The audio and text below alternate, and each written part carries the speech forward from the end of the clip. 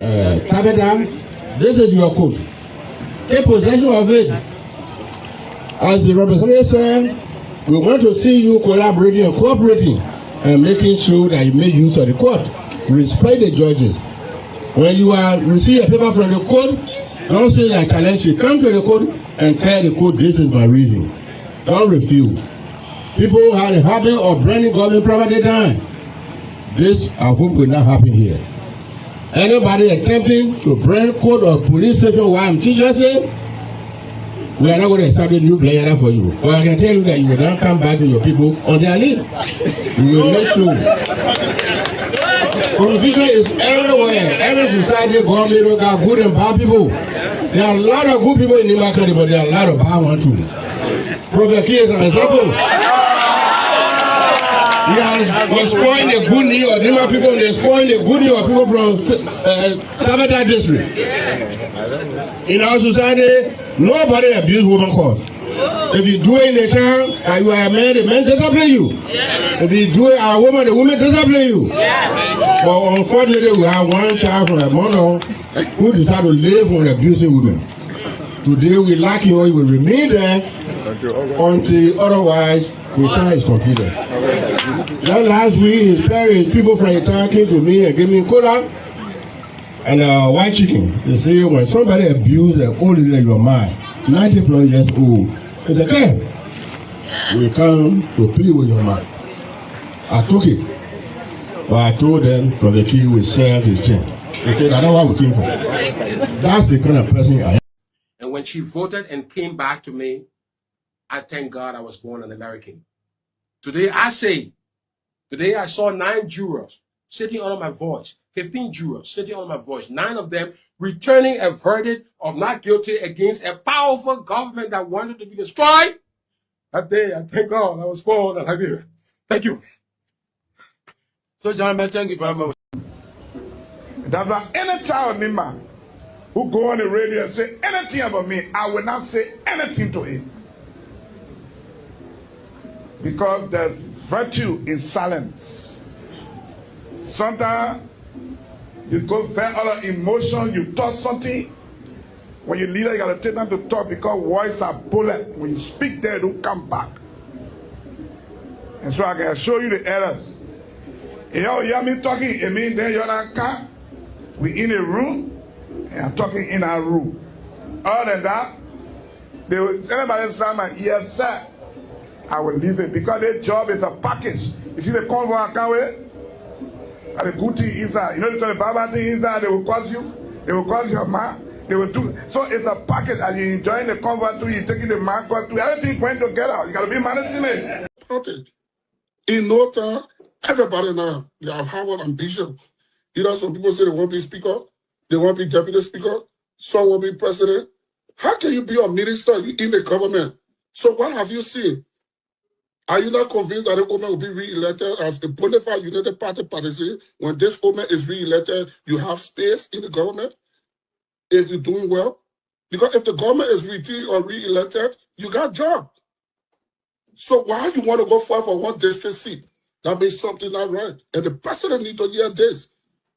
Those that in the cycle of the president, he must begin to test out those that want to be representatives, senators, president, while he's serving as president. And I will say this again, they will get at me. Meaning you don't believe in this government, you do not believe in this president job that he's doing. You fake it. So those that are in this category, they must be put to check. Let us go and do their work so that the government can shine. So the government can be respected by the Liberian people, so they can be re-elected, somebody can get a job. But if the government is not re-elected, what assurance you get that you're going to be representative or senator? Then you begin to want. You're going to put your hands in a cookie jar. Because you want to start running campaign. You want to start running campaign so soon, you want to get distracted in making government to function, the executive to function well in serving your capacities that you guys have. So they need to be put to check, and that's where Nemo will come. You spoke about reconciliation. Does that mean that you're going to reach out to your friends like Thomas Fala, Sir Joseph, and the rest of other people that left your party? Well, reconciliation doesn't mean that you're going to go look for individual. Reconciliation means that we must understand that we all can live together, we can work together in our party. So reconciliation in our party, it got nothing to do with other people's party. Those that we're reconciling is the people that have issues in our party. Because if we reconcile our own party, then we can foster reconciliation somewhere else. Well, today you enter your convention here in the USA. What's your impression so far?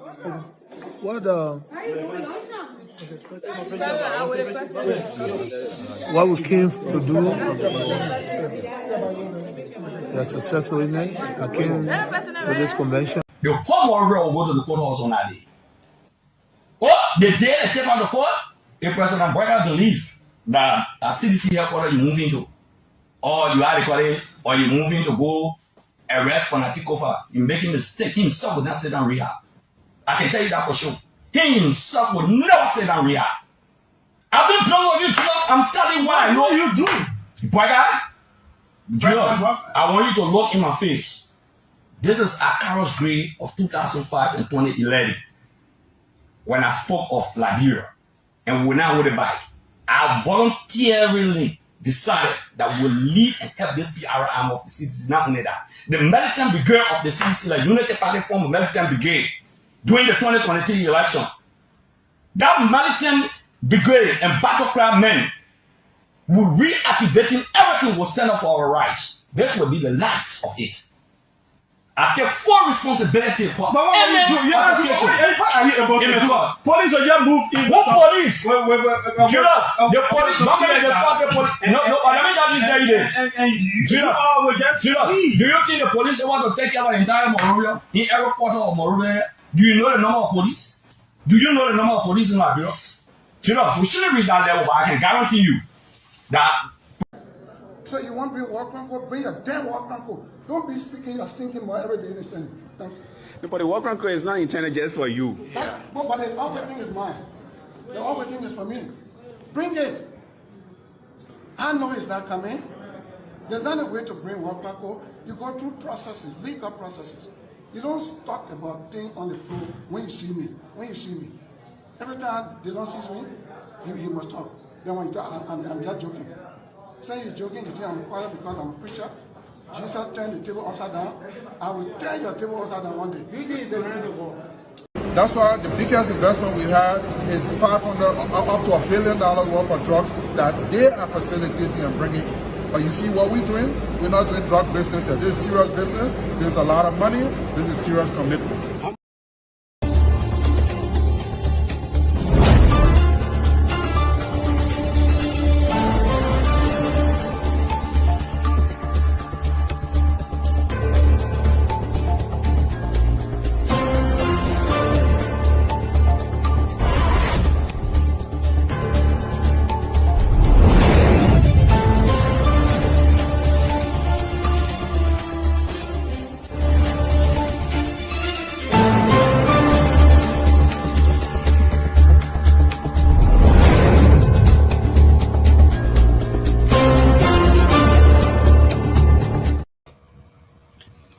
Hello, ladies and gentlemen. Today is Tuesday, the 18th of the 8th month in our Lord Jesus Christ 2026.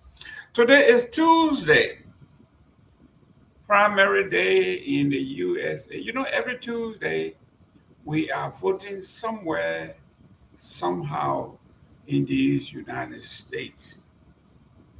So the Red Brigade, we got out today and we went to vote. The liberal left Democrats, they're trying to steal the House and the Senate from us.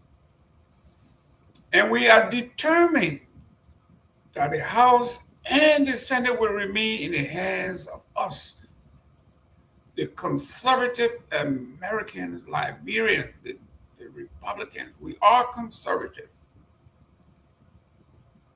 Like it or not, we are going to do all we can to keep the House of Representatives and the Senate, and of course, DJT, Donald J. Trump as our arrowhead. So this morning, 7:30, I was at Precinct 6, where I was assigned to vote, and I voted. It is my belief that Florida may, just may, have its first black governor. The last I checked, he was leading in the primary, his closest contender, 43 to 41. That's too close for comfort. But we are hoping that Byron Donalds is our next governor to replace Governor DeSantis, one of the best governors we have had in years. That as it may, today is a great day beyond voting. We are going to be talking about issues in Liberia as we have always done and always will. I went into my archive today and I picked up this book. Yes, picked up this book in my archive. It says, From Foya to the Capital, His Excellency Joseph Yuma Boyka Sr., Vice President of the Republic of Liberia, His Life Story, edited by Sakwe Malepa. Hopefully my Loma accent or Kisi accent is good. Sakwe Malepa, great writer. From Foya to the Capital, by the biography of His Excellency Joseph Yuma Boyka. When the book came out, Joseph Yuma Boyka's brother in Boston, Massachusetts, sent me one of the first copies, and I was able to dig it up. From Foya to the Capital. Joseph Boyka said he walked from Foya. Let me welcome Junkie Morris. Junkie Morris is wearing blue or something close to blue.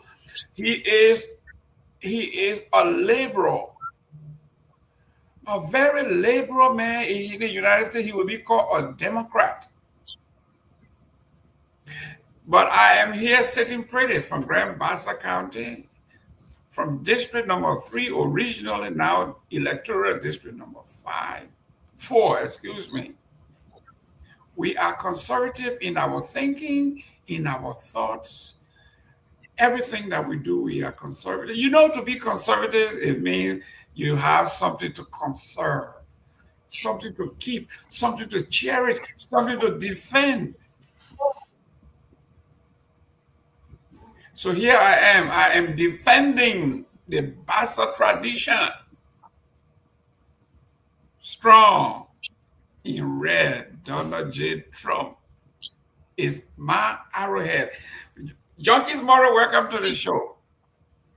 Yeah, thank you. Thank you, and greetings this evening to you and other panelists who are in the back, and good evening to all of our many listeners. Good morning, good afternoon, wherever you are following us from. We are live on Freedom FM 87.9, and this is the closing argument.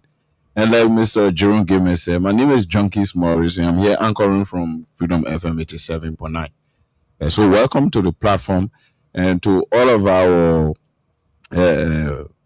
followers on the social media. Keep following, share our live stream. We are live on our YouTube channel, The Closing Argument, Facebook, also Freedom FM online radio, and Freedom FM YouTube channel and Facebook platform. The closing argument, Imara Bro is following from Minnesota, Minneapolis, that's the USA. Mervyn Flomo is following. Favor L. Morris says, hello, Gayman. Tobasi Christopher Woloti Tobasi is following. Cephas G. Bolo or Cephas Bolo is also following. He's watching via our YouTube channel. And Emmanuel Yakpaburu is following us from Bon County. And all of our many followers who may not be following on the social media, we say welcome. Those of you catching us all via the radio, we say welcome again. Even though Mr. Gayman, the rain is not easy out there. Unfortunately for me, it stopped, and because of that, I just, radio is time. I decided to take advantage of that space that it stopped for, and it just caught me on the highway around the Central Bank area, so I had no option. So as you see me, I'm a little bit wet. That's why you see the blue looking door. But we have to be here to do the people's work, because rain or shine, it is our duty to serve our people, because they depend on us for way forward. Thank you, and back to you for control. According to Mr. Woloti Tobasi, the crewman is in the house. They don't get small name. There's a serious name from the dancer. But let me say hi to my homeboy Lee Boya. Boya say, I'm watching from Grand Bassa County, Lock. Obviously, yes, the Bassa people are in the house. Thank you very much for tuning in. Share the show. Let everybody know that we are on. We will be discussing issues, special issues, and also what is on your mind. We will attempt to use your mouth to chew our pepper. Some of the things we don't want to say, we quote you. So put it in the chat room, put it in our comment section, and we'll talk about it right off the bat. We'll be discussing, say, Liberia set to receive the first 20 third country asylum seekers from the United States. Is the headline right here, right there. So when we are discussing issues here, we are dealing with facts. We scan the papers around the world in Liberia, and we pick those that we think the Bassa man will say, the Liberian man will say, what catches your heart? So Liberia is set to receive the first 20 third country asylum. Mr. Roti say, Tobasi say, we are about to bring in criminals, murderers, scoundrels, you name it. That's what he's saying. That's what he's referring to. But from our studio, from management, it says here, Liberia moves to restart the national ID program as biometric enrollment plan has to Parliament. We're going back to Parliament. After this was a law established already, we are going back to Parliament. Can you imagine? Liberia does not have an identification system. A country, a nation that is 204 years old does not have an ID system for its citizens. Forget about property identification. If I call my homeboy, my colleague, Junkies Morris, and I say, Junkies Morris, where do you live in Monrovia? He will tell me, go down Claratown, turn left by the police station, go past the train track, right behind the coconut tree. Ask anybody from Junkie, everybody knows me. That's his address, because Liberia is incapable of putting a public policy in place that will do something we call nationwide mapping, to give us something called address system that we can call property identification. To make matter worse, we do not have an individual identification system here. Since Liberia moved to restart, after 204 years, we are just beginning the process of a biometric system. We tried before it collapsed. We attempting again. This time we went to the House. The central bank governor called for tougher banking oversight to protect Liberia's financial system. Can you imagine? This guy been on the job going on 3 years, and finally he said we need real law here to protect us. What's wrong with us in our Liberia? But that's the central bank governor. We are going to talk about that. Liberia drug war deepens. A question grows over accountability of senior government officials. We are not going to let this thing go. I don't care what distraction you have. Those who are at the very top that Gregory Kromah talked about, we want to know who they are. Painesville Court reserved ruling on request to reopen private sport bar linked to the $370 million drug case. This one, look, we're not stupid here. This bar was just closed last week. The investigation have not been completed. You have not made any report to the public. And you are even contemplating on opening the drug den again. Something is wrong with us in Liberia. Senator Kamara Conner demands senior government officials face Liberia drug probe. He is on a tear. Kamara Conner says, let the chip fall wherever they may. If you're the president's son, no shielding you. We shouldn't shield you. If your name is involved, you should be brought forth for investigation, questioning.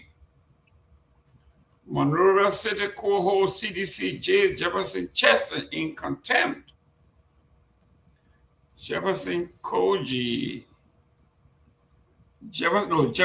Chesson. J. Chesson is being held in contempt. And in other news, President Joseph Yuma Waka breached ground for landmark Providence Island Development Project. We will talk about that. In another bombshell, the Liberian investigator says the court dropped all charges, Saudi rights charges against Mary Broad, and returns her bond. The courts dropped all charges against Mary Broad for the Saudi rights.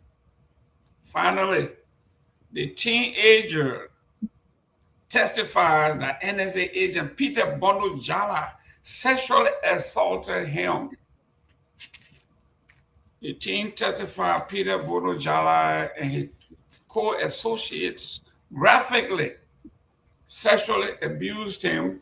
And guess what? On this platform, whether you are a friend of ours, if it is in the news, we will discuss that. I knew Bon Jala very well.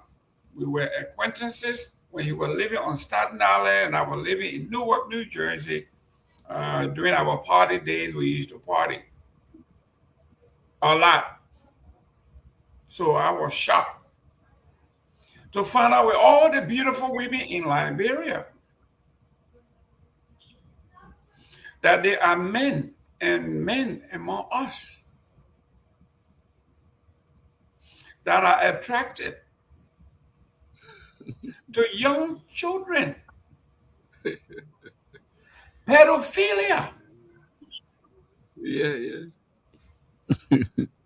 Pedophiles. We are not going to let this. This is one of the things that is damaging our future.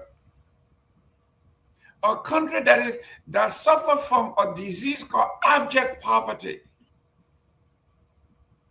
where people will do anything for the latest iPhone or for sneakers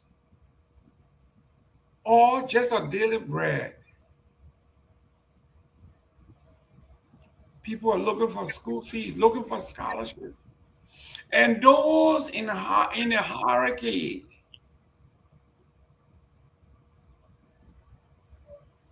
are those who are taking advantage.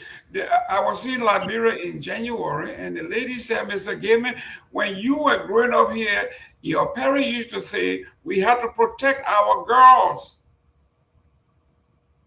because your young boys, they need to be jumping through people window in the night and all. He said this time, it's not only our girls that we have to protect. If you keep your eyes on your daughter and forget about your son, that Bisha that coming to visit you may not be looking at your daughter. It is now prevalent. I guess it was there when we were growing up, but now it's like a crime. The criminals in Liberia, they are basically corruption is butt naked walking around Broad Street, and it doesn't even care who is looking. That's how bad Liberia is. Sodomy has become part of the culture, and Peter Bondojala is under the microscope. And we will not shy away from this. I don't care who he knows on this platform.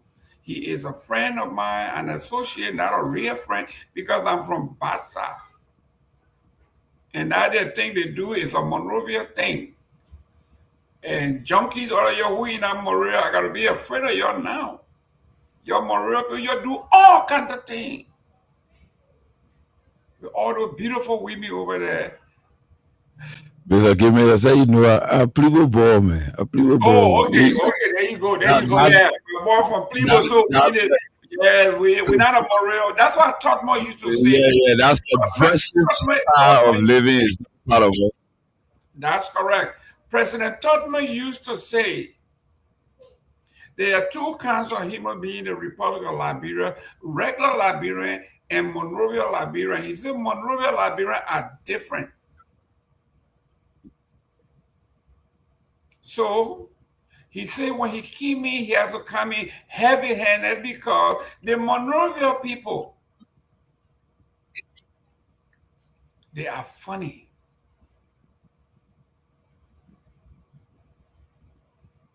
Some of them suffer from a disease called pedophilia. He's a pedophile. Mm-hmm. And the judicial system in Liberia, who are the other two? Why the name, the child identify them? Yet the system said they are at large. Who are those that are at large? If you look at what's happening in this case and what's happening in the drug case and what happened to the former Minister of Youth and Sports case, it goes down the line. The pattern is the same. They are shielding certain class of folks. If you all grew up together, if you all went to school together, you do all you can. There are certain people in the Republic of Liberia that are above the law. That Monrovia group that Totmo dealt with efficiently. You see, there are two kinds of people in Liberia, regular people, and then that Monrovia group. That Monrovia group, Peter Bondojala is a part of that Monrovia group. But in America, in our social services and social work profession, they said an abuser is usually an abused. Without reading the chart and talking to Mr. Peter Bondojala, this is a learned behavior. He himself may have been a victim as a child.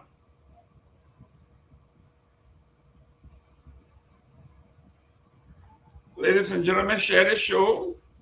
Let's talk about these criminals that are about to come to Liberia. It says here, Monrovia, the government of Liberia says the first group of 20 individuals being transferred from the United States under a bilateral agreement will arrive in Liberia on Thursday, this Thursday, August the 20th, 2026. And this story is being written by Mr. Webster Clayek, C-L-A-Y, Clayek or Clayek, C-L-A-Y-E-S.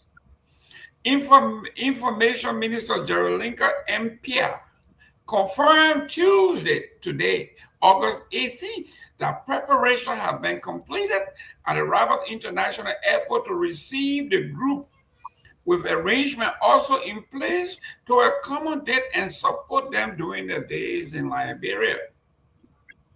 The arrival is part of an agreement between Liberia and the United States to relocate third country nationals seeking asylum.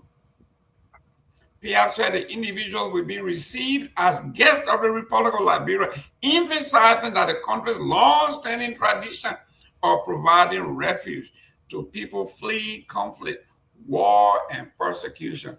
Jerome Pierre, you can polish this thing as much as you want. This is a pig. You put lipstick on it, that'll leave it big and shiny. It is still a pig.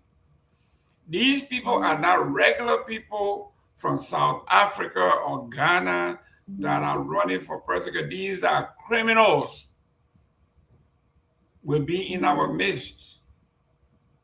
Murderers, rapists, child molester. They are all coming. And you want to spin it by saying Liberia has been the haven for asylum seeker, save us the grief. President Joseph Yuma Boaka breaks ground for landmark private island development project. So here we are. Let's go one at a time. This is the section that we call What's on Your Mind. Martin Willis says, I'm foreign closer from South Korea. This morning, as usual, okay, you on the other side of the earth. It's morning. And Emmett Harmon said, I'm following live. This is even from K-City.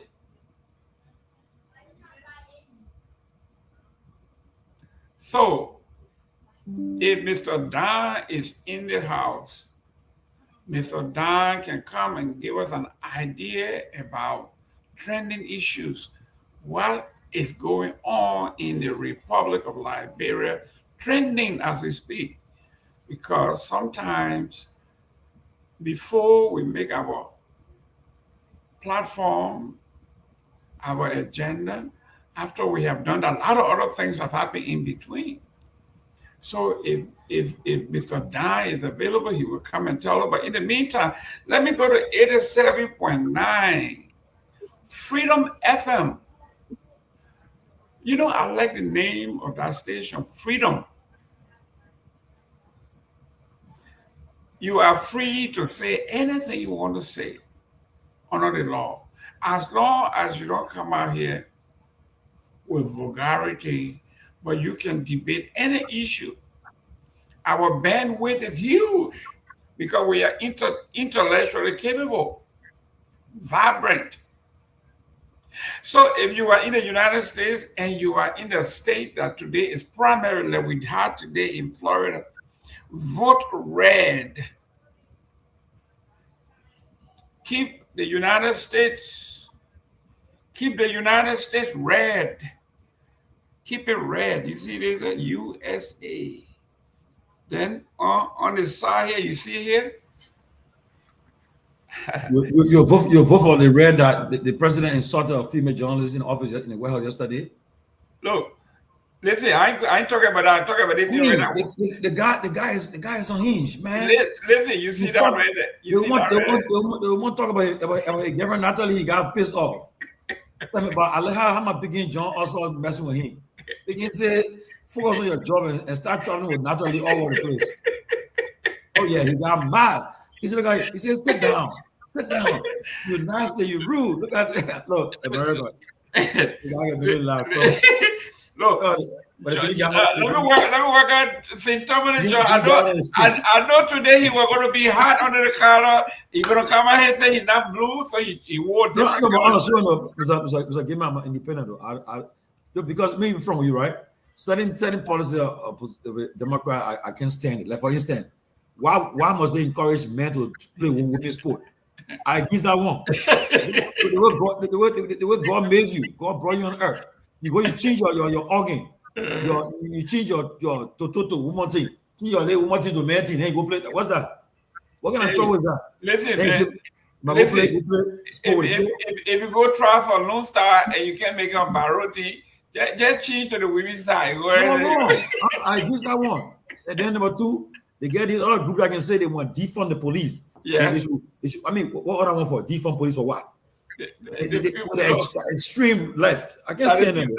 That the people that are helping us, when you say defund the police, cancer ICE, fire department, all of these people. Can you imagine picking up the phone and calling 911 and there's no 911 because you defunded them? I don't know where these people come, but let me, junkies, let me see. Tomalin, please, somebody please flare Elvis Morris. I like that quote. That quote he got there. He said, I can guarantee freedom of speech, but I cannot guarantee freedom after speech. Like Idi Amin said, you can say anything you want to say, but after you say it, we'll grab you and whoop you. Oh, Lord. Honorable Tomalin, Joe, welcome to the show. Yeah, Mr. Gayman, it's good to be on the show, man. Junkies, it's good to see you guys and our fans, our supporters in radio and land, wherever you are. It's good to be on the closing argument with a lot of news in Liberia. You got the IG inviting Senator Kone to the police station. You got the Liberian government agreed to accept 1,200 deportees. Liberia is a terror country destination. We got to dig deeper and find out what's going on. So, and then the managing director of the MPA, now the Minnesota Speaker of the Minnesota House, now she's putting her voice there now. And it's about time that President Boga act. The board of directors and the MPA, they better act now. I come here, I was about to contact the chairman of the board of MPA. What are you doing about this? Even if you don't fire the guy, suspend him. Let him step aside. Take care of this thing, the distraction. Liberia all in the news in Minnesota. You embarrassing Liberians in Minnesota. You're embarrassing them. Sekou Douglas is not above the law. If let him come and exonerate himself. But he can't be on the news like this, and then you keep him at his position. No, I believe he himself is distracted too. He's not going to focus to see your name all on NPR, all the wires, your name, your picture there, making the rounds. Even though you are not being charged with any fraud, we agree. But at the same time, it's about time. Just what happened to the guy from Roberts Field? When the time came, he said, Mr. President, I want to step aside to take care of this thing. And he stepped aside. And when he was cleared, he got back. Mr. Hughes, he got back to the job. I think to do the same thing. He can't be just, that was national port. Then that's that they give it to Liberian economy. You can't keep the man there when all these things are hanging over him. So President Boga needs to act. And, it's about time he acts. And no amount of paid propagandists, paid PR he's doing now will help him. There's now a Liberia crisis. It's a crisis that he's in Minnesota, and it's a serious thing. You can't keep him there. So, welcome Hilton Wule Jedo, watching from Greenville State, Sano County. That's right. Jedo, if you get a telephone, you get a number you can call to tell us how Sano. Let us know what's going on there. Yep. Mr. Jedo Hilton. Man, call us. Let us know what Sano looks like, how Greenville, downtown Greenville, what life is like in Greenville, and what are the people saying about it? The potential new port in Greenville. Let me welcome Dr. Peabody. Dr. Peabody, welcome to the show. To see you, sir. It's always a delight to meet you. Thank you for wearing the red on Tuesday. I like that red. Yes. Good to see you. And this is a Liberian production, so I would like to patronize the guys, LIB vibes, great Liberian production. But good to see you guys on this beautiful Tuesday. Junkies is in the studio. Mr. Gayman is all about USA first, and Tomalin is rolling it down. So good to see everybody, man. Good to see everybody. Great. Mr. Junkies, bring up to speed other than what we have here. Let us know what's happening, what's on the minds of the people. What are the people talking about on the ground in Liberia? Trending. Mr. Gayman, I just wanted to say this. Wow. Uh, Wow. we Internet will here we're running over is this really case. giving us hell. For, So what what you are getting is technical. Chucky is going to talk and I'll And give it. I'll wait. Yeah, I think There's a little bit of delay here. Freedom FM got some serious internet issue. How come we don't have the same thing with Truth FM? What's going on? Truth been down the whole week. They probably just came back on. Oh, Truth is off too. Okay. They've been off too. Yeah. I don't know. yeah, we got internet issue here. We got internet issue. So that's why you. Mhm. Well, let's go. I think we are on course. Okay, Dr. Peabody, go ahead. Look, I just wanted to share this before we move through. Another thing is that I'm not sure whether our case, that case with Duclair, will move anywhere further in the Liberian government because he was a major financier of President Joe Barker. He's a close a buddy of Jojo Barker and Louise Tama. Louise Tama live in Minnesota too. She's the manager, financial manager for President Barker for the president office. So they are very, very close. In fact, reports I've gotten, they were the one that actually put Sekou Duclair there. Jojo advocated for that area for him to go there, and also Louis Tama. So there's nothing really going to come out of it. This guy was a major financier for Joe Barker. So really nothing will come out of this case. Barker will not ask him to resign. Maybe until the worst become the worst, that's when they would do it. But unfortunately. Well, I trust the U.S. government, like you say. The news is getting tighter and tighter. The majority whip got involved. Now, Tomalin just told me the Speaker of the House of Minnesota has just got involved. It's getting closer and closer. The news is going to get tighter and tighter. And don't be surprised, Honorable Peabody, if the United States decide to pull his passport, his citizenship. So he will be stuck in Liberia. These are all possibilities. These boys are not playing when it comes to the federal money. When it comes a lot of to money. federal money. So you can spend all the money spending. It's not going to help you. Let me go to Anthony Dahn on the ground. Anthony Dahn, talk to us. What's trending?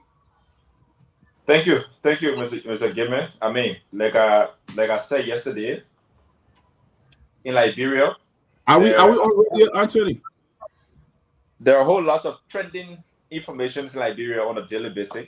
I mean, Liberia has become literally the home of breaking news nowadays, and some are negative, some are positive, and I mean, the most trending one now happens to be the issue with our National Port Authority boss and the group homes there in Minnesota.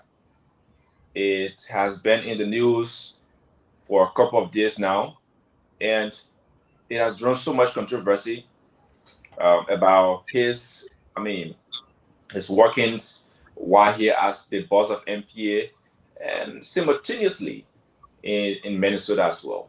Another thing is the rigmarole between the LNP boss, RG Gregory O.W. Coleman, and Dopoh County Senator Amara Mohammed Kane. Just today, we saw the senator posting on his official Facebook page that the RG has written him a letter requesting him to provide informations relevant or relative to the ongoing cocaine case, which according to him, Kane has some insight about. And so Senator Kane said he's received that communication from the RG today, and he's going to be consulting the Senate Committee on Intelligence and Security that's being headed by Lofa County Senator Momo Saras and his lawyer, and they're going to respond to the RG's request in in a jiffy. So, Mr. Gayman, normally, when a certain lawmaker receive an invite from a government institution or from certain agency that operates in the country, that legislator holds the right. The immunities falls within their code to engage whatever committee that communication reflects to. For example, if the court invites a lawmaker, if the lawmaker wants to seek the attention of the Committee on Judiciary, it is at his will and pleasure. So that was same thing that Honorable Kamara kind of followed on today. And so there are a lot of trending news, but as we move on tonight, we will have to dive into them a bit by bit. Mr. Gayman. Anthony, are we on truth? Definitely, we want truth. We want truth to news. Good. All right. That's nice. Okay, great. Let me go back to freedom junkies. What's trending? Let me use your mouth to chew our pepper. Some of the things we don't want to say, we want to quote you. Go ahead. Yes, like Anthony said, greetings, Anthony. Thank you. What's trending is really concerning to me. That a sitting senator, who is trying to exert his function, duties, and responsibilities in regards to the aspect that has to do with oversight, and you have the police RG, who in my mind does not have the authority, since indeed Senator Coney did not make any statement that had treasonous attachment or anything that could breach the peace. So I am a little bit baffled that this man will write an official communication from his office as the Inspector General of our country to a sitting senator that is calling for accountability. Mr. Gayman, Dahn Peabody, Chief Judge, and Anthony Dahn, the public, it is too baffling, it is troubling, and it is dangerous. Mind you, history is an early warning sign. This is the same individual serving as RG of our Liberia National Police that wrote a communication to the House of Representatives requesting former Representative Seleke Kromah at the police headquarters, and even he was also recommending to the House of Representatives to checkstar Mr. Kromah, even though Mr. Kromah is a sitting lawmaker and has the duty to represent his people, which of course oversight is in belly. So then it brings to mind the issue of intimidation. It brings to mind the issue of coercing public officials, critical minds, and critical voices who want Liberia to become a better place, especially that all of us have cried year in, year out that this place needs to be changed. This place has to be better. Even when we are coming to the people for power in our campaign platforms and manifesto, our messages are always to bring good manners to Liberia, to make Liberia a better place. Now you have a police RG who had been accused by some of his junior officers and even the cartel members, their video, the podcast that they published and posted, they themselves, if you listen keenly, they themselves accused the RG of the Liberia National Police. They said after those two guys were arrested, $2 million United States dollars was sent for the release of those guys. And they mentioned that that money was intended to be given to the head of the police in an effort to release their colleagues who were involved with transiting the drugs to Liberia.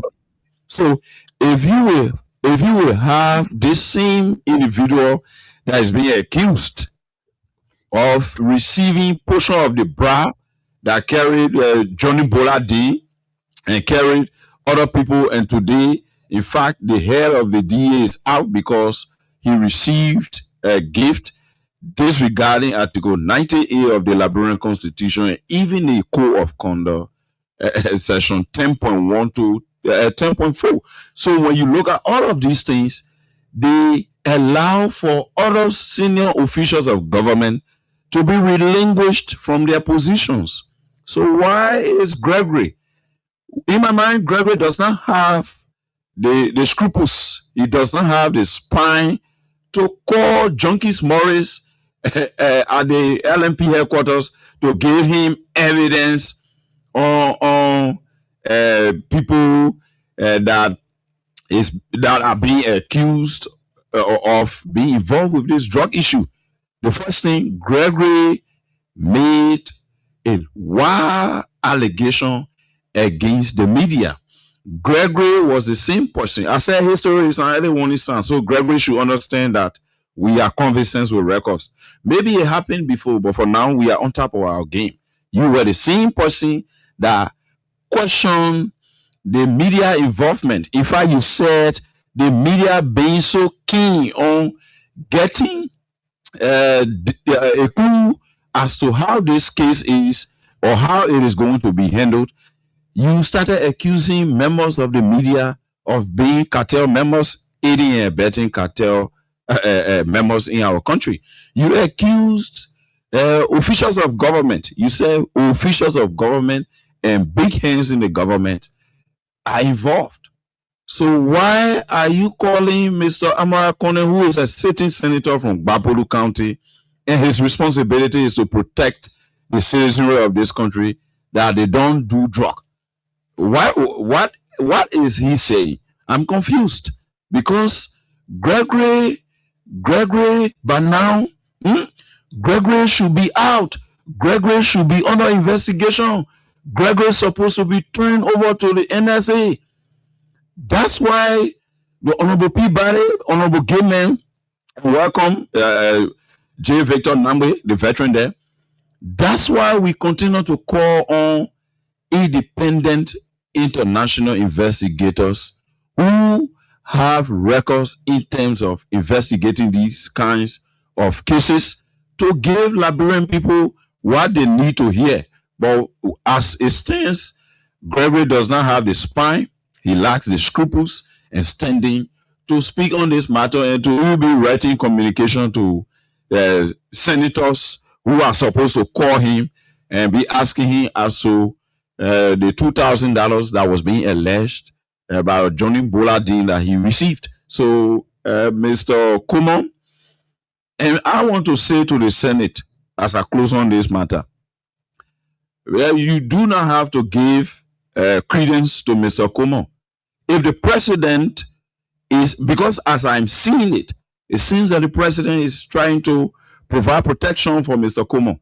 If that is the case, I want to remind you, senators, you have the responsibility, you have the authority to call who be government officials who are misstepping, who are caught up in excesses that are inimical to the progress of your government.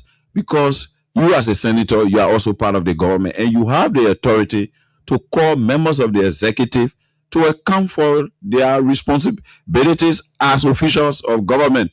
Not the other way around, especially from a man like Gregory Kromah, who is almost like the last big sacred cow that all of us waiting for to be unleashed by the president, so that investigators and authorities of the Liberia National Police and the NSA can handle him, and we get the facts out of him, because he himself said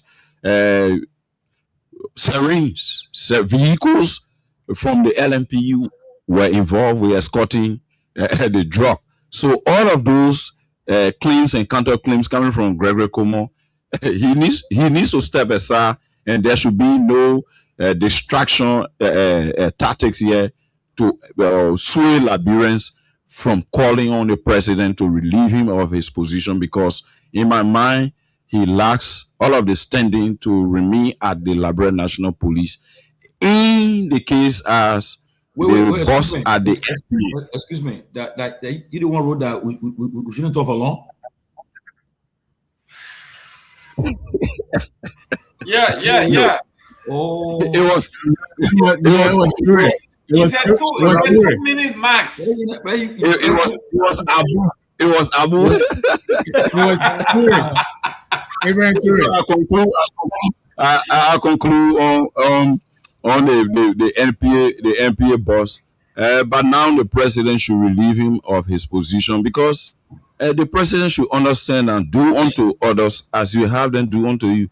I think we profess to saying that America is our traditional ally and America is our stepmother. So we have to do due diligence by reciprocating the respect that America continue to give Liberia and the support, by making sure that the brother there be relieved of his position and turned over to the people, because of the taxpayer money they've been sending to somebody who are not being at the job site, which is very criminal in nature. And I think there's a need that the president try to wheel from around him these kleptocrats who will, at the end of the day, damage his image.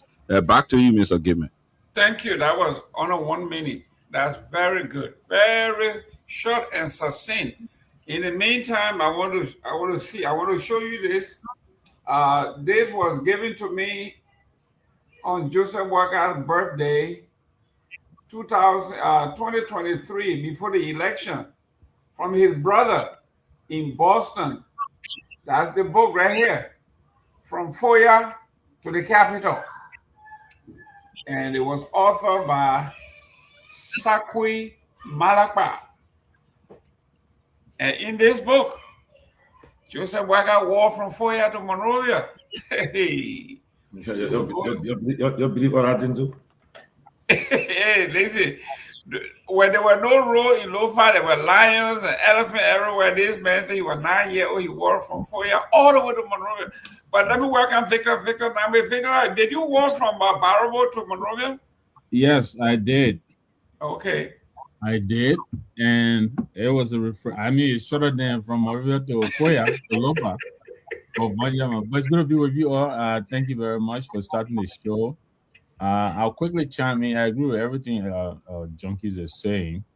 I read the post by Senator Kane informing the general public that, you are being invited by the IG. And Junkie is right. The very IG, he himself told the nation that there are higher government officials involved in this drug, saga.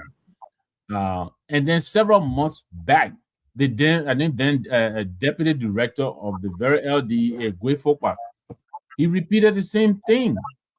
So Senator Kane is just basically accentuating the same claims that they have all made. And for them now to be inviting him in to do what? To do what? To elaborate on his statement. Gregory Coleman should be coming out to elaborate on his statement.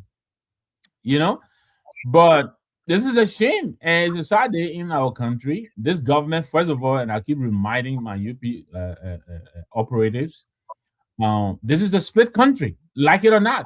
They did not win by a mandate. They have to be very careful. There is a very thin line between they and the opposition. I am sure they know that. So they're acting as if they are now, we are descending, thanks to them, into a Gestapo state. You cannot speak your mind, and then they will come down on you by any means necessary. Either their little minions will be writing nonsense on social media, calling themselves the brainiacs of the country, and then they make a very 360 and do exactly what was suggested. Or they come after you with the police apparatus. Why would they do that? Why? What is it that, So Amrakona expresses himself, they go after him. Edwin Melvin Snow expresses himself, they go after him, they go after him, man. You understand me? Then the president will take the very people who are cursing out his colleagues in government and go and pile around with them. He took Onadoga Hayes to Buchanan with him. He visited the Minister of Information, where the deputy minister is coming here tomorrow to explain to us, what is it that they're talking about? This is a disgrace. I am very shocked that this government now is taking us back to the 1980 days, where you cannot freely speak your mind, and then you have to be brought in for questioning about what? Questioning about what? As I'll pass it on to you, we sat down here when the deputy minister came here. We asked him why they weren't going to quote the deputy minister of Foreign Affairs, because they felt that they were being falsely accused. Well, here we are today. The vice president is going after Jefferson Chesney of the CDC. He's suing him for doing the same thing that he said was done to the foreign minister. And when we express that here, they call terrorize our questioning as being stupid and whatever it is. Here they are. They're going after the young fellow, and simply because he repeated something. Now, they may have to now reverse the expulsion of Yega Kaluba.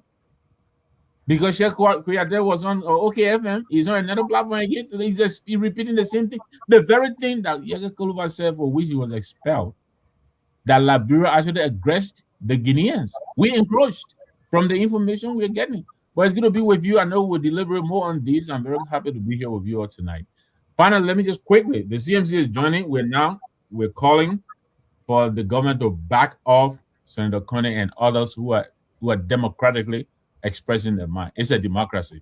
You're free to say what you say. Yeah, responsibility, but these are facts that have been stated. Glad to be with you all tonight. The gentleman is on fire. Because I took a long walk from Barrow, so I'm still catching. That's right. He's on fire. Let me welcome Brooks Kanga. So I'm watching from Grand Bassa County. Thank you very much. The Bassa people are in the house. But ladies and gentlemen, thank you very much for tuning in. Wherever you are, we are on fire. We are discussing the issues. One person that is in this government that I really pity, and I'm looking for that video, is from Mark Jabate. Mark Jabate said why they gave him a job that had no office, nowhere to sit, nothing to do, and they just decided to make him small. Not only that, they're saying for confirmation. Anyway, they're saying for confirmation. And they went on the list. Listen, Dr. Peabody, I am today, from today's date, I am an advocate for the downtrodden. So I have to come to Mark Jabate's aid. Whoever is doing this to Mark Jabate, they want to give a woman's son.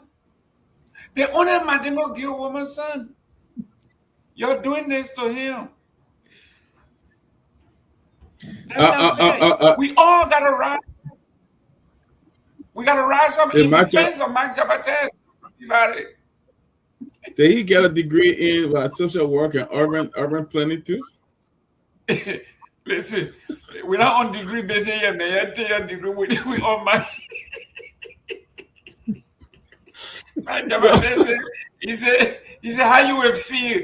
They say you deputy minister, and then you show up to work. The office that Mike is working, that degree is not required, because from the top down. You know where I'm going, Mr. Nangwe? You know where I'm going? My job, how you will feel? You go to work someday and they tell you you got somewhere, go somewhere now. You're not deputy minister. You peace and reconciliation man. It's not in the book. It's nowhere in that position. Did they tell you a day whoever coming in and say, "Oh, Mike, that guy you were holding nice just anymore."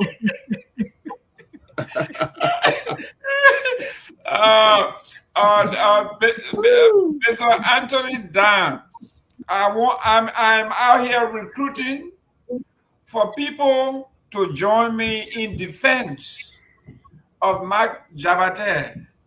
Mark Jabate was originally appointed Deputy Minister for Urban Planning.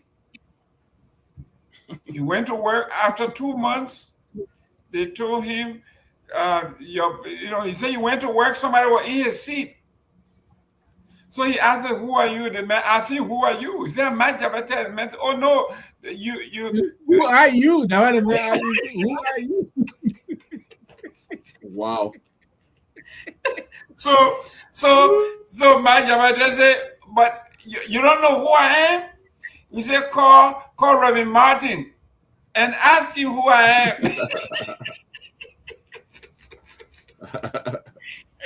And Reverend Martin said, "You see how you can lie? Your face look like Liberian. You're not Liberian. I'm a bastard man. You're not Liberian. You can't look at me and you tell me I've been divorced 4 times. You know you a liar." So, ladies and gentlemen, in defense of Mike Jabate, Mr. Jerome Gayman from the TCA. We are down here, and I'm going to start protesting. You got to give Mike Jabate his job back, bring him back to the Ministry of Internal Affairs, give him his position back, give him his job. He said you're making him look very simple. His children are not respecting him. Everywhere he goes, parents, the children asking him, "But Daddy, when you working, where are you working?" He said he got no office, he got no chair. He said the only thing he not crying, he's still getting a little pay. But he ain't got no office, he ain't got no portfolio. They just told him he's now peace and reconciliation. That was not his job. He was deputy minister. So, ladies and gentlemen, Honorable President Joseph Boakai, bring back Mike Jabate, give him his job. He's the only Mandingo Guild man in the entire country. So bring him back. We need Guild people in the government. Thank you very much, guys. Let's go to number 1 on this list. Liberia set to receive the first 120 of the third country asylum seekers in Liberia. And in fact, the closing argument is reporting as we speak that the people have begun to arrive. And I'm looking at the Corn Air. Corn Air is the airline that convicts are flown on. And this plane has landed at JFK with people coming out of there. So let me go to Junkie. What have you to say about the arrival of these folks in the Republic of Liberia? Junkies, okay. Let me go to Victor. Victor, I think we're getting our sources. I am seeing here front page. Our newspaper is reporting that the people have begun to arrive. Anthony Dahn, have you have any idea about the arrival of these folks? Because I'm seeing it on our front page here, the airline with people coming out. They say the first group of folks have begun to arrive. Is that true? So thank you, Mr. Gayman. There is something about Liberia, and there is something about how the government, transmits informations.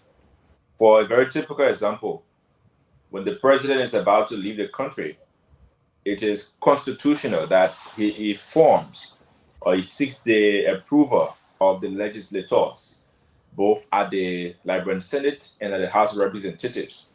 But you observe that the president would already leave the country and the communication will be read on plenary floor. And so the president cannot be out of the country and you stop him from leaving because he's already out. So lawmakers will have to, even though some of the oppositions will sometimes debate and say the president was to submit a communication before he leaves.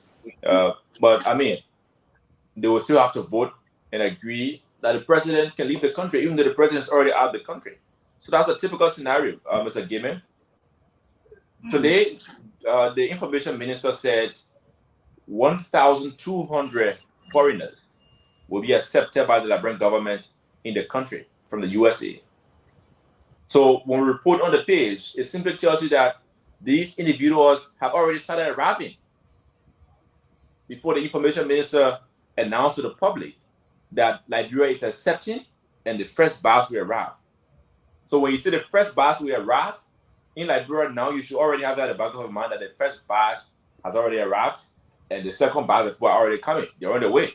Mhm. So yes, Mr. Gayman, the people are already arriving in the country, and the information minister announced, even though the people were already, some of them were already in the country, but he announced that they were coming, the first batch, which is 20 persons were coming, even though they are in the country already, they are coming, and the next batch of 1,180 will be coming later on. So, I mean, they're already here, Mr. Gayman, and that's just a scenario I gave the president's departure from the country. Wow. Let me go to Honorable Peabody says here the government of Liberia says the first group of 20 individuals being transferred from the United States under a bilateral arrangement will arrive Thursday, the 20th, 2026. The Minister of Information, Jerome Gayman, confirmed Tuesday today that preparation have been completed at the Rabat International Airport to receive these folks. The people have begun to arrive. I mean, we see here a very poor dissemination of information. The Liberian people need to be kept abreast of what is happening. And you have these people coming to Liberia from different countries, I mean, from the U.S., and they're just misinformation. You said they're coming, then you said they arrive, So I think the Ministry of Information have not done well to keep Liberian people informed of this situation of the people that are coming to Liberia. They have not done well. And I think that is very terrible, because the very Liberian people are going to shoulder the bill of these people, or the U.S. government going to pay them, but they're coming on Liberia soil. And they have not provided this information, and when the people come, and where the people are going to be, who are those that are coming, they are national or what country. I read they say, oh, yeah,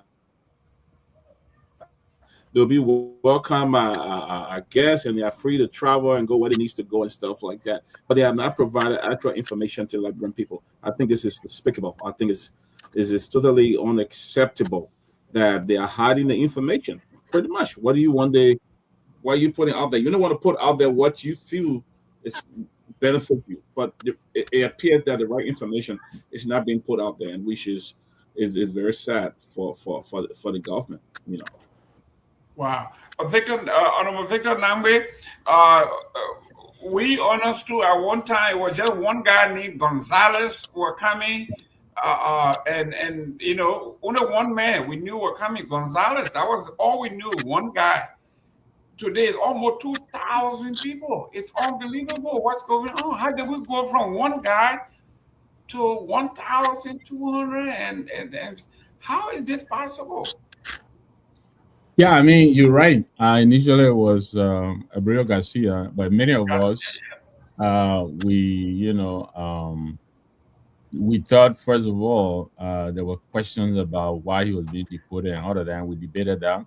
But then, we also look at the economics behind this. And so we were saying, if this government does it right, they will be doing two things. One, helping to host a brother who was being illegally deported to wherever. And at the same time, there could be economic benefits to be derived.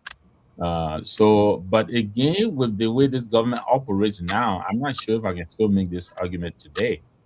Because almost everything they put their hands on, it goes haywire. But yes, I understand about 20 of those people may have already started arriving in Liberia, or may have already arrived, as I saw the reporting today, and I believe there's more to come. So the question is, where are they going to house these people?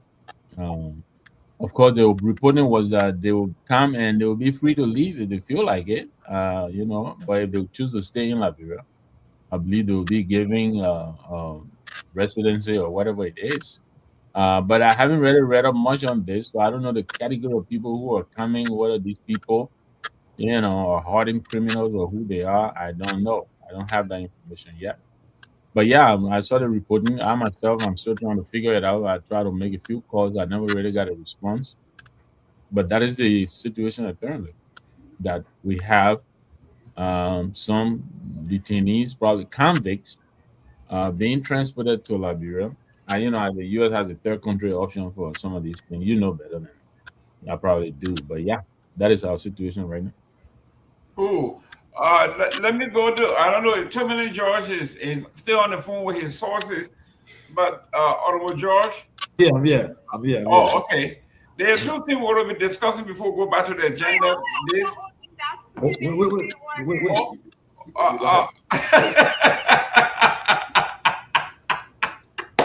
Listen, where is my other colleague Toure? Toure said we can discuss anything as long as we don't discuss child support. So I said, but so now we know if you want to shut him up, just start discussing child support, and he will come. But let me go to Junkie. There are two things we got to discuss here. First is the this prison thing, and the second is what caused. Oh, okay.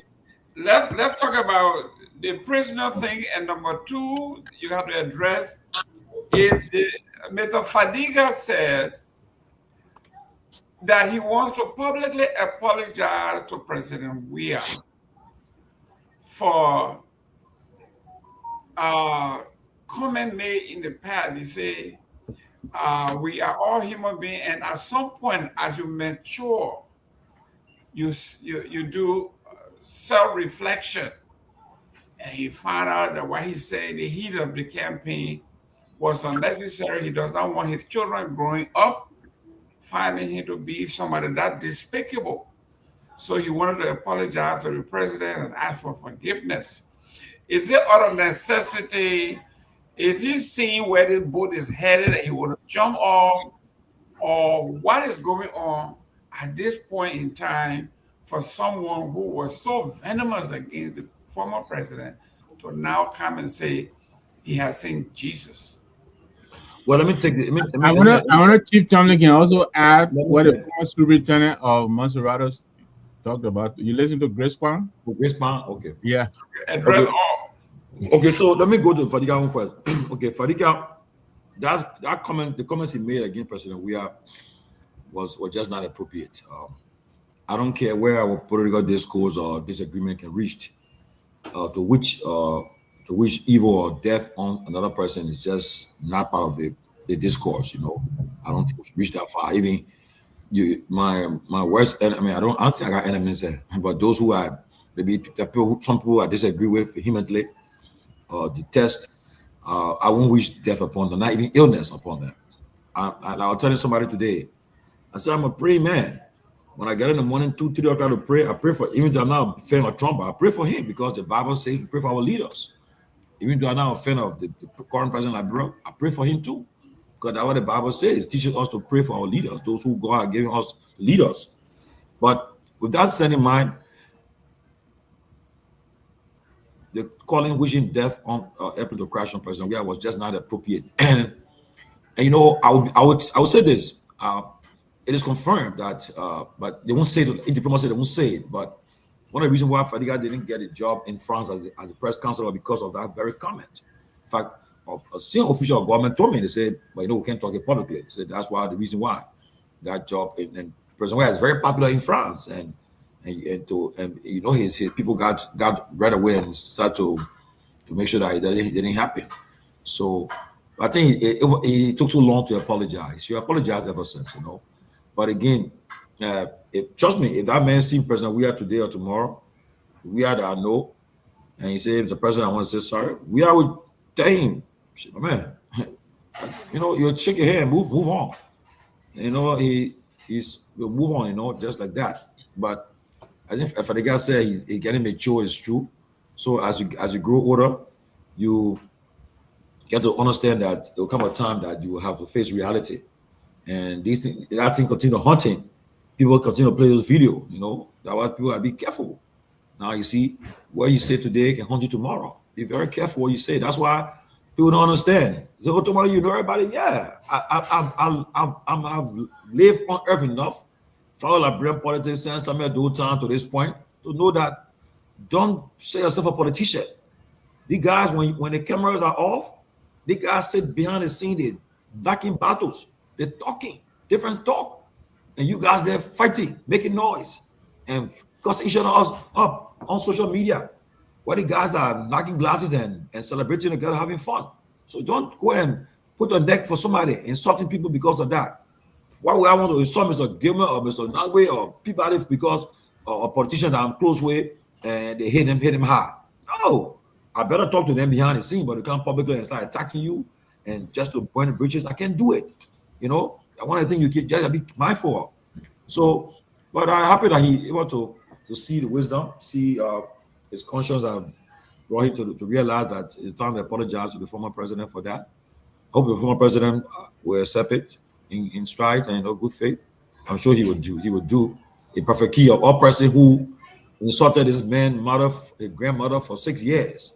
He met the man in Nima Spring Johnson's funeral, and he was able to go in, and we are able to meet him and take a picture of him, and know the kind of person we are is. You know, I think one of our guys, Anthony, the boy Anthony, he just called we our phone, and we answered the phone. He was surprised that he and we are going to speak for 17 minutes, and he was surprised that this is a man who told him I didn't know from nowhere, but my number was strange, but he talked to me for 17 minutes. It means a lot.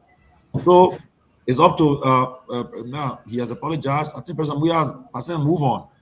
Now, on the issue of and then number two, before I leave that story, right now you know there's a problem in the rescue camp, and Fadiga, I don't think he's happy right now at all because he was given a job at the DEA. They removed him, and the other guy who they removed, they gave him a job again, so he has not got a job. And I was informed that they are making an attempt to give Fadiga a job. I think with the NSA and other people have blocked it. So all that thing, you know, right now he's not happy. So in Liberian politics, that's why you don't burn bridges, because right now you want to play around the major players, the shakers, the movers. So now when Boga people make you mad, you either fall to Wia or maybe Cummings or somebody else or Musa. Yeah, but you want to be among the players. So with that now, who knows what next? So I'm sure he's not happy, and he's going back to Spoon. And now, and the aroma that the VP he's the one who got them there. Who knows? We will find out one day, but that's what we've been told. So that's one of the issues. Now, Grace Brown, look, Liberian politician. Politics is something that Mr. Gayman, my other panelists, when you get into politics, Liberian politics, if you don't have the necessary resources to withstand the trials, the situation that will come, don't get into it. There are people right now, in 6 years, they can't stay in 6 years to be in opposition, and they're going to start compromising their principle because they can't stand it. So they give them a small thing, and they fall for it. So for Grace Brown to see what she's saying, you know, she's not just saying she being maybe lured, and she lack her own conviction to say she will go and. But what did she say? She said President Weah should not be president again. Yeah. So I just trying to just break it down. Right. We're trying to say, yeah. So before saying that, you know, that's something that you know that she's like. Look at Bangura. Bangura was deputy minister in the Weah administration. Okay, he led the Weah campaign, re-election campaign in Nimba. What happened today? When time came, it got rough. He went to Bility. When CMC came about Yule, they gave all the goddamn car, giving them, making them feel good. And after that too, now I think the VP now came to MGR and where he is. Now he's there and talking. Kanyo, all the guys. These are guys who just cannot stay. Now he plays smart. He said he's centrist movement. Because he want to anybody, but he leaning towards the ruling establishment. You all know that. So, and then the issue about but I told you before 2029, you see all the things happening. You all see more to come. A lot of intercrossing will happen. You know, one thing no matter will say, oh, Tomalin, you supported a group, but now today I see you behind a group. No, I'm an independent person. Yes, during the election, when the second round came, we took a decision to support the CDC and President Weah. We did it. Since then, we act to our position in our neutral way. We're standing there now. I space we're in. But we used to me going to say, oh, I'm behind it. The government now become behind us. No. Right now we are there to do what we need to do, what we're doing every day. So we'll see it happen. More it will happen. We'll see it happen. The 1,200 people, right? I think we need to dig deeper. President trying to make efforts to contact the foreign ministry to get more clarity on it. So hopefully we can get understanding what's happening. Well, Liberia accepted where we tier country as a tier country for deportees. Because look at the economic security situation all involved. Whether they give us money for these people to keep the people you bring into society, the non-Liberian, the people will be dangerous people. Outside already vulnerable, you bring them there, they can and how to call it? They can breed on other young vulnerable people there and change their mind, their mindset. Next thing is asking people to say, people then moving, doing armed robbery with heavy arms. I don't think it happened. These are guys who brave. You all know in America, the guys are some of the guys are in jail that are in deported. The guys are dangerous people, dangerous criminals. They didn't care. And you send them to Liberia and you put them in the streets. You gotta check all of these things and find out what's going on because it ain't good for our country. So yeah, I just want to stop on that. Junkie, I gotta give you 2 minutes on this one. I want to keep it tight. Now let's look at the the people who are coming to the country. We don't know who they are. They could be armed robbers. They could be terrorists. They could be anything that nobody wants them, and they are basically dumping these people on us without background check and all of that. This is concerning, junkies. And I think I agree with Chief Josh and Mr. Gayman. Most of our brothers and sisters, they are sending back. They are sending them back because of different reasons, mostly crimes. Some of them were involved with beating on their wives, some beating on kids, some involved with thievery, and other missteps that are not supposed to be in line with societal norms. So if you will not like the rotten apple and you are sending it to me to eat, then I think I will agree with you that it's dangerous. Right now, we are living in a world where all of us should understand that we are a one community, and whatever hurts Liberia will also trickle down negatively to the U.S. So sending people back here with records that we don't have any knowledge of, just because your system does not want to accept those people because of their behaviors and attitudes, and you want to send them back here because of your supremacy. I think it is now good on a diplomatic front. There should be consultations. There should be mutual respect, and MOUs, treaties, and conventions that were reached should also be observed, even in line with human dignity and providing for the rights of people. So sending people back, the last time I even raised the South Africa issue, even though our brothers and sisters coming from South Africa decided to voluntarily repatriate themselves. But for this case, if we are sending people back here on deportation note, then I think there should also be turnover note accompanying the deportation note. And that turnover note, I would recommend that it encompass facilities and opportunities that will allow them to restart. Even if some of them were involved with criminal activities and violent acts, to also provide funding for their rehabilitation and correction to be reintegrated into the society. So it's important. And the situation with Madam Grace Kwan, I think it was a reckless verbiage from such an individual who does not have a base in this country. These are people who are just fly by night, empty talkers.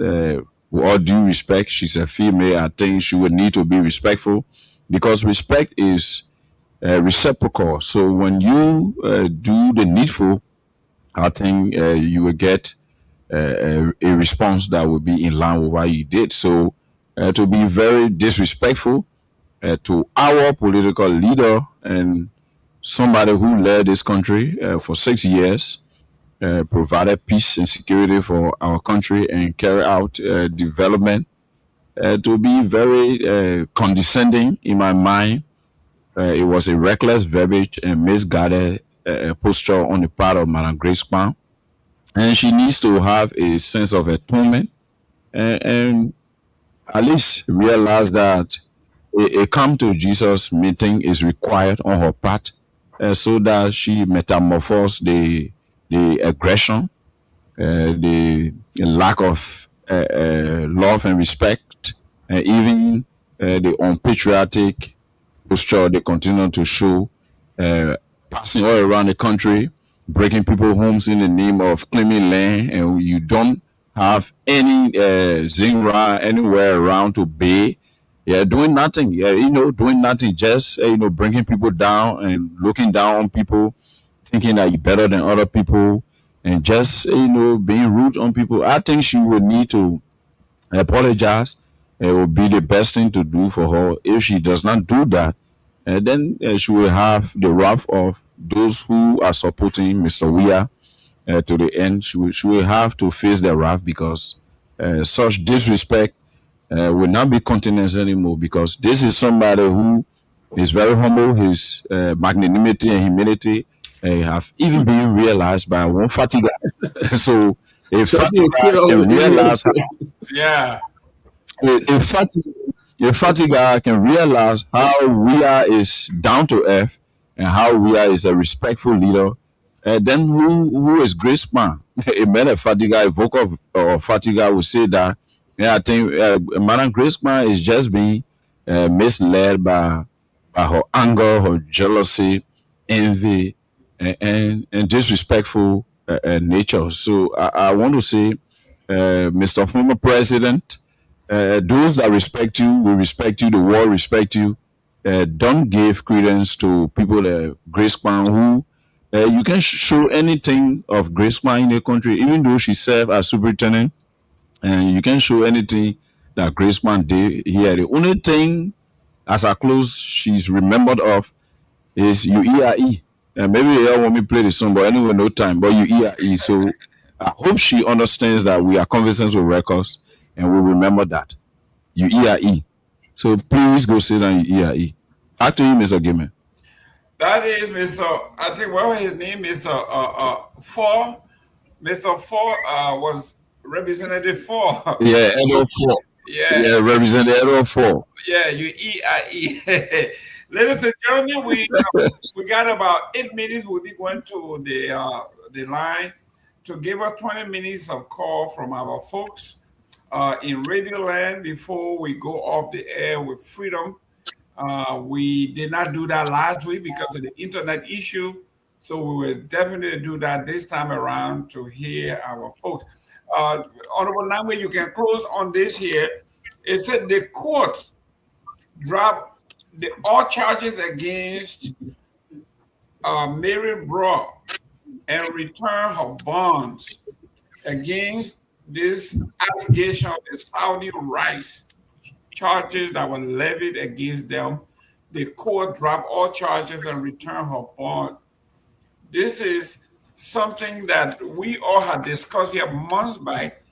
With all the major corruption in Liberia, this we thought was just a distraction, that you're going to leave all the major things that were going on and you say you're going to charge someone for misappropriating bags of rice. Come on now, we're not stupid here. It says here Mary Broad will not stand trial over the alleged diversion of Saudi rights donated after Criminal Code C granted a prosecution application to drop all charges against the former general's GSA Director General and order her criminal appearance bond return.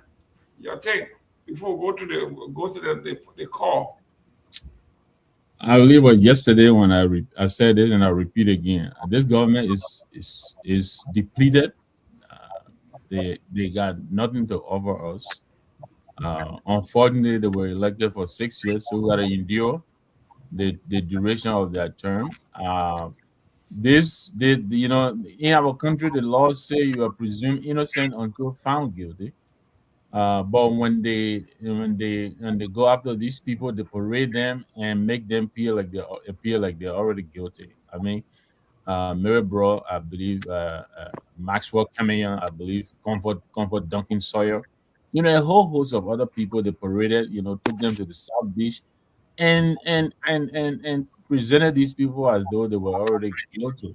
Now here we are, after all of that, and I hope these people will sue them. They should sue them for damages, defamation and all of that. They should sue them.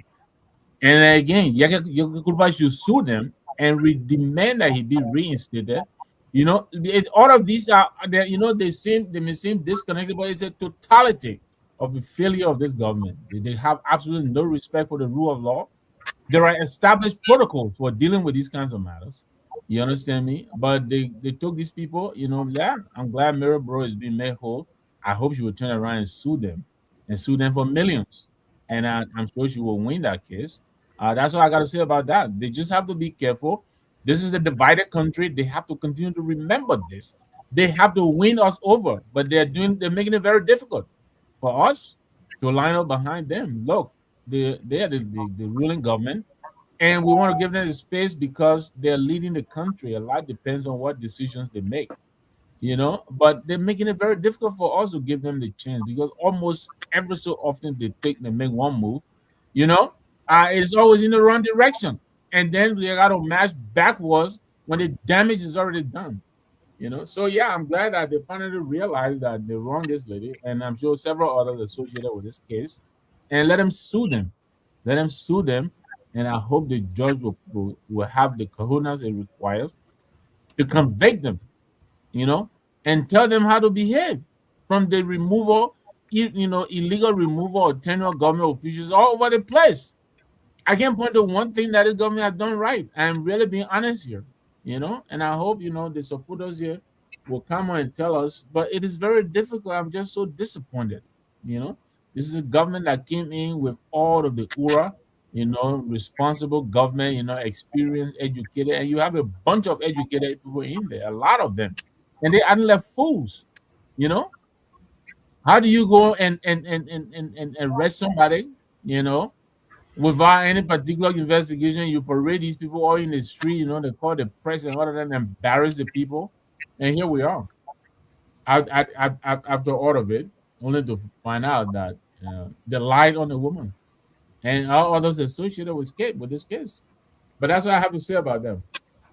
Great. Ladies and gentlemen, we got 23 minutes before the poll closes here on the East Coast in Florida. We have our go and cast your ballot for red, all red. Don't go to Victor Nagbe, he's all blue. Don't go to anybody who is blue. You see me and Dr. Peabody, we are wearing our red today, Tuesday. Go red. Junkies, it's all yours. The blue wave is coming, just like in 2029, the yellow wave, the CMC yellow wave was sweeping. Yeah, blue that made people cheering go use bathroom with other get and they made the people there. They're telling the people cheering and go get and go be using pop. Right. You can use any bathroom you want. Junkies, it's all yours. Let's get to the line. Today we're gonna do when junkies leave, we'll spend a few minutes with Truth FM so we can get it. We have not neglected Truth FM. The only reason we do this is because we got a little more time, less time with junkies.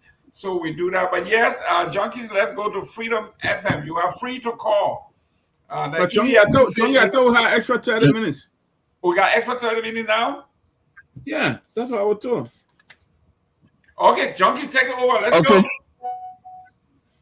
Okay. This is the closing argument. Freedom FM 87.9. You can call us on those numbers on 0776 104 104, 0886 500 104, 0776 666 Call us and be live. WhatsApp and local call. Your calls. We are waiting for your call. Mr. Gayman is here. Dr. Peabody is here. Chief Tomalin Josh is on. Honorable J. Victor Nagbe is here. And Anthony Dahn is there at Truth FM. And I'm Junkies Morris. I'm here. Anchoring from Freedom FM 87.9. Our first caller online, one, your name and where are you joining us from? Welcome. Hello? Hello? Yeah, go ahead. We are listening. Oh. Your internet is yes. We leave it there and go to line 2. Hello? Hello? Hello, your name and where are you joining us from? Hello? What's going on? Hello? Hello? Okay, the internet, we got some issues here with the internet, but you can keep calling us on those numbers on 0776 104 104, 0886 500 104, 0775 666 050. I think, Anthony, you need to edit that last number to 775. Maybe probably that's why. Okay, we go to line 3 and take this call. Hello, your name and where are you joining the closing argument from? Yeah, okay. My name is Harrison, and I'm calling from the borough of Kuta. Yeah, go ahead, Harrison. I mean, thank you very much for the show. I just got into the show, so I don't really know the actual talking point. But what is on my mind directly is that the issue of the government silencing opposition, Muslim opposition, is what came to my mind. For a police director to summon a lawmaker, let's say a senator, or that he wants a senator to provide evidence of his deliberation or of commentary. He, police director, made 2 accusations, one from the press, that the press were receiving money from the cartel, and up to now, he has not provided any evidence. Secondly, he has also made a statement that there were high-ranking government officials that were linked to the cartel that took trust in the country. Up to now, he has not provided, he has not arrested one high government official, even to call their name. But just for an opposition to express their own view, I think it's counterproductive to the freedom of speech. Okay, it's counterproductive to the freedom of speech. This call, your name and where are you joining the closing argument from? Good evening, my dear brother, Dr. Morris. Welcome. Good evening to the people in the state. I'm Baba Kakoya calling from 17th Street, back there. Go ahead, we're thank you. Thank you very much for giving us this opportunity. You are doing pro bono job for the election. We'll continue to pray to God to at least to multiply on to you people here. So, you know, this our government is so fine that we are enjoying it. Yesterday, people got vented all around here. Just we are damaged the country. And I see the people here. Even when I went out, I see one of my friends said, George, we are damaged the country. So I think we say God hammer, we got saw, we got deal, and I want to know what part of this country that president we are damaged. And we listen to our mother who happened to be superintendent UERE, who looking for a job for Joseph Nima Poaka because the reason they are doing all these things, some of them, just what you say, some of them are able to even sit down for the 6 years. So the only thing they can do and the thing they can certify Joseph Nyama Bwaka is to insult George Weah. When you are insulting George Weah, you will get job. So that the reason they are doing all these things, but because he said the thing, there is no word that back word she said. She just talked loosely. That was all. And she did not do, there is no era in it whatsoever that great Brian Ma is yet who can point to it that during military time she was doing that she can show to the place that she filled one table, at least market table for people, market here to even put market there. So these are the people. Look at the drugs business today. The police are in the drugs business. Yesterday, the drugs that were coming in this country, everybody knew who was bringing the drugs at that time. It was the former president George Weah. But now, drugs that are talking about, the president's son near been caught to their call. So even ask a question, but the right behind sweeper taxi driver, car from bus, I know buses car the sweeper, and I think the boss been doing here. So we pray to God for the balance 3 years. Let God continue to help us to live. But all of them, because the people are putting on.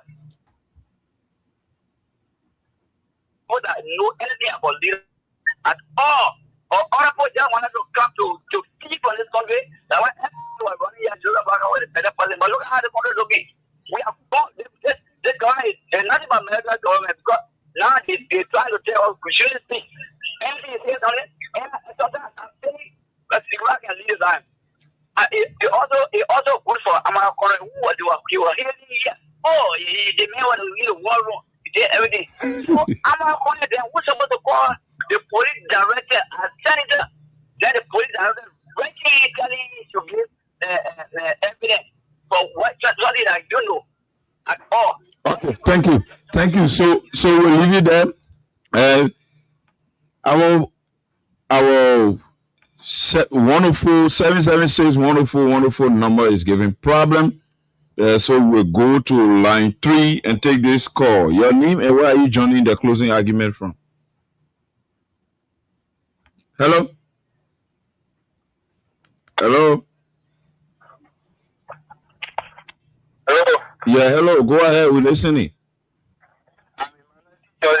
I'm joining the closing argument from the cabinet of Baba Syndrome Maru. Quickly, you got 15 seconds. No time. So, for all my own understanding, the government has messed up a lot.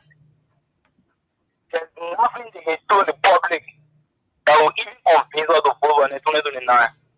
They totally messed up on the drug case, and Kehleboe Gongloe is painting himself white. Just about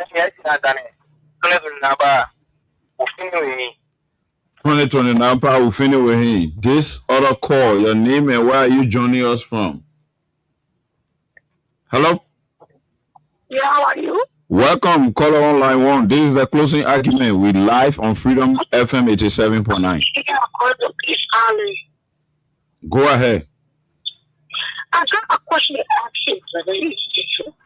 First of all, I did like hearing. The people that are doing the drug business?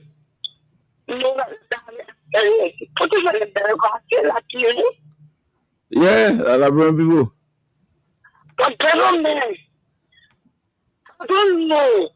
Because you already going through frustration, school is that's the operation of all we are security people. Very security, we are not people for 6 months. You know, all of us to our own family. My God. Now, so you come on and say, trying to get to the fire. You're not there. You hear me saying, Murray? I'm hearing you. Go ahead quickly. We're getting the lot. Any fun is again. You're going to come out. Stop. We're not money. Also, the way you pay school fee, they be already deporting that because of that you don't pay school fee or you pay school fee.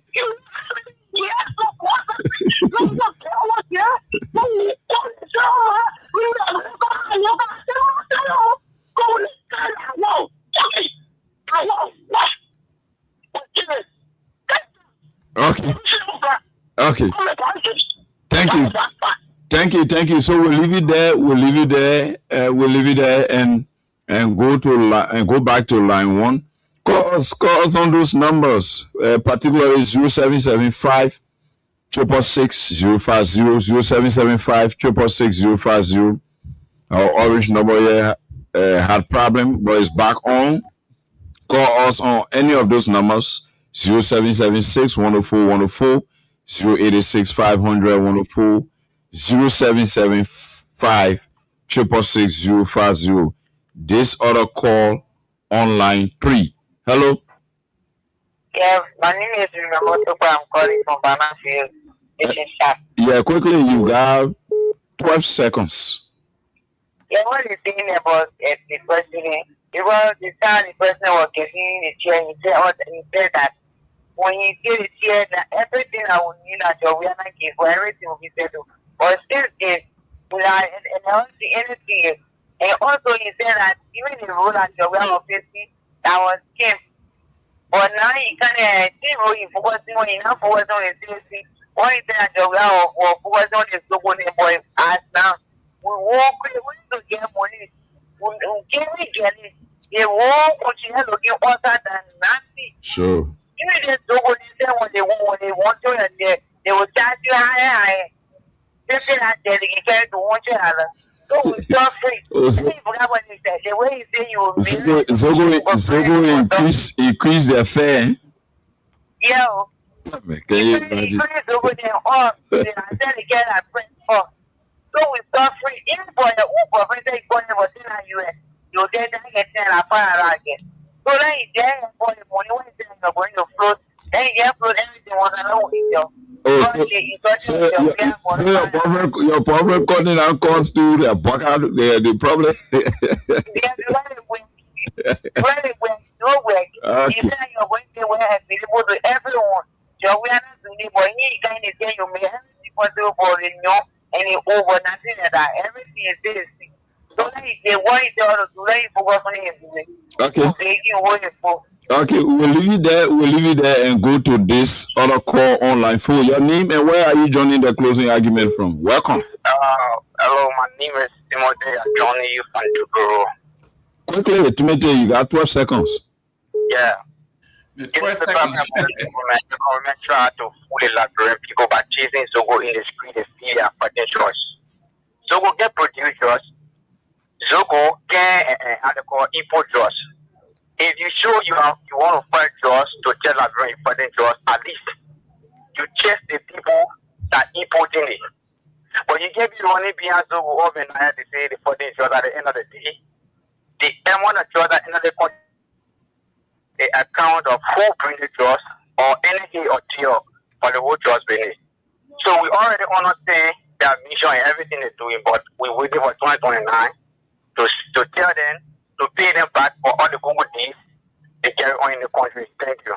Thank you. We'll leave it there and go back to line 1 to take this call. Hello, your name and where are you joining the closing argument from? Hello. Hello? Yeah, go ahead quickly. Yeah, Joseph, we are listening. But I will tell you something. You currently Africa, some of Canada go for us. All New so no matter. So Africa, I say that what democracy. I won't know what democracy. So I want that method to worry country. Oh, that's the key of the. Yeah, don't you think you are calling for the constitution to be abrogated?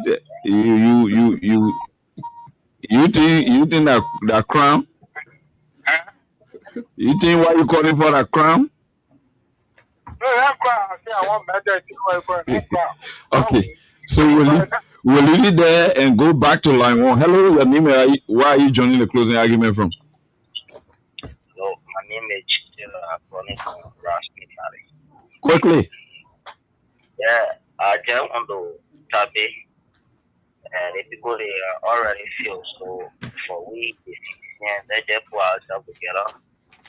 I have to feel that people that's all. Okay. We the seditions, they put our people together. and convince them, let leave, and how he end it. So, of course, we are still taking course. We are still taking course until 11. Then the other 30 minutes, we will go into the conversation. Because, yes, this other caller here on line one. Hello, and where are you joining the closing argument from? I'm Steve William. Yes, Steve William, step up your volume.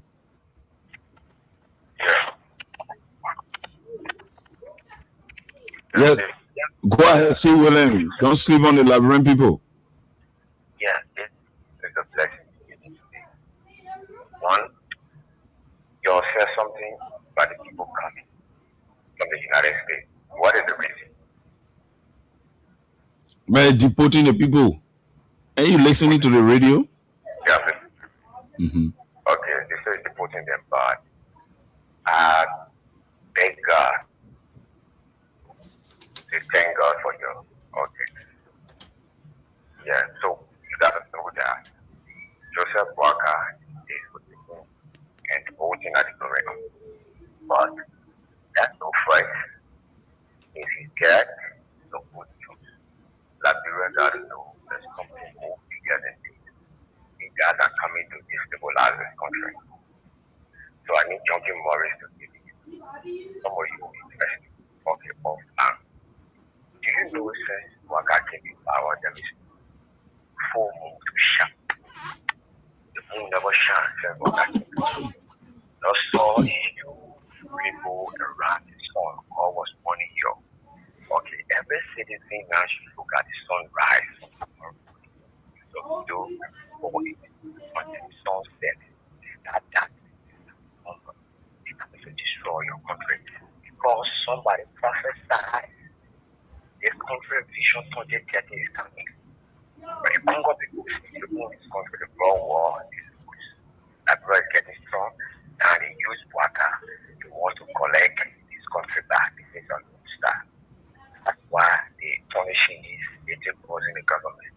Seleke Kromah should be the one inquiring. You're guessing your line for your process of this country going to see. There are some things we can talk here. Okay, there are some things we can talk here. So we'll leave you there. We'll leave you there. We'll leave you there and take other calls because our lines are jammed. Of course. Hello? Hello? Okay, Mr. Gayman, while we are with the calls, Good. you can take it over. Yes, thank you very much. Yvonne, thank you very much for tuning in. You have always been one of my favorite folks. When I come to Washington, D.C., if you're in that area, I'll find you. Gabriel, thank you very much for tuning in. Mr. Gallo, Daniel, Fix Electronics, thank you very much, guys, for tuning in. Let's keep it going, share the show. Let me go to Honorable Peabody. Peabody, we are on. Let's look at this thing here now. This one here has to be, I don't know, we are very good at breaking ground. Now, the President Joseph Walker just broke ground for a landmark Providence Island development project. I don't know what to think about this because this one should be a no-brainer, right? If we wanted to actually do tourism, starting at Providence Island should be the top of the key. It's like right in the middle of the country, right in the middle of the city. You can't miss it. There should be high rises. There should be like a casino. Everything should be right there. That should be a tourist attraction now. Yeah, I think Pearl Island is desperate to be reawakened.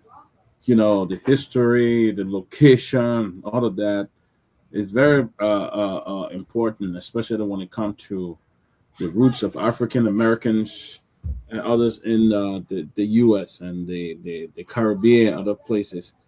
But I welcome the idea of them having a tourism, but I think they need to prioritize the tourism industry, area that will attract more people, area that will bring more people into the land. You know, we Ghana have succeeded in taking over what we should have done when it comes to tourism. Ghana made billions of dollars on the year of return, and that year of return technically should have been Liberia. Liberia should have been the route for the year of return, and we we did not capitalize on it because our tourism industry is very poor. We don't plan well for our tourism industry. We have we don't even have roads, the infrastructures and things are not there. So we actually need to plan, and I don't think planning just 1 year for tourism, it's very poor.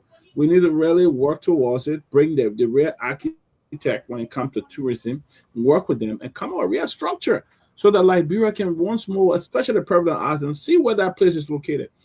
That place during the Talbot administration and maybe the Tubman's administration, those places were attractions. But look at it today. Look at Pearland Island today. Just look right across from Pearland Island, you will see part of dirt that even have cover half of the other side of Pearland Island. So I think there is need for adequate planning, and I don't think the government have really planned well. They're just running tourism, just running around and doing things, but we have not really planned to attract the people we need. I think it requires a lot. It requires a lot of consultation. It requires experts. It requires people who will come in and work with us on how we can do that. I don't think they are doing it. They just even the sports park that George Weah has built in that country, they have not maintained it. I mean, the other day, that beautiful area across there was already, there were areas that were messing up. That was I give President Weah the coverage. That sports, the different parks that he built. Government should have really capitalized on those things, try to maintain it, because a lot of people in the country, a lot of people don't have places to take their family in Liberia. They don't have a lot of places. It either have to be a drinking bar somewhere that people have to go sit down in the chair and call for maybe chicken and rice to eat or something like that, or give them soda to drink. But there's not a lot of other attractions in Liberia where the kids can go and have fun, the family can go and have fun, or you can go with your family to Liberia and say you want to take them somewhere and for them to go. So I think they need to adequately plan when it comes to those things. Let me go to Honorable George. It said Ghana tourism sector generated $4.34 billion in 2025. That's Ghana. That's almost $5 billion US just from tourism. They had 1.3 million international visitors last year. 1.3 million tourists in Ghana. They got $4.43 billion in revenue just from people visiting their country. Like I always told the folks, the key to tourism is public utility. You gotta have electricity, you gotta have water, you gotta have sewage system. When the folks check into your hotel, when they flush the toilet, it has to flush. The light gotta stay on. You gotta have reliable medical services, all of these things. But Providence Island presents an opportunity for city planner, for regional planner, like you say, for bring Liberia best and brightest minds together. How do we do this? Honorable George, if you were advising this president, what would you suggest? Right now, if I were advising this, the tourism guys in the country, I heard the director right now, she's doing quite an impressive job so far about advising them. I will urge them to call for a national tourism conference where you bring all people from that. You got a lot of people that are involved in tourism and so forth around the world, Liberians you find. Bring them together and let them come and share some ideas and share with you their vision and their what they think that to help our tourism industry to make it better. I think if you do that and you bring ideas together and they can send it through recommendations and so forth, forward it, come into formalize into a plan of action. I'm sure our industry can improve. Like in Cape Mount, they get the Piso there. You got the Patawi Water Park in Bon County. I went to Nimba. I saw the Blue Lake. That's a lake that is a tourist attraction. People travel. I saw people that travel from all of the world, all the country, that came to see that particular Blue Lake. And you see another one they call it the dead pond, something like that. A lot of tourist attraction. So I think our country can make a lot of money and create employment for the tourism industry Just a matter of taking away politics from there, take away politics and invite people. What are you? Don't politicize it. Take the politics from it and invite people from all walks of life, and Liberians will come, and it can explore the industry and make it more viable and better to help our country, and they can also showcase Liberia to the international world. So I think that's my own advice I would give them if I were advising them. But Victor, let's go back to you here. We are talking about all the Liberian millionaires, right? All the successful Liberians we have. Why are we going to... Mr. Gayman? Yes. We have a call here. Okay, go ahead real quick.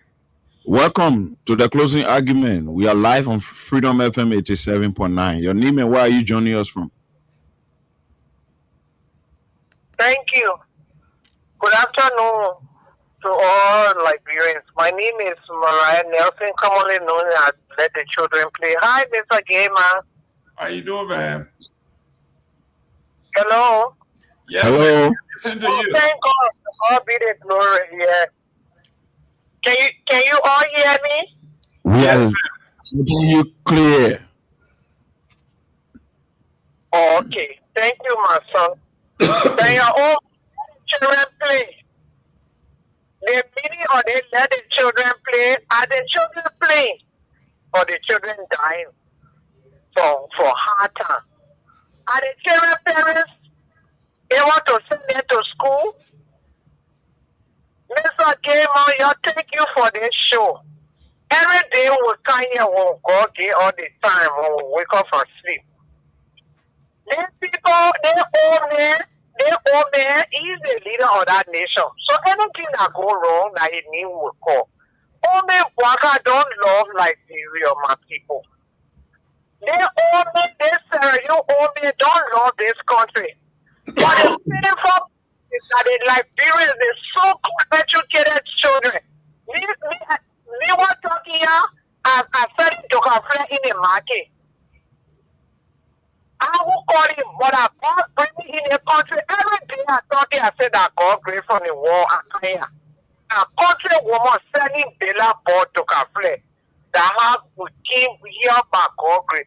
Only Waka Mr. Gayman don't love this country.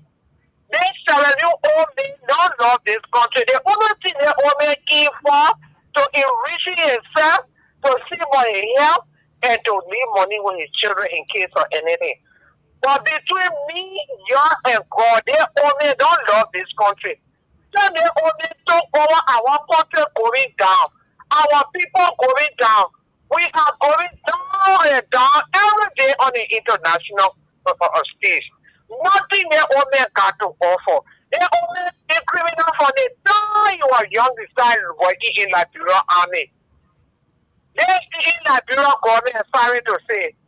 They work for dollar, you work for dough, all the job, then they are moving for corruption. They only find Liberia to be the owner, LLC needs. And then Liberian children, that is young children, they women to become leader for our country. Or girl like Queen Johnson there, what can the young find there for the women to take over? The children in Lofa, in front of Dopoh for the house, that made them kill a friend, that they're young children, that what the problem coming from. We already own this on Gayman. Not even one favor. Every time we live that God grace. They only don't love this country. But the only way we can do it is by coming together. If you got men about my son, and you bala their criticizing or George Weah. In this way, this George Weah is a different person. He's not an ordinary child. Until we can respect their boy, their man, God first. We will not go nowhere. I look around Mr. Gayman to find one John Weah from the slum and ghetto. They're coming so all the educated people, John Weah grace is different. You take it or you leave it. We will start fighting them because God has empowered you with international contact. So we go here and rise so our country can move forward. Okay. Thank you. Thank you. Thank you. The wickedness is too much. Okay. Thank you. Thank you, ma'am. Children play. Thank you. Let the children play. We'll leave. Let the children play there and go to. We will send an invoice to President Weah and the CDC. President Weah, if you're listening, we got an invoice coming to you. You got a free ad there. Welcome. Welcome, Julius. Yeah, Poker Rabo. Welcome to the platform quickly.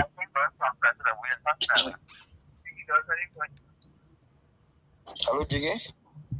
Poker Rabo, go ahead. You got 12 seconds. Oh, okay. No, I'm hearing.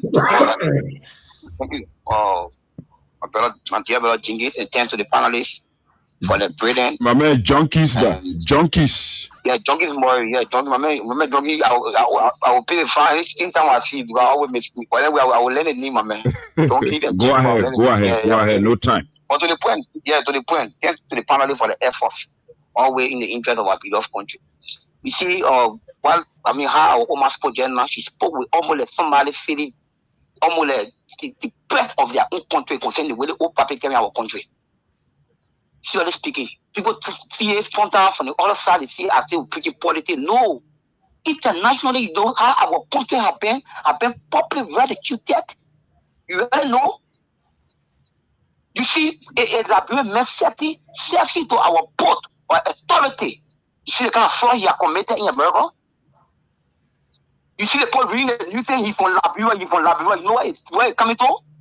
Then you can after letting one of your sisters show you now the people that you know the people will always tell that the age of Methuselah got nothing to do with the wisdom of King Solomon. The people they were fallen before. We are very sound. We are sound in understanding and thinking more than them. You see, the people asking for how do you call it or they asking for the evidence concerning the statement that the senator spoke or the senator made. But yeah, come. The police director made that statement. Then you got community party people were on one of the store shows just not saying that the men were talking about, the PN were talking about, it was the DA board that left. No. Even vindicated the men like you were not part of the So they themselves now are authenticating that the DA boss is the Go ahead, Poker. The own government vindicated the man. The report is there. The men were vindicated were not about it trust business. You were not even part of it. It was different issue there when you go. But you know what? We were playing with coming to read for mother open will get next month more. Thinking the flag trust business will stick to it and they will find will get to the bottom. If in the horse of the president, we will stick to it and they will get the answer. But we will not be taxed on. We will not be taxed on as I said earlier. Thank you. Thank you. That was Poker Robert there calling from an unknown destination. And Poker Robert, that's how we want to call it a night with the course. And back to Mr. Gayman. So we interspice it with analysis before we can close from Freedom End. But I got on an exceptional call. I can put in. Go ahead, real quick. Okay. 2 seconds. So real quick for you got 9 seconds. Yes, just for Junkie Morris and leave that call just to read the number so that we can get it. We can talk offline. Too many things happening. Okay, you can call me on 0775 666. I used the phone to What? to read the number after I call the call.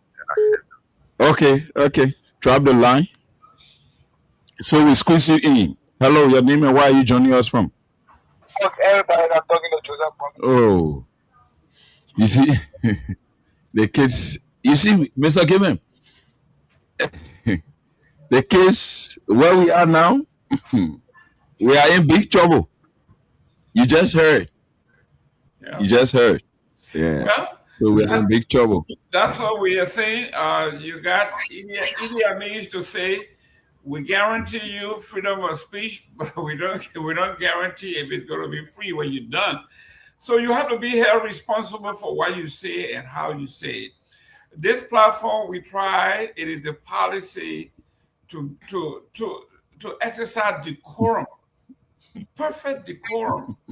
That means whatever it is that you like about me, what you dislike about me, we are going to be courteous to each other. You can say whatever you want to say, but there have to be some rules. And this is why this platform has made it clear that all of our panelists do not speak for the TCA. Whenever the TCA has an opinion, it will be officially made by management on their letterhead, on the pages. But until then, everything you hear from folks here are the opinions of the panelists and our caller and our viewers, and not necessarily the opinion of the closing argument. Now that we have gotten that out of the way, Mr. Junkies Morris, go ahead with your closing. I know, no, we got 15 minutes with you. We got 15 minutes with you. So Yeah, sure. yeah, let's go to what the office has produced. Our own office in Monrovia. Let's go to Pinsville Court Reserve ruling on the request to reopen the private spot, the bar that was just linked to this $37 million drug bust. Now let me go to Chief Tomalin. Chief Tomalin, this bar was just closed. The investigation is going on. Nothing has been given to the public. All of a sudden, they are talking about reopening this bar. This bar was accused of trafficking, take action on your housing, drugs, and everything. And all of a sudden, they were calling this place the drug den. It was a bad place. And here we are. They are trying to reopen it again. What is that power play in Liberia or what? You know, Mr. Gayman, one of the problems you see happening in the country is that, and I keep saying this, whenever there's an investigation ongoing, the joint security or the police or the Ministry of Justice, they need to keep the public informed, updated every other day about the investigation. Now, we like all of a sudden the treatment part has been reopened. The public now going to run with it and have their own narrative about it. You can't blame the people. The people start to speculate why they open it and what happening. You can't blame them because when you have investigation going on, you don't keep the public in this guy. You don't keep them. Keep them like they're incommunicado. You can't do that to them. Keep the public informed. Update the investigation. You see what happening in this country all the time. Once there's a crime, they say the police they will give a press briefing on tomorrow 12 o'clock. They come again. Until that matter goes to court, they keep the public informed. But again, our country, most of our guys learned they got trained in America. They went to the best police academies around here. And so I wonder how come they don't get it, they don't get it that they should keep us informed so people cannot make their own judgment, cannot make their own judgment, their own narrative of what's happening. So that's why now we don't know why they open it. People going to speculate, and then you can't blame the people when they speculate because you are not said nothing to the public. Why it is open? That's all we heard was the proprietor of that place was arrested. He was charged with you are connected to the drug issue, and then since then everybody gone silent. And that's why the country is like this, where everybody just making their own judgment, whether it is true or not. People giving their own perspective on their own narrative on what's happening. So it's sad though, and until we can get it right, we can keep the public informed about ongoing active investigations. It will all be the problem, Mr. Gayman. Junkies, what are the people saying? Is it really true? Because this is mind-boggling. If the owner of this place was arrested and charged in connection with the $37 million, $317 million cocaine bust, this place was a drug den.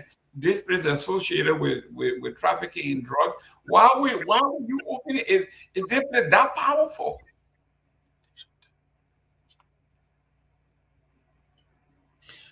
Yes, Mr. Gayman. I like you say, like you and Chief George just said. Sometimes when these things come up, it can just be mind-boggling and troublesome because somebody will be brave. Why we are discussing the breaking of this narco cabal that have extended to Liberia, and somebody is suggesting that corporates who are undergoing investigation who are undergoing prosecution based on the pieces of evidence available to authorities are requesting or asking the courts to allow the places they used as conduits to flow the drug through our country to allow it to reopen when it is that terrain that we have problem with as a government. It is funny. It is funny. So I want to say to those folks, even though Peter Bonjara allegedly the young man said he sodomized him, he harassed him, and he's walking around scot-free. Even though the police RG was being accused of receiving some of the pecuniary that the cabal and the cartel members gave, but instead walking around and calling senators to investigate them. And by the way, the chairperson of the CDC issued a statement condemning that illegal police investigation into the senator's office. So I want to break that to this platform, the TCA. So when we as a country will be having the kind of common things uncontrollable, it's worrisome, it's dangerous. You can't have people moving from one end to another. You cancel, you settle the other problem. Freedom FM said, yeah, on air, you won't go to True FM to set it. No, you cannot do that. You cannot do that. You have this particular private bar under investigation based on the attachment of the individual that has private bar to the cocaine scandal. So that particular institution has to remain closed until there is a logical conclusion in regards to the investigation. So what's the rush? What's the rush? All the 6 tons that they accuse you people of not unveiling to the public, but just bringing out 4 tons. Are you people saying that the 6 tons you want process now for it to start going to where it's supposed to go? Is that what you're saying? So you wait. Let's follow the rule of law. Let the law take its course. Even the issue with Mr. Jefferson Chesson, he is a sedition, and I support him. But when it comes to the law, I want to urge him to unveil himself. Since the vice president has to be the de facto president of our country and wanting to take part in everything and bringing people down to the extent that he had been accused of politicized, political or politically motivated killings. All of those things, I think we as a people, we need now to place all of these under the microscope so that we settle them, then we can move forward. But when they are not settled, that means they are just walk on to come here to serve the Liberian people that for nothing. It means that the both of you there and other panelists and other well-meaning Liberians who continue to support and promote this program are just applying their efforts free. So I am encouraging the people who get private bar to wait, and the people will now take our building to carry in NSA part of building. It will remain there. If for you, the laws are clear. If anybody is found culpable, they will bear the penalty, their property when they are out of jail, even if the property is not included in terms of being attached to the crime. Nobody will harm on the property. So why are you rushing for private bar to open? The liquor business where you're led to just be having beer bottle table conversation. The reason why you're rushing for private bar to open. We discussing serious national issue here.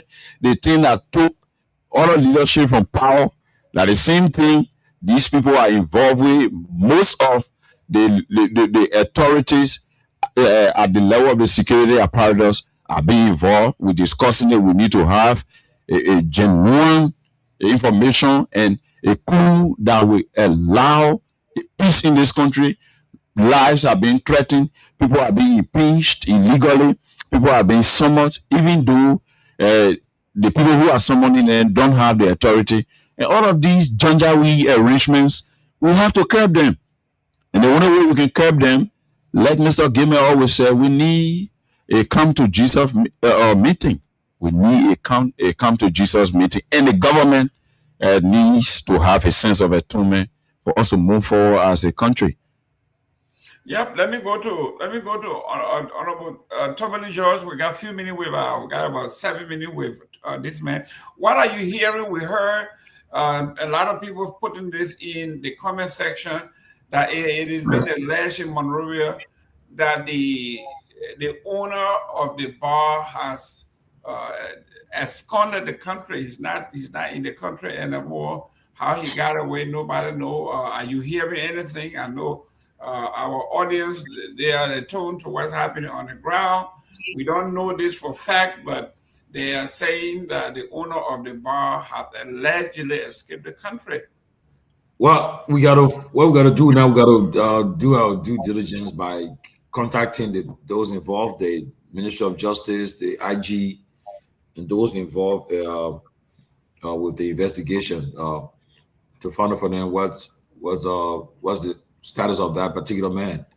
If the Liberian people are concerned that he's left the country mysteriously, it should demand that he be the public, the police, the government feels that he's still in custody.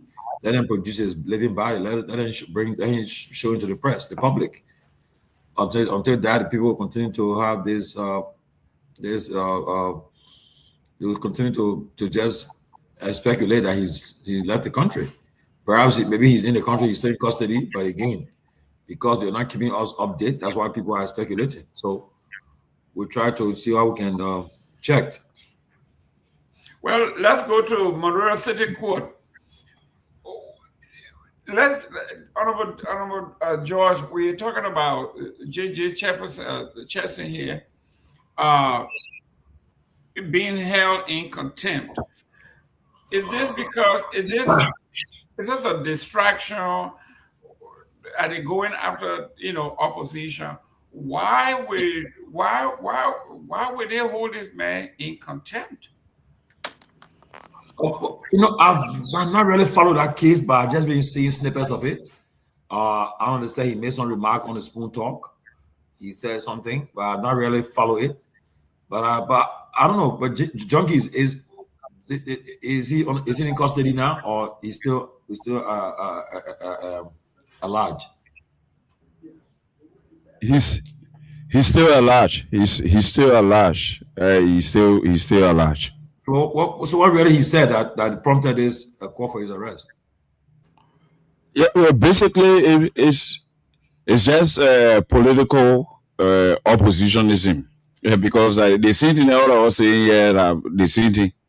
But I think based on his proximity to the leadership of the CDC, they want to use him. In my mind, they want to use him as a distraction. So we'll be focusing that. Since he's from the CDC, then the focus will be swaying in his direction. Then these conversations won't be held. I think that's the tactic. Let me work because they are just summoning people. They are just summoning people. They are suing people for the same drug issue. In fact, the young man from the CDC COP 140 massacre was even sued and arrested by the coast by this fellow who is now in trouble from the NPA, Sekou Dukle. So all of these intimidations and coercion, it's just mind-boggling. And sometimes some of us are at 12 o'clock will be going home, just getting afraid. Honestly, because these guys are going to whatever length. They are going to whatever length. When you make public statements, even though you are not insulting people, even though you will even attach alleged, but they still come after you. They are using the quotes to bring people down. So I'll keep saying this for you people to be on the alert. This is what happening. You guys are in a state, so you don't know the tension that is built on ground here. The guys are going after people, and people are being intimidated. And if you are really following keenly, voices now are being extinguished. Those voices that were loud have been extinguished through intimidation and coercion. So there where we are, and this is the same thing that is haunting Jefferson Chesson. Wow. Ladies and gentlemen, let me welcome Honorable Robert Garguah Jr. Robert, welcome to the show. Thank you, Jerome. Am I audible or is my phone sticking? Loud and clear, and thank you very much. I know today is election day. You came in late. You went to vote. I hope you voted red.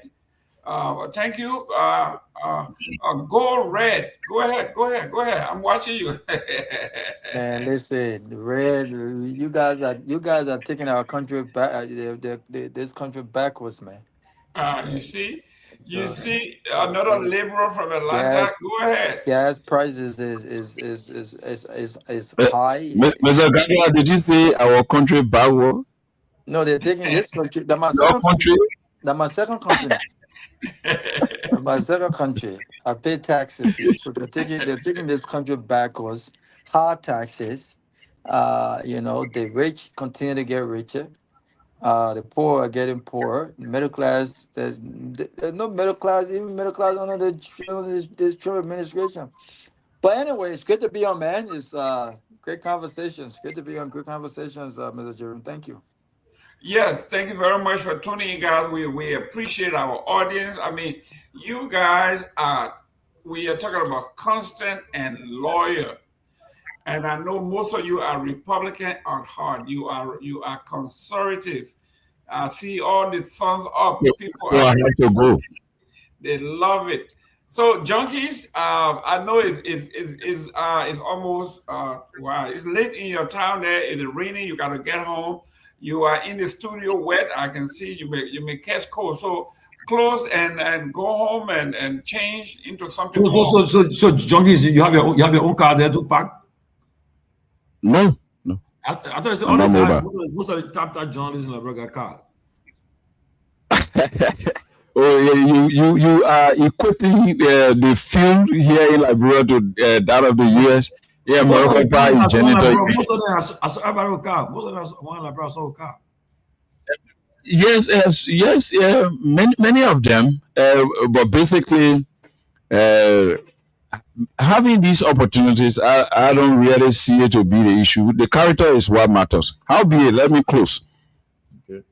I want to say this to the LMP boss.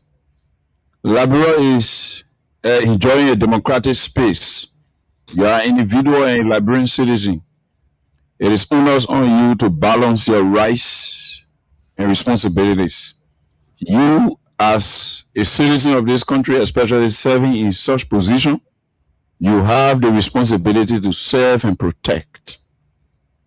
At the same time, your rights are also provided. That's why you were privileged to have that opportunity as RG of our national police. So you need to understand that the same right and privileges accorded you by the Constitution of our country is not discriminatory. It covers everyone in this country and even outside of our country once you are a Liberian citizen. Treat our people with respect. That Senate is our House of Elders. Do not carry such condescending and denigrating posture and disrespectful communications to that Senate. If these guys will not want to stand up to the kind of excesses that Gregory Kumo and other people are involved with, I'm saying to you tonight, you need to stand up. Today is Amara Kone. Yesterday it was Yeke Koluba. Today is Amara Kone. Tomorrow it may be you because you disagree. So you guys will need to stand up. You have the power. You are the first branch of government. The power that you have was given to you by Article 1 of the Liberian Constitution. And the president is also under that jurisdiction. That jurisdiction is the people power. You said that power. You stop acting like weaklings.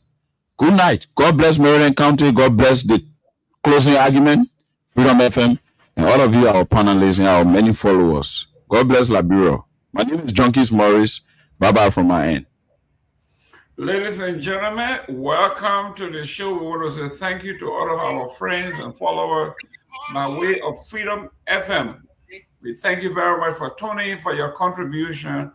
It is always good to be in contact with our people on the ground. And we have a social contract with you when you turn on the closing argument this time of the night. We will be here to bring you the issues as they are written in the different newspapers. We will quote who wrote those stories. We will quote and cite our sources. No gossip, not hearsay or whatever. So we are now going to some of the issues that the Liberian people felt were some of the issues that we needed to address. Now we addressed the biometric. Let's look at the biometric.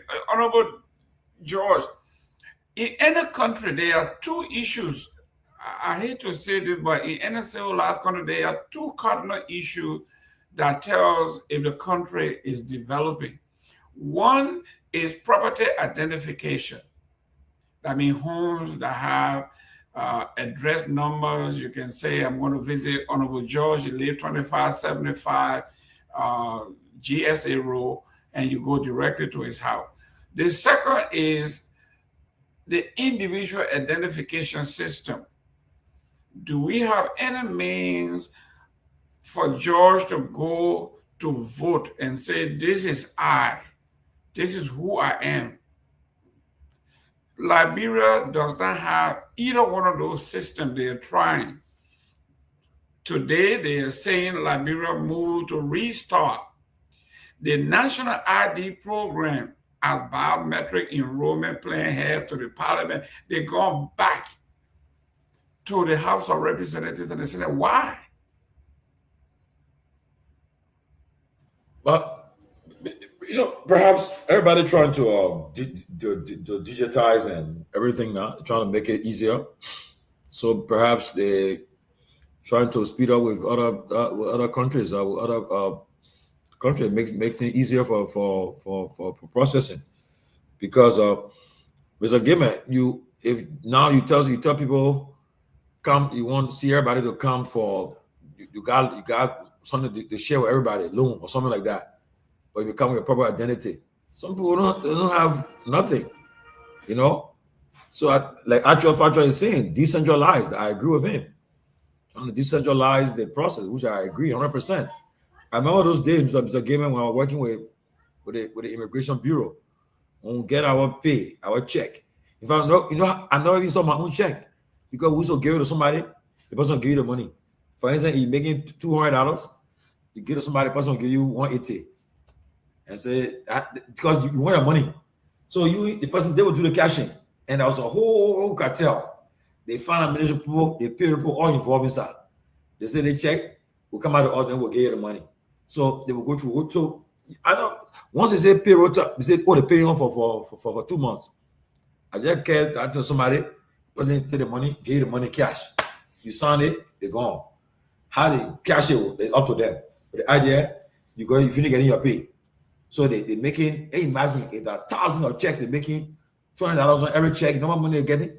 And that was something that was part of the system. The farm ministry had the payroll, the general payroll, the whole system there. That had been for many, many years. So I think when they try to decentralize and to digitize this kind of process, it's good for the country though. I mean, it's good. I hope they can do it with care and do it the right way so that people can benefit, and it shouldn't just be just for showboating, That makes sure it's transparent and that everybody can benefit and help the system. Robert Garguah, this is 2026. So I don't know, actually these people from Liberia, I don't know who they are. Hello? Hello. George, please mute. I hope it's your wife that called.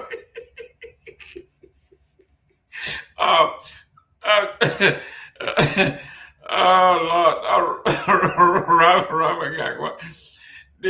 We got people that come in this country because we do not have an identification system.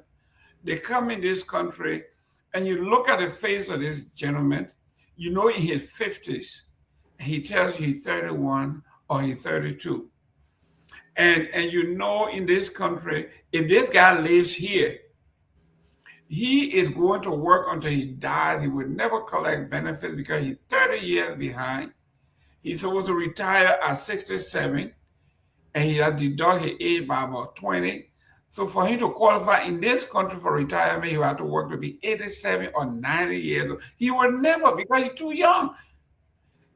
You know, they got 35 years, and he come in, so he's 19. So they're giving him baby Tylenol and all of these things because he's not an adult yet. So nothing works for him. It is because we do not have an identification system in Liberia. We do not have property identification, and we do. No, man, I get Jew. I'm married, man. I get Jew. Stop it. I get Jew. I'm married, man. I don't know you. Man, I get Jew. Next time you put your microphone, make sure I say you hello. don't have a hot mic. But Robert Garguah, because we don't have property identification, we don't have individual identification. People leave Liberia with anything. It's a serious issue. Now the voting thing that's coming 2029, if we don't have this thing right, and we don't have an ID system, it is a recipe for chaos. You don't know who is who. That's right. You don't know who is who. But these are not things that we are thinking about. These are things that should be concerning both to the government, not just the executive, but the legislature. These are things that and not just with regard to voting, but this is potentially a national security concern, right? So there are many. I mean, as I sit here talk to you, my brain is going crazy with all kinds. There are many things, Mr. Jerome, that we should be doing as a government that we're not doing. Sometimes it kind of gets tiring talking about it over and over and again. And now you're hearing that the country has accepted over 1,200 or 1,300 people that are supposedly seeking asylum. On what grounds are these people been accepted in Liberia? What are their backgrounds? Why is it that they can't go back to their country? Of course, if they are accepting asylum. But there are other issues that we are dealing with as a country. And this is not even politics. This is just making sure that you can address, it's almost like you already have 5 children in your house. You can barely send them to good schools. You don't have health care for your children. They cannot eat breakfast, lunch, and dinner. And so you're struggling to feed them. You cannot provide the basic things for them. They don't know what they will eat for dinner tomorrow. They don't even know what the future holds. 5. And then you say, you know what, we're going to bring an additional 5 because we're loving people. So we're going to bring an additional 5 people, and that will make us 10. But who are providing for those people? Who are providing for those people? How are they going to? Who's going to pay their? Who's going to take care of them? There are no jobs in the country. Of course, they can't work because you can't even provide jobs for your own people. But you are accepting these people. But beyond that, we have a drug issue in our country. We don't know if some of these people are criminals. We don't know their background. We don't have the sophistication to do this stuff, to do this check. We're just relying on the U.S. If the U.S. says, well, these are good people, if they are good people, then why the U.S. can keep them in America? After all, this is the world's most powerful country. They can work here if they're good people. They can pay taxes here. They can become productive members of society. Yeah, they can go to good schools here. They have the environment for them, for those people to thrive. But if they cannot be kept here, why are we accepting them in Liberia? So to answer your question, there's a lot of things, my brother, that's not right. The question is, when will we get it right? And as I'm sitting here just talking about it, it's giving me a headache. You know, it gets very tiring, Mr. Jerome. When will we get it right? That's the question. Let me welcome Ibrahim Toure, host of Straight Talk Liberia. Welcome to the show, AB. Thank you. I appreciate it. Nice having you guys today. Nice seeing everybody. Well, hopefully you've been following the show, but this is not government specific. You saying those of us that, I would say about maybe 50-50 people who are working in top government offices in Liberia, they all went to school here in the West, mostly United States, Canada, Great Britain. And we get home. Why are we come here with some of the ideas like property identification, personal identification for this is 2026, and the national ID program is non-existent. They're trying to restart it. It is mind-boggling, AB. This is. You know, I don't know where to begin. There's a saying that says, if you know better, you do better. I honestly believe most of those guys in these positions, again, I'm speaking, this is a blanket statement, right?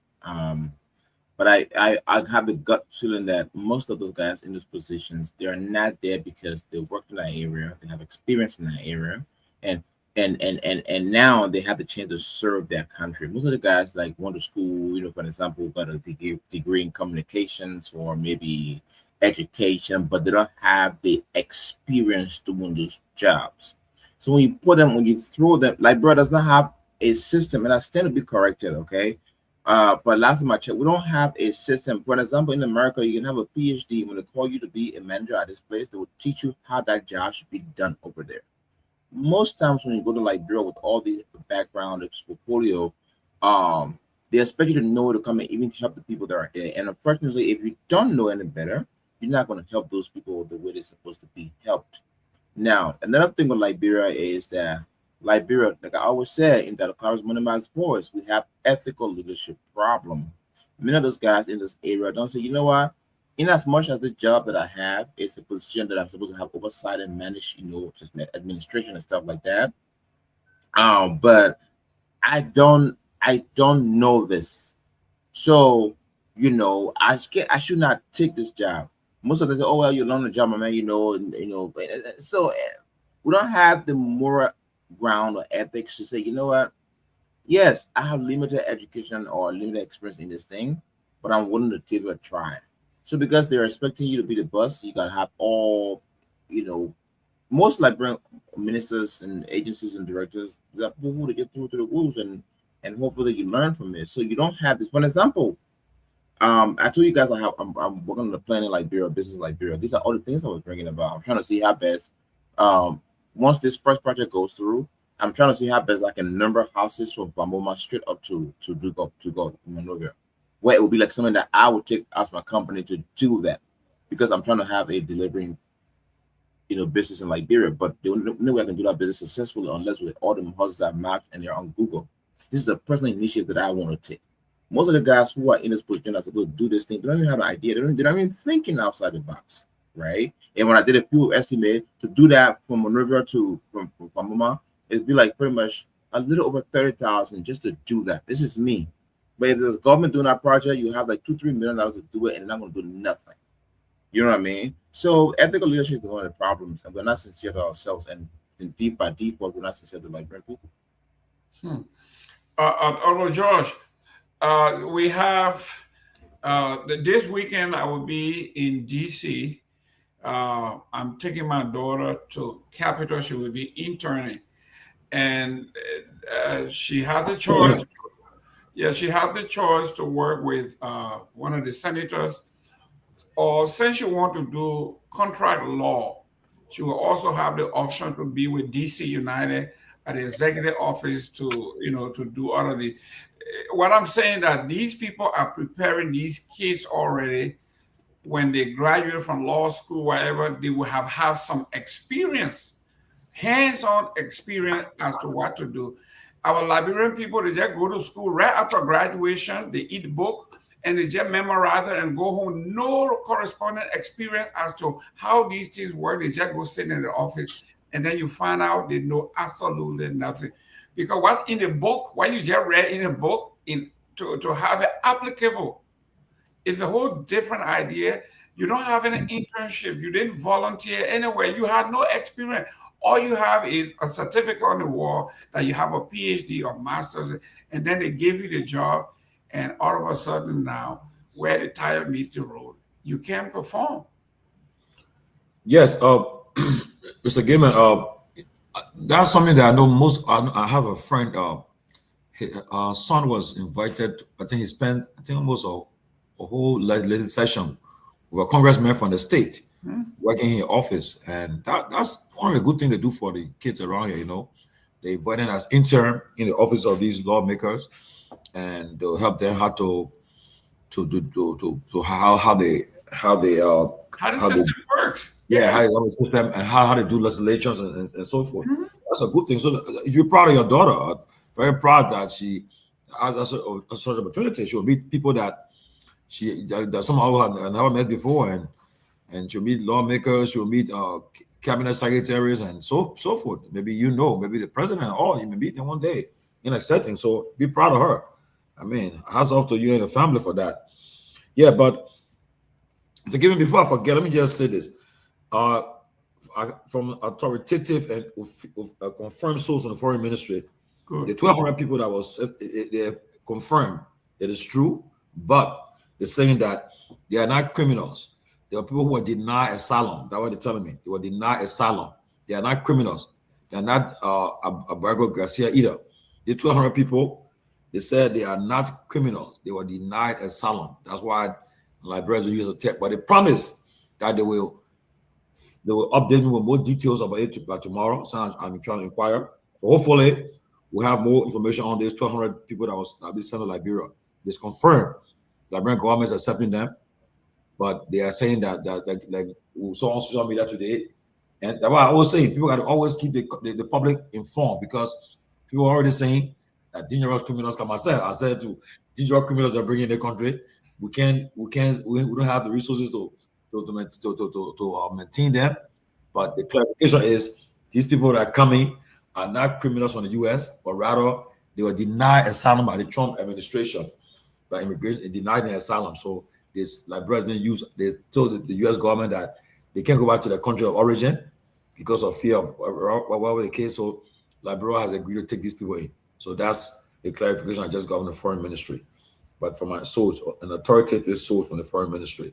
But back to your question, Mr. Gayman, look, like I said again, hats off to your family. You guys should be proud of your daughter. Enjoy the moment, spend all that, make memories of it, and enjoy it. I pray. My daughter, second year college student, she's trying to, her goal is to become a lawyer. I pray that she'll have some opportunity. The Basa woman, they get it. The Basa people, your Basa people everywhere you're going, law follow you. Come on, you can never tell, my dear. This country, you're born here, you're raised here, so this is your country. You make use of it. So, man, you can never tell. Who knows? So I gave them children credit who are born here, man. Give them credit. They got it best. Well, guys, listen. When there is no trust between the public and the government, this is what you get. Even I, as informed as I am, I do not want to believe what our foreign ministry is telling us. As much as I want to give it the benefit of the doubt, their past performance have not been well for them and for the public. Why should we have the people on our soil before you know who they are? Exactly. You think by now the foreign ministry will have come and say, ladies and gentlemen, these are the folks, and it's public knowledge. Go to the American website. These are the folks. They are not criminals. They are not rapists. They are not murderers. But the question would be, if America denied an asylum, why? Because they went through these cases one by one. No, Mr. Gayman, let me interrupt you there. You know the asylum being denied for your man. You know what your man, in fact, those who had legitimate cases for asylum, those who are even on TPS, they were in the process of getting their green card, you know what he had done to them, tell them go back. So good. So now tell me now. Many people are saying, when you apply for asylum, you tell the people, say, my country I come from, I can't go there. It's not safe for me. So if I go there, my life will be in danger. That's why I asked him for asylum for. So now, the US government said, okay, so you can go to your country, we'll find a country for you to go to. And I'm sure they say, okay, Liberia, no problem. But my question is, when Liberia get in return, will we just take the people in? Or will they help us to help process these people who don't know? Robert, now here we go again. You see, they said those who do not know the history, they tend to repeat them. 1822, they see America brought a group of people from America, send them to a place. They say, you go to Africa, you go form your own country. Look, we are having the same problem. 200 years later, they're doing the same thing, bringing 2,000. Nah, that's different, though. It's not comparable. It's different. Oh, these people say we are homeless. We don't have home. We don't want to go back to our home. We don't have anywhere to go. They say, fine, you'll go to Liberia. What's the difference, Robert? The man said there's a difference between the free people who were here had nowhere to. America didn't want them. They sent them to Africa. It's different. The same thing. These are the same people. 1,200. That's what they say. 1,200. We don't know how many they are. Garcia was here. They say Garcia was coming to Liberia. Garcia was on his way. Why was Garcia? They said Garcia applied for asylum. But then when we pulled the record, Garcia's record from Compton, California, he was a gang member. He was everything that the only thing they were talking about was he's an asylum seeker. He was deported and the law brought him back to the United States because it wasn't done right. But they didn't tell her that this man was a gang, drug dealer, murderers, and all of that. So now here we are, 1,200 people. Where would they stay? Who provide housing for them? Where in Liberia would they be housed? Who feeds them? Who take care of them? Why these people, why are they getting first-class citizenship when our people cannot afford a meal a day? Robert, your take. But I know that Turu will make his point, as to why it isn't the same. But I think I'll add this in the statement by the information minister today, where he echoed this history of Liberia, being served as this refuge for free slaves from the U.S. And as a country with long history of accepting people seeking refuge and a political and other crisis. Listen, I'm not against Liberia hosting people who are afraid to return home, or people who are targeted for whatever reason. I'm not against that. But what I am saying is sometimes you have to be logical. You cannot give what you don't have. This is as elementary as it gets. There is absolutely no way that you can give a cup of rice to someone in need of a cup of rice, and you are also begging for a cup of rice. It just doesn't make sense. And I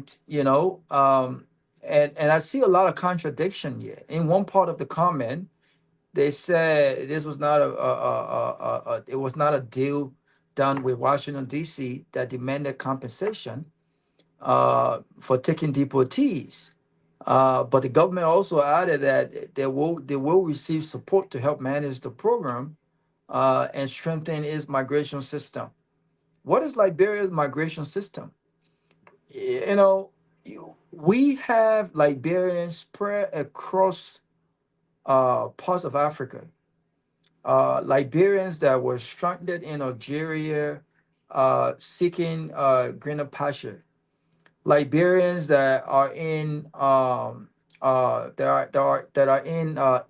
multiple countries. The refugee camp in Accra, the Butuburan camp. I visited that place. You have people living on that camp, like it was wartime. I mean, people have waters, food. I mean, the place is not safe to live. What have our government done to rescue its own people? What program did they have in place for encouraging Liberians to return home, helping them resettle in their country with some sort of compensation? They could barely afford to give these people the $100 that was promised them. Many of them had to return back to Ghana. The story is out there. And so the point that we're making is not one that is against the idea of helping our brothers and our sisters, regardless of where they come from, whether they're from Ghana or some, other places. We're not against the idea. But if Liberia had created the environment to ensure that their very own people were provided, common human decency, the ability to go to bed with something in your stomach, the ability to, if even not the best healthcare, but the ability to aid healthcare, all of these, the ability to quality education, we don't have those things in Liberia. And the worst of all, security remains troubling, very concerning. I mean, we're talking about drugs.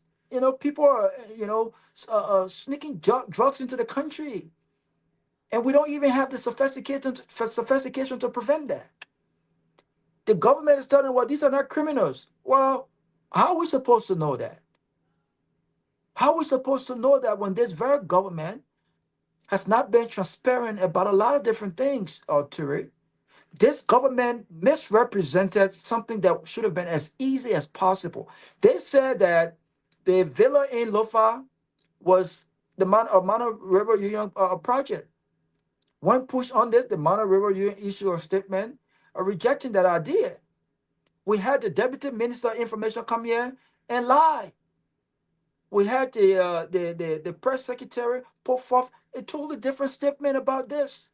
There were government officials that were tasked with the responsibility to inform the public on what is going on. When people have questions, they all lied about this thing. When they finally came out and said that the villa was a $6 million project, they said that there were both domestic and international partners that contributed to this. Why have they not opened the books? We've asked about the names of international donors. We asked about the names of domestic donors. We asked about what was the government-owned contribution to this project. What are they hiding to come out and just say, yeah, are the donors?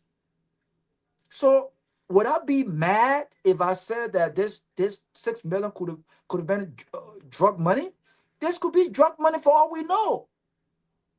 This could be drug money. The villa could have been a project organized by drug dealers in return of protection. Now that we know that certain key figures within the government were a part of it. They were accepting vehicles. They were accepting cash. Could it be that these guys pumped $6 million in a presidential villa in Lofa? Until the government is transparent and honest with its people, there will always be a question mark. And so I can't take any information as gospel when they say, well, these people are not criminals. Who are these people? Who are they?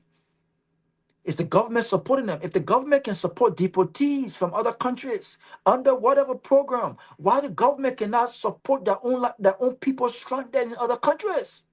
This is my frustration. If you don't have it for yourself, then what do you have to give to others?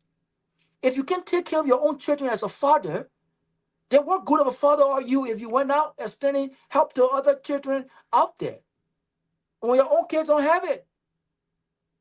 It's just not logical to me. Thank you. You're muted. You're muted. Your take on this, I think if you give somebody asylum, you are giving them a home, you're giving them the right to live, you're giving them working privileges, you're giving them all of those things that are not even available to your own citizens. What difference does it make? This is the repeat of the ACS. It's not a repeat of ACS in a lot of different ways. Technically, legally, by international law, America owes them everything. If they can prove that they have a legitimate case to be held as asylum seekers, America owes them everything, you know. And as a matter of fact, if they can prove, yes, we're in danger and so on and so forth, as a matter of fact, they can be held. America as a country can be, if they want to be a bully and just deny responsibilities, they can be held because there are international law that governs this process of asylum seekers. Now, we also have, we don't know the facts of this. This seems like it just came up, right? So we're just creating our own hypotheses or, you know, opinions around it. But in a case where we don't know, some of the facts could be, well, they found the light on the application of asylum, which of course most people have had been fall victim to that. The lie on the process of asylum, which is a crime. Exactly. So they become criminal. Make you a right? criminal. That's exactly. correct. It becomes criminal, right? Now, well, who does this crime affect in other sense? So in other case, if they lie and America say, well, you lie, you don't have, there's one thing they lie, and another thing they don't have enough evidence to prove that. So if they lie, America say, well, we don't owe you this international agreement that was supposed to hold you responsible, hold you. The difference between them is they have a legal right for the international law to be in America for their asylum if their case is genuine. The difference between them and the ACS settlers were they are Liberian, there were Africans that were enslaved in this country, and for some reason, after the slaves were free, they still faced marginalization, they still segregation, and so on and so forth. So it was a project, for them to pretty much go back. So the American Liberians that won by Liberia at the time, America owed them a lot. In this case, these are people from sovereign nations who America don't owe them anything unless it is true that yes, they are in danger and so on and so forth. Now, what are the dangers they're claiming? Are they claiming because they were, for example, LGBT people in Liberia and the governor like them, the government have marginalized them, LGBT people? Is that one thing? Is there any record of Liberia marginalizing LGBT people who want to kill them for their life? If they cannot prove that, the American government is not going to give you that. Are you going to say, oh, because of war in Liberia, we have war than that? Well, what's happening? Liberia has been peaceful for the past since 2004 to now. Liberia has been relatively peaceful. There's no war going on, so you cannot claim war. Is it a tribal thing? What kind of tribal thing going on in Liberia that American government can confirm? So if they lie on this thing, they don't have the right to have that. So now, if you want to, and I know we criticize everything here because it's government, what the government doing, you can't do their own and stuff like that. We have to be realistic when we discuss our government. Let's hold the government accountable, hold a feet to the fire to what we can hold them. But it's not different. If the American people say, oh, you lie, we don't want you to deport you, any sound government is a responsibility to hold your people. You cannot deport them out of their own country. It's their right to enter Liberia anytime, at any time of the night, day, whatever. There's no curfew on when they come back to Liberia. So if another country who is seeking asylum from they don't want you, it's the responsible thing for any responsible government to do, and which I think this government is doing now, is to take them in. Their repatriation, resettlement, they're not government responsibility, to be honest, because you cannot focus on one responsibility of the people and then you screwed another responsibility of other people that put the other point like, bro, who needs jobs? They're not even getting these jobs. You know what I'm saying? So the best the government can do, that the government has done and can still do, is to accept this people. The Garcia guy is what you want to ask the question. Can the government hold Liberia? Can Liberia bring Amanda Garcia in? And I'll say, no, the government is not a wise decision for the government to do that. just because the rumors surrounding this guy. So we cannot hold America say don't want you. What else going to take you? So we got to look at all it's far different from the American Colonization Society settlements than that people seeking asylum. It's far different. It's not even comparable.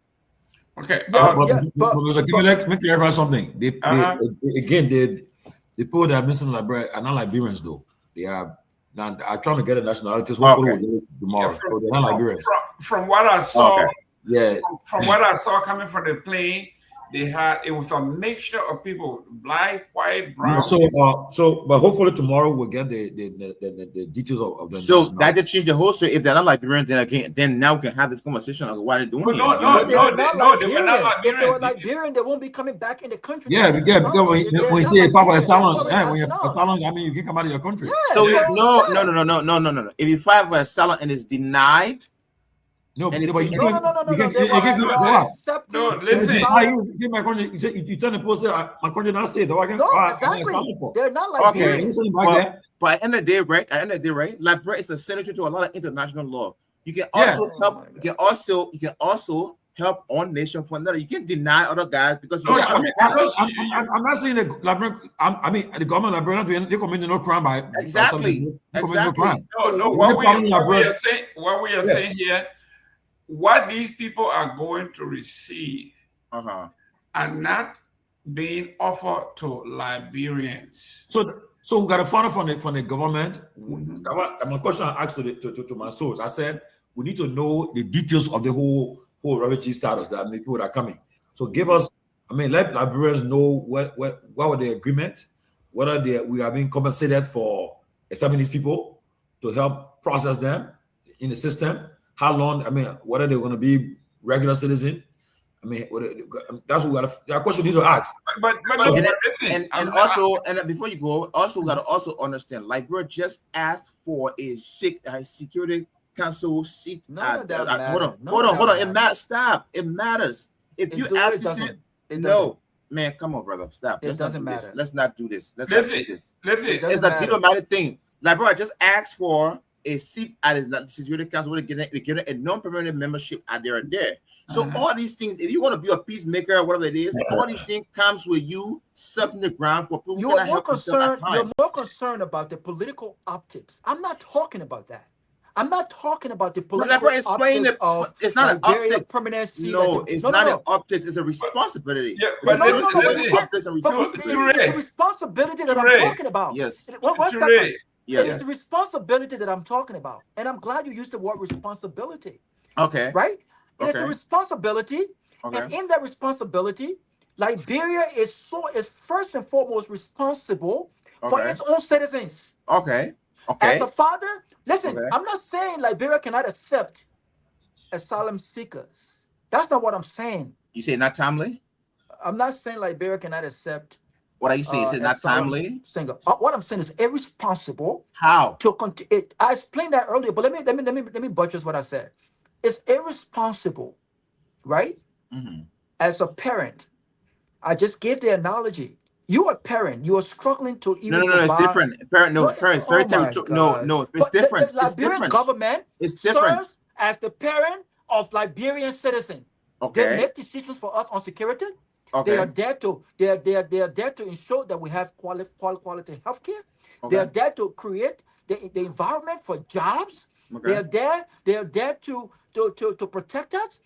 These are things that parents are supposed to do. They are there to ensure that our kids. Am I lying? What is your responsibility as a father? No. Continue.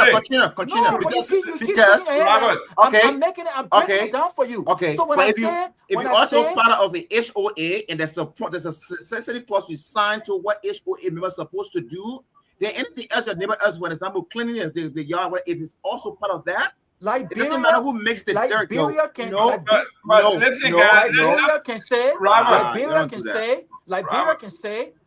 can say, under given our current circumstances, given the fact that we don't have jobs for these people to work, what are they going to be doing in Liberia? We're still struggling since our civil crisis halted to create a functioning private sector. We have little to no information. We have little to no second. information to know the negotiation that went in the background. That's But why this- Paul said, this let's is- find out what happened. Let's find the full story. Ture, listen to this. We can hypothesize all we want, but No, we have listen. little information to say what's going on in the background. One thing for sure is that we agree to accept them as asylum seekers. Exactly. And I'm on their website, I'm on the State Department website here. As asylum seekers, if you grant them, which Liberia has done, they will be protected from deportation. You can't deport them, you can't get rid of them. Okay? You have to get them work authorization. Okay. They have right to family reunification. They have to bring all the family with them. Okay. Okay. And that status doesn't expire, it's permanent.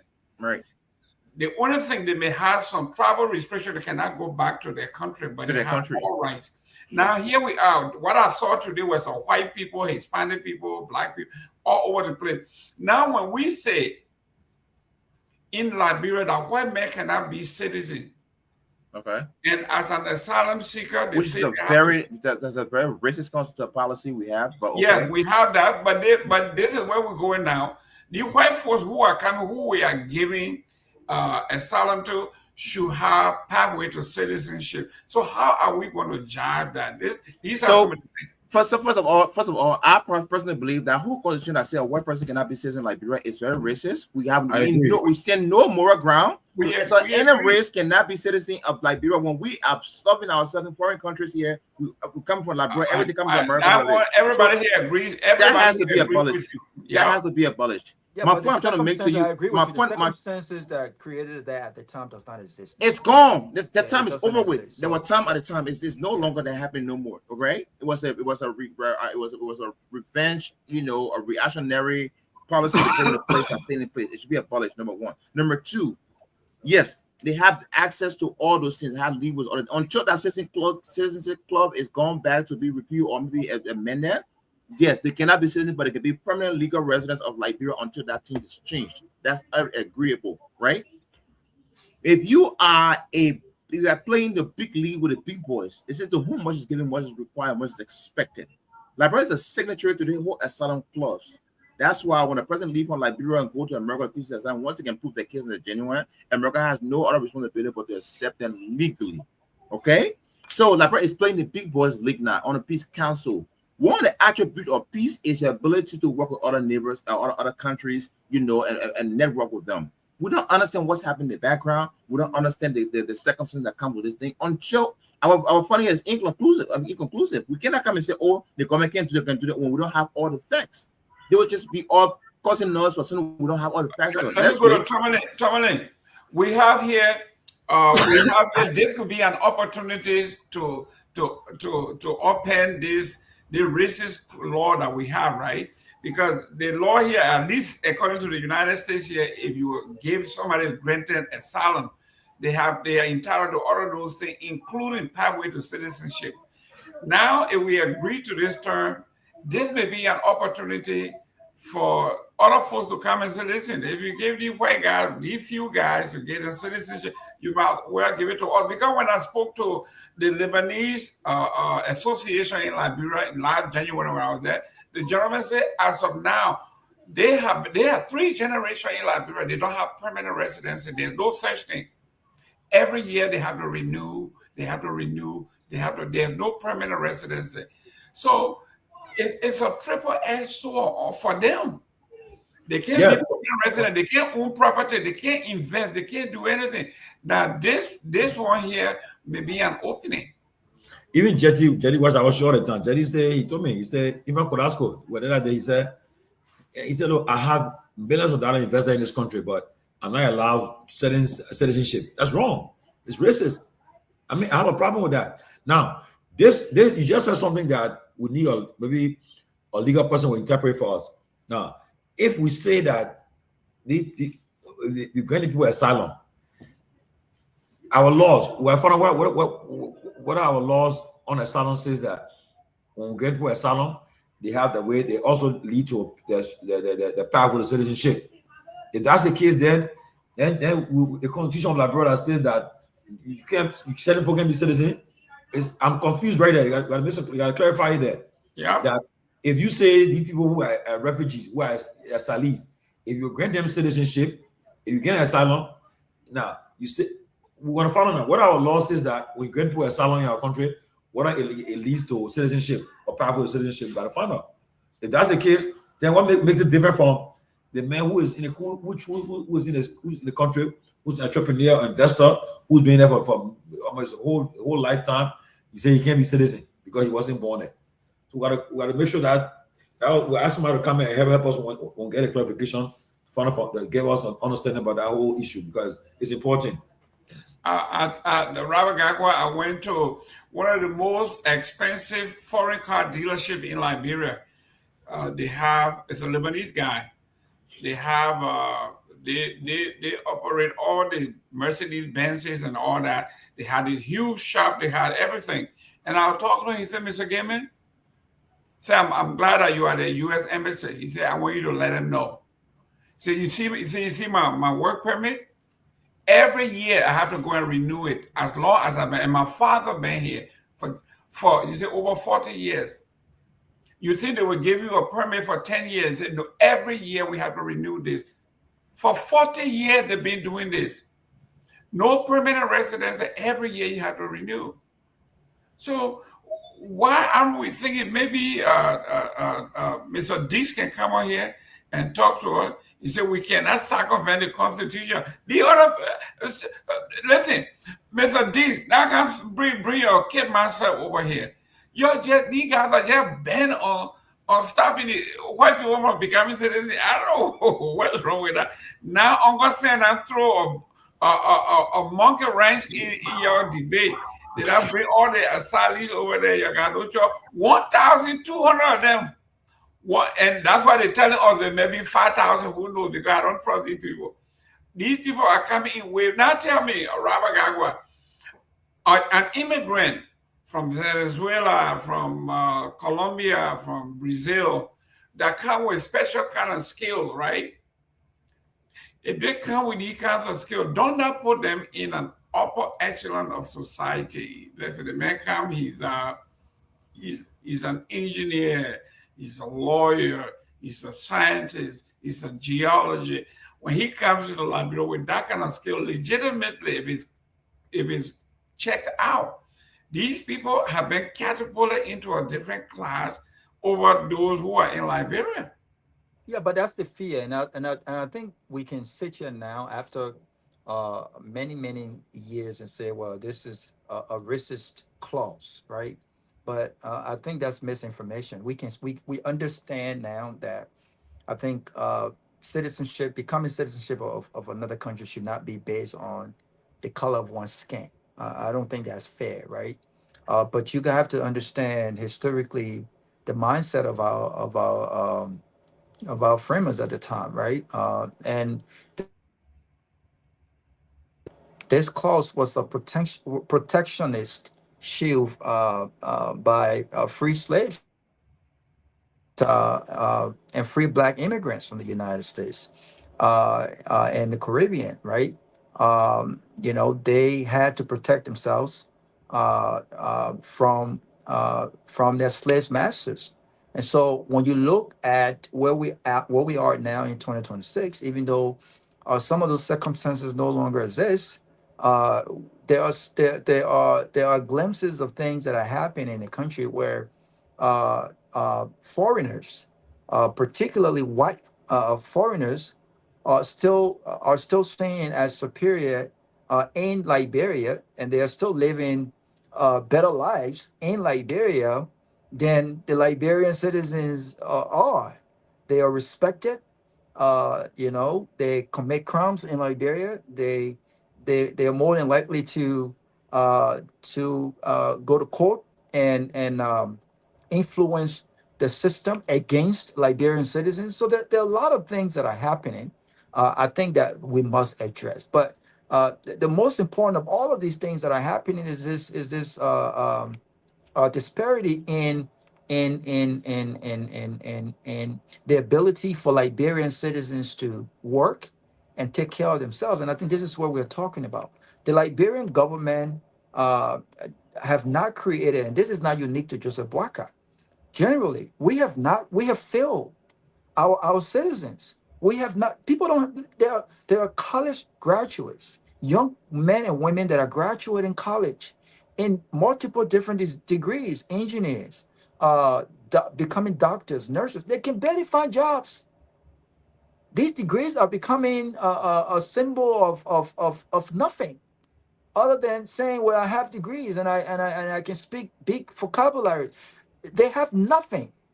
They can't work.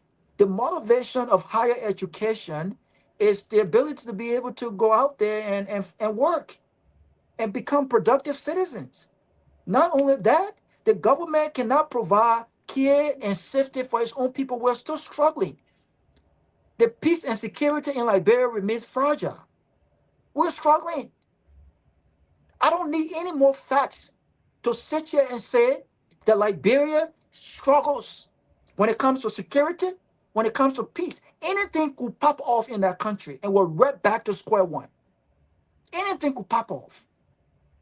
We don't have. So are you saying because we're struggling, our citizens don't have jobs, so we should not accept nobody? Is what you saying? I'm not saying we shouldn't accept nobody. What I am saying to it is that as leaders, I think it's important for us to look at the reality of where we are and make responsible decisions, right? So in other words, you don't think they have done that? One minute, guys. Go ahead, Robert. Let me go. If I was president, or if you was president, and I was in this room having this conversation, I would look you in the face and say, Mr. President, there is nothing wrong with accepting political asylum. People who are seeking asylum, there's nothing wrong with it because we were once in these people's shoes. If you're not careful, if one is listening to you. One of the things, if they're not careful, they'll make you almost sound like a South African saying the program and taking our job. We said we don't have jobs. No, we have to be careful how we threat. No, it's not. No country's going to get it right when it comes to job. There are millions of Americans in this country right now who don't have jobs. It's not the same. People are going to. Let me, guys, real quick. Let me go to Tomalin. Please allow me to it. You just compare orange and apples. It's not orange and apple. My point is, you're never always going to be okay. You always have struggles to deal with. You know why it is? People, the issue in South Africa is not the same issue in Liberia. People are actually going to South Africa for opportunities. People are not coming to Liberia. No, the word opportunity is very subjective and relative. Okay, what do you call it? Guys, 1 minute. People are going to South Africa to work. It's relative. It's relative. Listen, guys. Listen. 1 minute. Robert. The black South Africans are saying these guys are not claiming asylum to America because they won't work. But do you know the people that have been deported from South Africa? Asylum seekers are not job seekers. Asylum seekers are not job seekers. Oh my God. Listen, let me go to Tomalin. I think CFA came up with a wise man decision. He thinks we should split the difference, right? These people been in the country, they've been contributing. We should at least make them permanent resident instead of being in the country 40 years. Every 12 months they had to go get back in line. You're changing renew the work permit and all that. Why don't you just make them permanent residents? But I mean, Siafa, to be honest with you, that's something that I don't know whether the framers have thought about. But that's something that I think that can be on when they amend the Constitution, they can put it, they can look into it too, because it makes sense. If you cannot make them citizens, start with permanent resident status first, But again, like I agree with Toure when he says that our immigration and nationality laws, especially that clause, is racist. I agree. Even President we had took office was his first speech he made. He challenged, he said it was a racist, and then we had a chance to make a change on it, but because of politics again, and I believe the citizen folks never really explained to the people what they were the intent. People thought that they had that bill passed, were giving more time to be president, so they had their own mindset on it. But I believe that if just how we do in America, we can be citizens here too. Why can't it happen to in Liberia? Why? Why are we trying to be racist? Why are we trying to say certain people cannot? Then I see my friend Safa saying Jadi Norkin as a millionaire. I agree, but the idea Jadi he deserves to be citizen. He can't be spending all your investment in our country years, generation on generation, and then you say he can't be citizen. Not only that, every year you gotta go get in line and renew it's your wrong. It's wrong. I disagree. It's wrong. Every year. Then my friend Musa Kane is saying to Moba Kone, okay, I call him Musa, but he's saying that can we as Nigerians go Lebanon and be citizen? Yeah. Man, we're not going to compare other countries with our country. Talk about our country, yeah, Liberia, and I can tell you if we change that racist law or clause in our constitution, I can tell you Liberia will be the most developed too. People will be wanting to invest more money. Tomalin, the clause benefit economically. The clause as it is right now has never impacted Liberia's ability to progress. I think of course it has. Of course it hasn't. No, it hasn't. But let me tell you what the man told me. Because what it has done, Robert. What it has done. Let me tell you what the gentleman told me. He said, Jerome, he says I have $1 million, several $1 million investment here. He said, you know what I do? I take my money out of the country to where I have a stake. This one I agree with. He said every year that I have to go and get in line to renew my work permit to stay here for 1 more year, it gave me no confidence. I would lease, I would never build, I would never invest. Can you imagine? Can you imagine a man who owns a multi-million-dollar investment that could have built a factory, but because he has no legal right, none whatsoever protection for his property, his investment, what he would do, he would take his profit out of the country and bear minimum, and it's a loss to us. No, well, what I am saying is that clause have got little to do with Liberia's failure. That's what I'm saying. We have failed. The leaders we have elected have failed our people.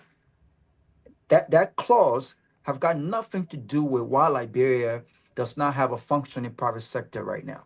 That clause have got nothing to do with why small businesses, moms and pop shops, Liberian citizens cannot go to the bank and get loans from the bank, but foreigners come to the country, they're able to go to the bank and get loans from the bank.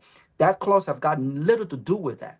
That clause have got little to do with why we are not investing our monies properly in healthcare and education, rather than investing in lawmakers and all these sensitive things we do. The point that I'm making is very simple. We have failed because we have failed our own people. Period. And until we address our own internal failures, all of the stuff we're talking about are secondary. Yes, I agree. The circumstances that existed then does not exist now. I will be very careful with saying that the clause is a racist clause, because the mindset at the time protected free black slaves from their slave masters, and they had to do that. Should we continue with that clause in 2026 and beyond? No, I don't think so, right? But none of this have got anything to do with the fact that we as a nation, with native Liberian leaders, not American Liberians and all of the nonsense, all of the things we went to war for and kill for and destroy our country for, those things still exist today amongst us. We have not learned our lesson. We still kill each other. We still hit each other. We do not support each other. We still have this white slavery mentality that everything good that comes from the white man is good, and everything that comes from the Liberian man is bad. We still have that. We don't trust each other, and for some for many groups of reasons. Others, it's just because we don't think we have what it takes to do anything good. So that clause is secondary. The point that I want to make about this whole asylum thing again is simple. A government, a country that cannot provide basic care for its people, clean drinking water, stable electricity, good health care. It don't have to be great, but just a good health care. The ability for elders to retire with dignity. We just need health care. We don't have any. Don't forget good. Okay. Don't even forget about the good. Just health The care, ability basic. for people to invest and build their homes without the home getting burning.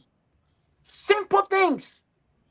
But we Robert, don't have these things. So what I'm saying is, how can you bring in people from outside the country to come to the country?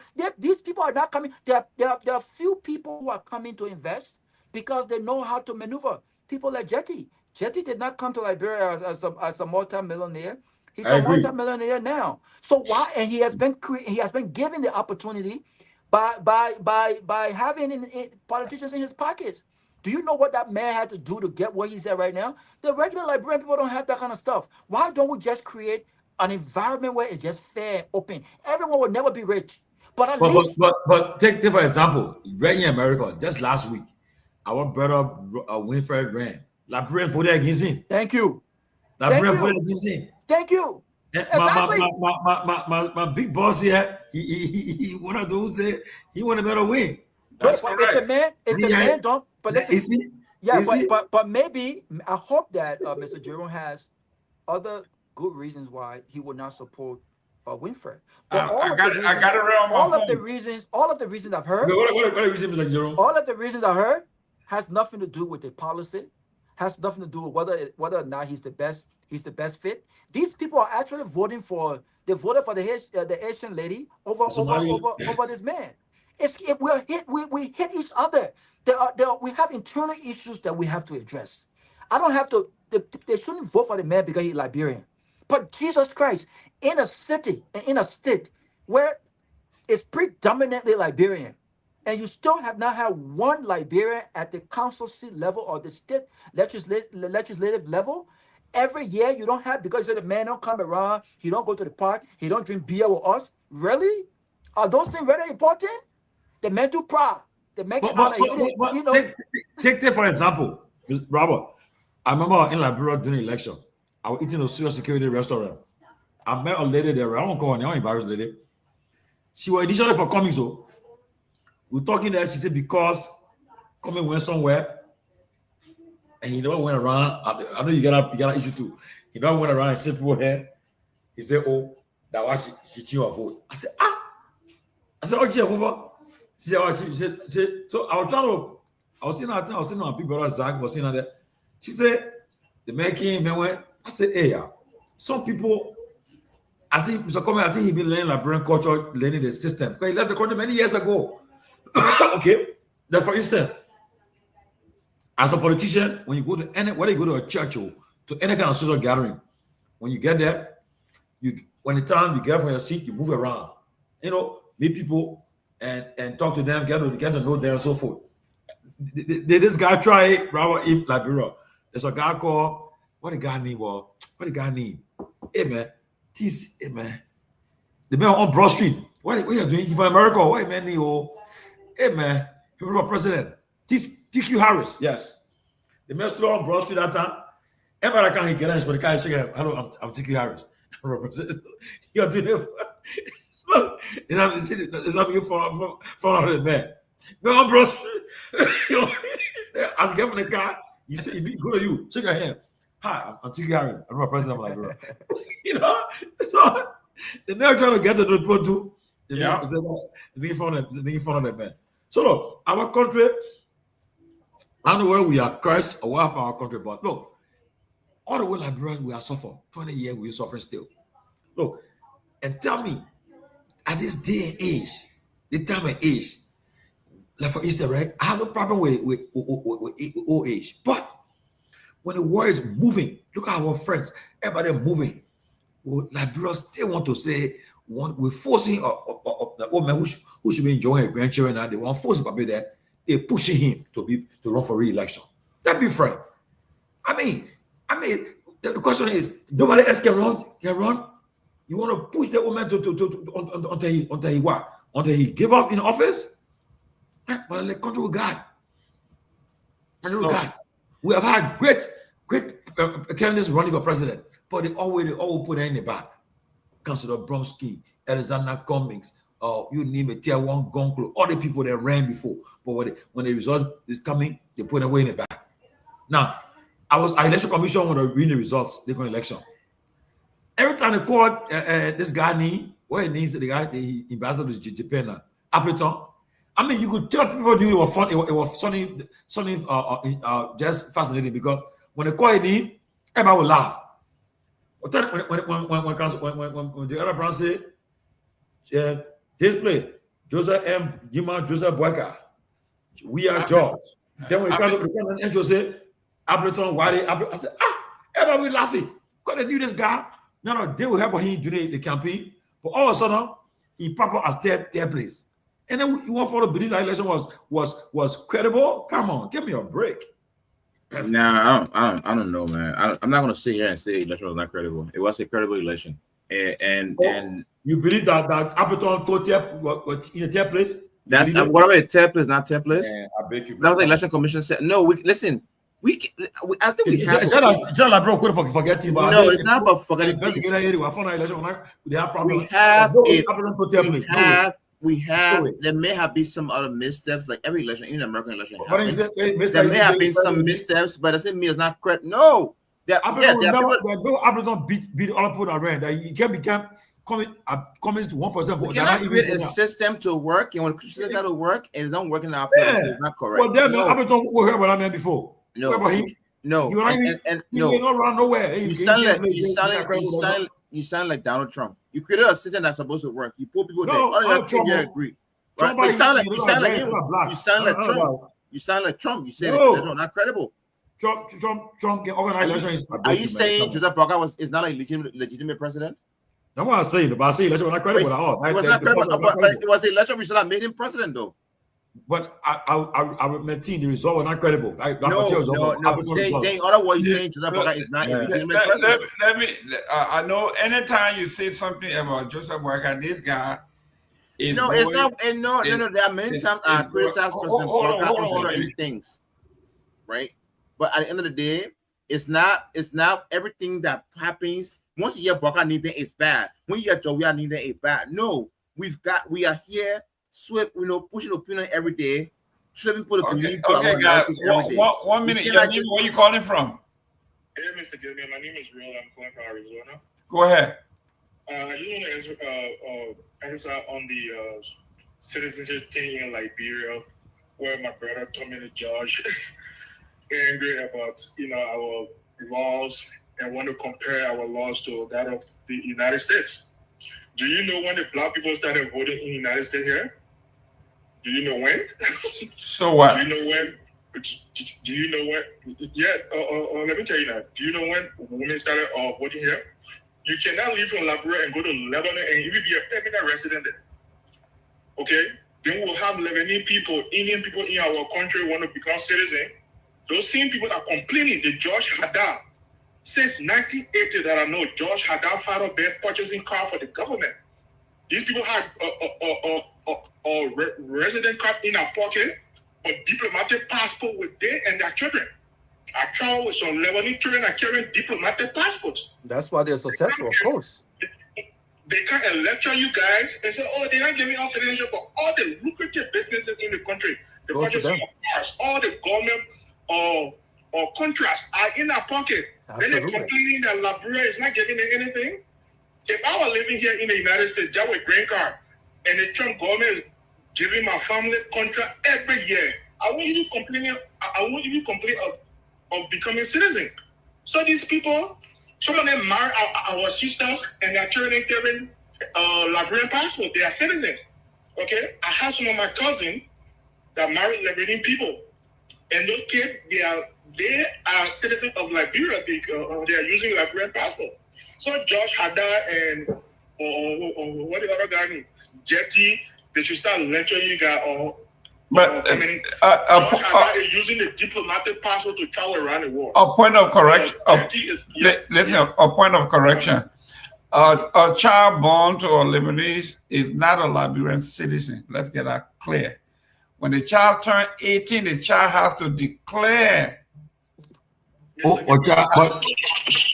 A child born to Lebanese, not Lebanese citizen? No, when a child reaches of age, the child has to declare her citizenship. Okay. That's what they have on paper, Mr. Gayman. Well, what else? How do you want me to hold that? I gotta go by what's on the paper. I mean, and we know. Mr. Gayman, some of we have family members with Lebanese kids. They're using Liberia ordinary passport, the green passport. Their parents, their fathers from Lebanon, they're using the diplomatic passport to travel. Of course. Let us try to investigate at the airport and see the exiting and entry into the country. Those George Haddad, those Jetty, they're all using Liberian diplomatic passport. We understand that. That's the corruption we are talking about. No, but some people are honorary people. They get out certain title. No. That's the problem we're having. They're not honorary but that's the corruption we are talking about. No, it depends on honorary people. Yeah, no. Let the guest land. Let him land. Then we'll go to Tomalin. Go ahead, Dad. If we want to advocate for example, here in the state, right? When you come here after 5 years, if you don't commit crime, if you come here on asylum or how do you call it, refugee status and stuff like that. If you don't commit crime after 5 years, you have path to citizenship. We can also advocate for that in Liberia. We can do the same thing, but saying that, I'm not saying, saying that, if you're not a black person, you're not a black, in a black descent can be citizen in Liberia. I think it's a little bit racist. Our founding father then did that because when they were leaving, they didn't want to work with the father then again in Liberia to take over. But we can change that, but we shouldn't change it because of other people. We shouldn't change it because of the Lebanese and the Indian. Because if I go to Lebanon today, they won't even consider me to give me even paper to work. I will even be working at kitchen, as slave, and what have you. So we should do things in our interest, not in the interest of other people. But that's why we are. That's why we are better than them. We are absolutely better. That's why they're coming here. Mr. Gayman, we shouldn't do it because you spoke with Jetty or you spoke with John Haddad. No, we should do it because we Liberian people, we want to do it ourselves. Tomorrow, if you go to China today, the Chinese people won't make you citizen. You can spend 50 years there, you will now become citizen. So we need to do things in our interest. If you change it tomorrow, the Chinese people will send over 3 million of their citizens to Liberia, and all the people coming with skills. They will start suffering again. Thank you very much. Thank you very much. But that's not the Chinese and not the Lebanese problem. It is your government, your government failure to develop its own citizens to compete on the national level. If you don't invest in education, you don't invest in healthcare, you don't invest in sanitation, you leave everything to international community, then this is what you get for being backward. You remain stagnant.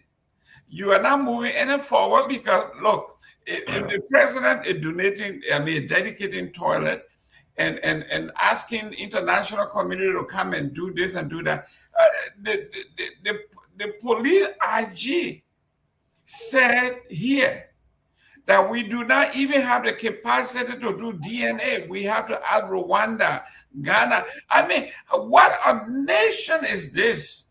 Common DNA.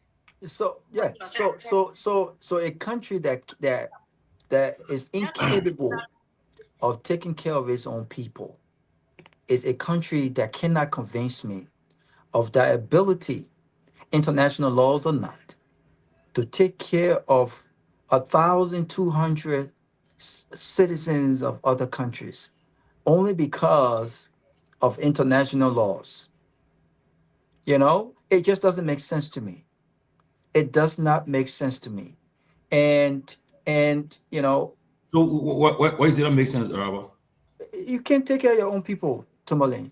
Your own people are suffering. Do you know how many people are going to bed hungry in Liberia across the country? You didn't know how many people are going to bed hungry. Robert, we are part of international treaties. Okay, so to hell with international laws. You look the people in the face and say, listen, we are not against accepting political asylum. We are not against it. We would love to. But as it stands right now, we are not capable of taking care of or providing the environment, the basic human necessities, healthcare, jobs. Once you find out, let's dig deeper and find out what's the term. What's the term of the asylum? I don't need to dig deeper. What I am saying is very simple. The facts are out there. Liberia's problem is an open book. We know the issues in Liberia. We know the struggles in Liberia. And one of the struggles in Liberia is a lack of health care. People are dying of curable. Robert, 1 minute. 1 minute here. Let me play this. Let me play this here. Oh Lord.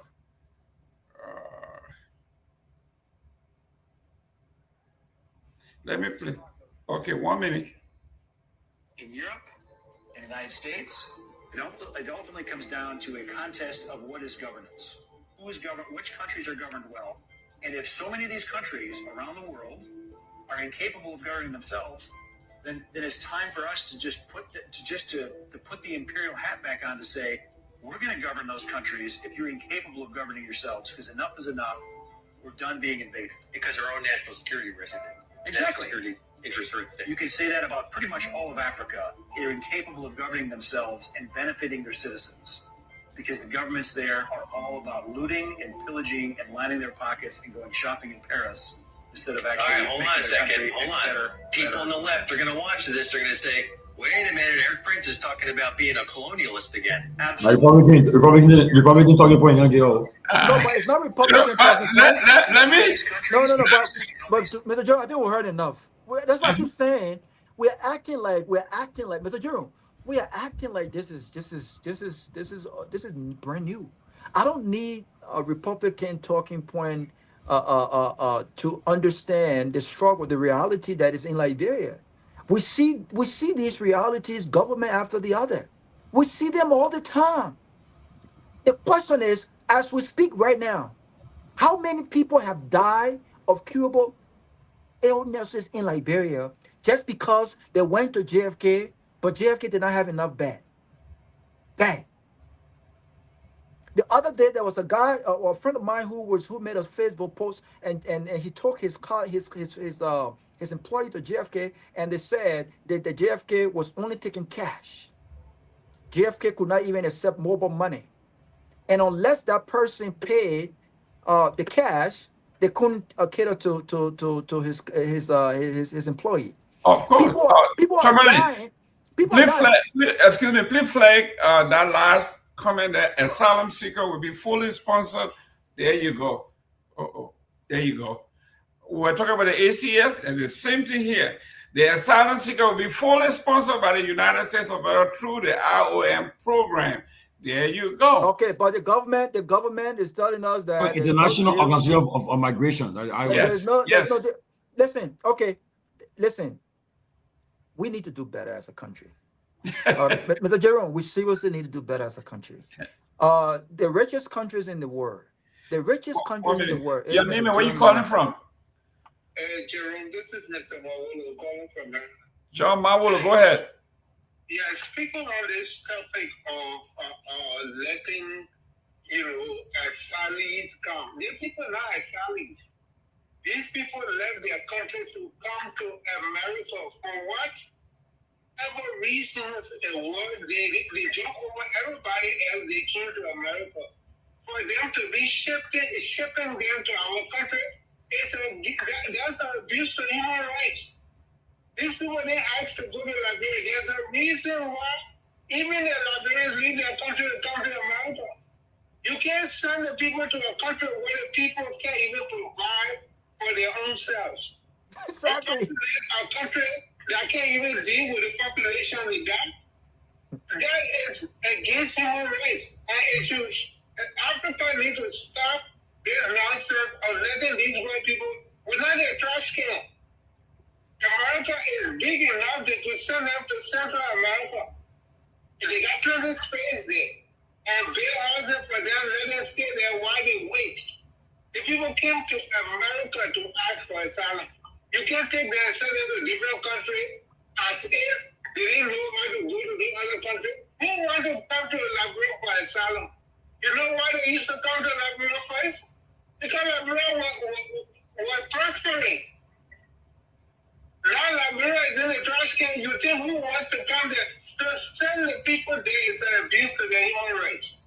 Because it's even abuse to Liberians human right to be living in the kind of conditions they live in. So nobody should encourage that kind of thing. The government only doing it because of the money they're giving them. And how much money have they made it clear to the country that you're putting strangers among our people? The second thing is you keep talking about a racist for white people not to be citizens. Can any of you tell me what laws the white people allow black people to be citizens? When they got the security and they own everything. To me, why we reach that place? We don't have no security, we got no economic strength. You invite these people to come, they come with the support of their government and buy up everything. What happens to these poor people who never seen $100? They will never own none of their land? We can't afford to do that. That is national security threat for us to even think about doing that right now. We haven't reached the stage to allow any white man, any Caucasian to come and be part of that society. They took their time to allow black people, we will take our time to allow them. This is what makes Liberia different on the African continent. So thank you. That was the intellectual John Nyenwolo. His take on what's happening. First of all, John Nyenwolo's statement is not really in fact. He's talking about no white man will allow black person to be citizens of the country. Where does he live at? Which country he living in? How long did it take? How long? It doesn't matter. It doesn't matter, Well, he just said that. He said they took that time. He said no. Took our time No, too. he said they took their time and we will take our time. No, he said your check. There's no. Which country does white men give black person citizenship? That's what he said verbatim. He said it. Yes, Second of all, I keep trying. No, it's not the end. No, I said at the end. We don't want to draw the end. When you want to sit, when you're now you see like that. Now you want to cherry pick. No, I'm not cherry picking. My point is, you don't come and mislead. Why is somebody stay on long enough to hear the end part of it? But your starting statement is, he said, which country allow black person to be citizen? You living in one. You have a right in this country here.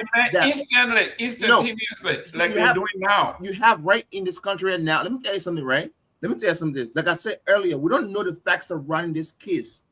If America can deny anybody asylum for multiple reasons. If they believe your story is not true, you don't have documents to prove it. There's no communication, nothing to prove it. They could deny you. Now, what they would do is because they deny you, they cannot send you back to that country.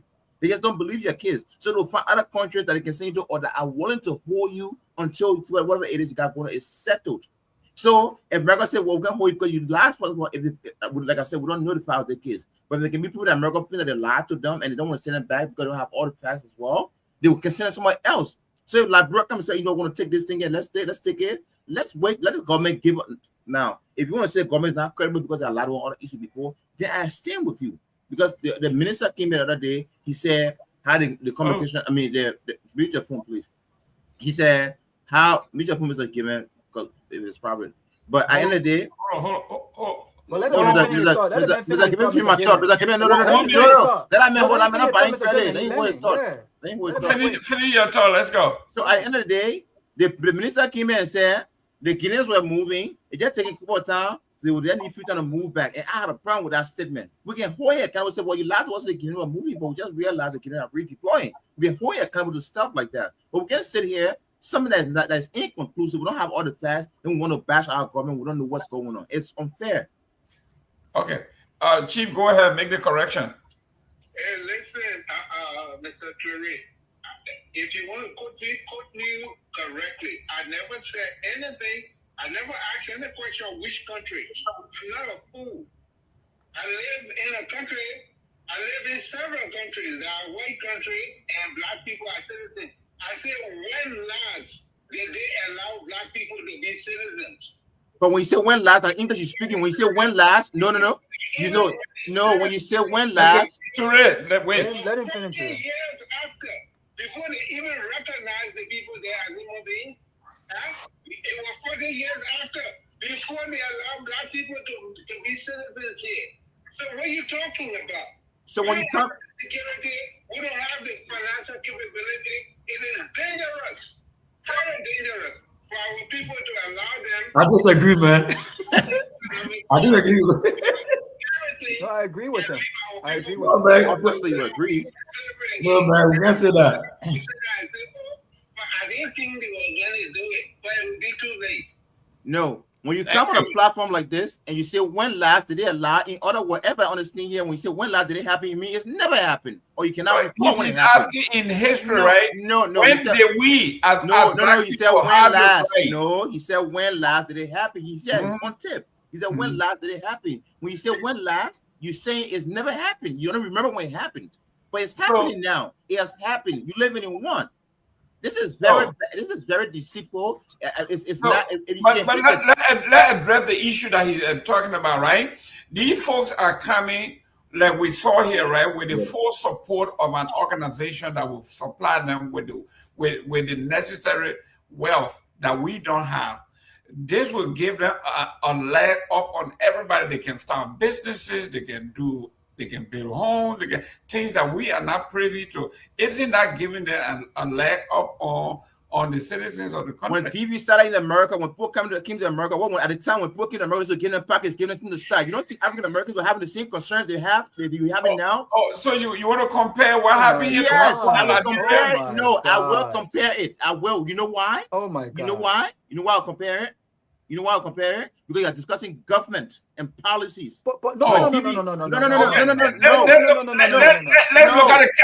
the capital income. Let's look at the per capita income. Capital income. Let's look at the per capita income. No, we cannot cherry pick. No, we're not cherry picking. I want to know how much the average person makes in this country. Liberia as a country should be the last country to sit here and open our mouth to criticize other people coming to our country when we're refugees in many countries around here. When people give us the chance to at least have the fresh air of breath. When we're inconveniencing other people in their countries, we are probably looking at their economy, we were doing other things with them, we were eating their food, they were giving us food, they were giving us security. We should be the last to open our mouth on this kind of problem and say, oh, why? No, we're not waiting. It's very much indeed hypocritical. You are a beggar. You live in this country because you don't want to go by your country because you don't have the fair opportunities there. Now, other people going through the same thing. If your country can stand and play that moral role to say, you know what, people did it for us, we'll do other people. We don't have the moral to open our mouth on this platform and say, oh, why? But Ture, we all agree that it's a racist clause. We agree. What kind of racist clause do you have here? But you're contradicting yourself, though. I'm not contradicting myself. You know what you just said? I'm not contradicting myself. You know what you just said? I said, Liberia is a country that have enjoyed the benefits of goodness and good gesture when we're going through our turmoil. Okay. Everybody have a turmoil to go through. You don't know what the people are going through. You don't know why they left their country. Okay, but you also said you are a beggar. Yeah? You also said you call Liberia we have been. So what you just did is buttress the point.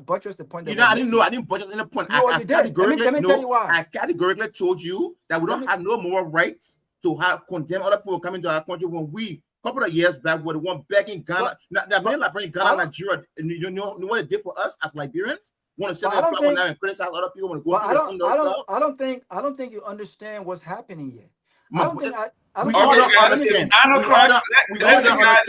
The Minister of Foreign Affairs had not given us the full story until it's 9 o'clock. We gotta go. Let's go around.